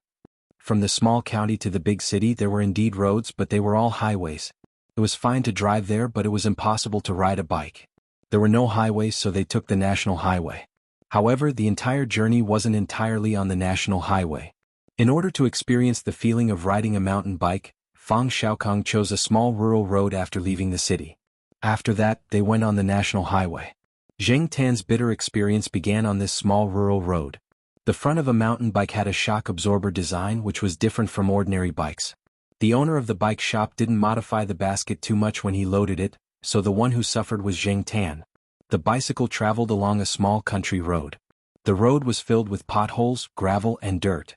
Whenever it bumped, Zheng Tan would feel the bicycle's basket move up and down violently.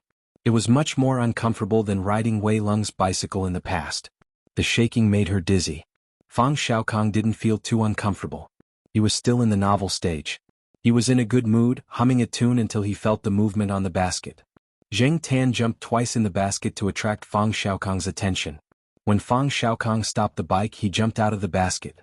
When he landed, he was still a little dizzy and almost couldn't stand straight. What's wrong? Fang Xiaokong looked at Zheng Tan, who was squatting on the side of the road and pulling at his ears with an unwilling expression. Then he looked at the basket, raised his hand to push the basket twice, and looked at the front fork of the bike.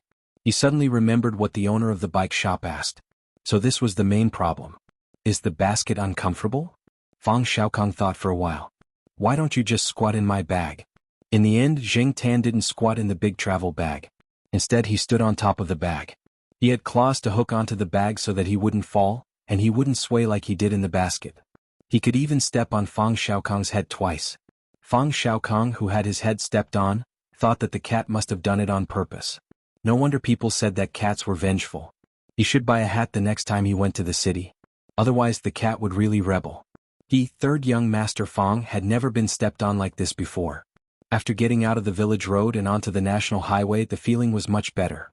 There was no more bumping, and Zheng Tan could even take a nap on the bag.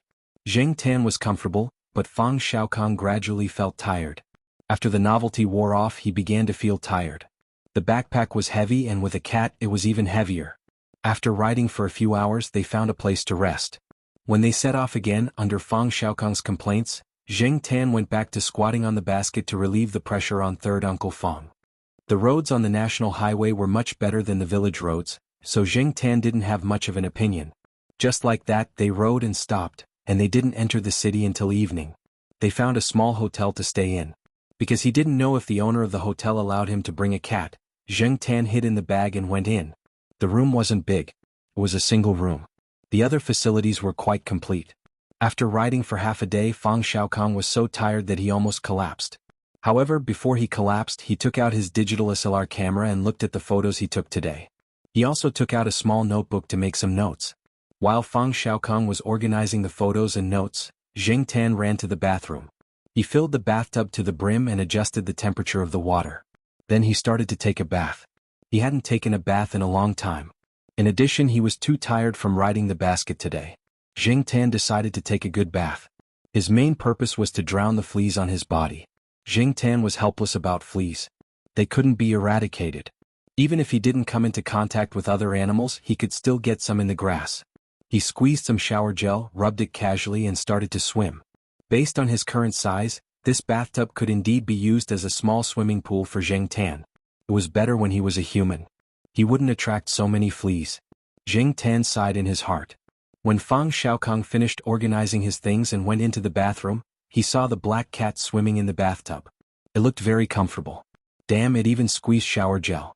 Fang Xiaokong had friends who also owned cats, so he had heard that most cats didn't like to take baths. Just as Zhao Lu said, this cat was very special. Black cats were really strange. Fang Xiaokong thought to himself. After Zheng Tan finished bathing, he found a hairdryer and dried his fur. The hairdryer was placed on the table. He turned on the button and set it to hot air.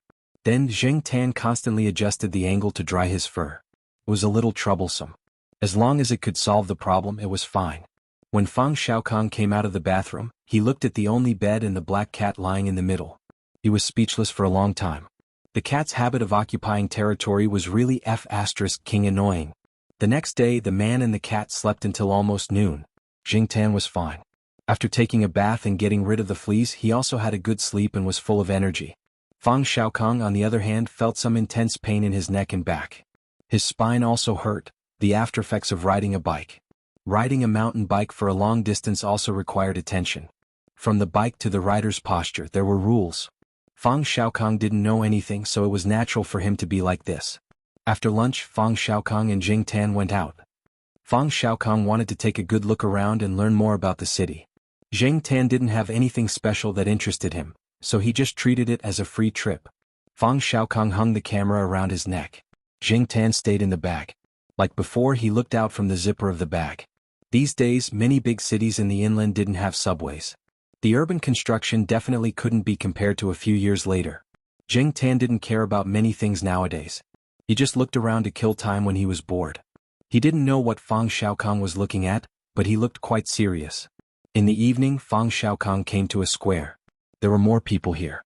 There was a commercial street nearby. Some people were dancing in the square. There were groups of young people and middle-aged women. The surroundings were noisy. Fang Xiaokong didn't want to stay here and was ready to leave. Before leaving, Jing Tan's attention was attracted by the sound of a guitar and strings. Fang Xiaokong obviously noticed it too. He walked over. In the corner of the square, a few young people were singing. There were also people around watching, but not many. Some people even threw coins in front of them. Fang Xiaokong watched for a while. When they were resting, he went over to chat.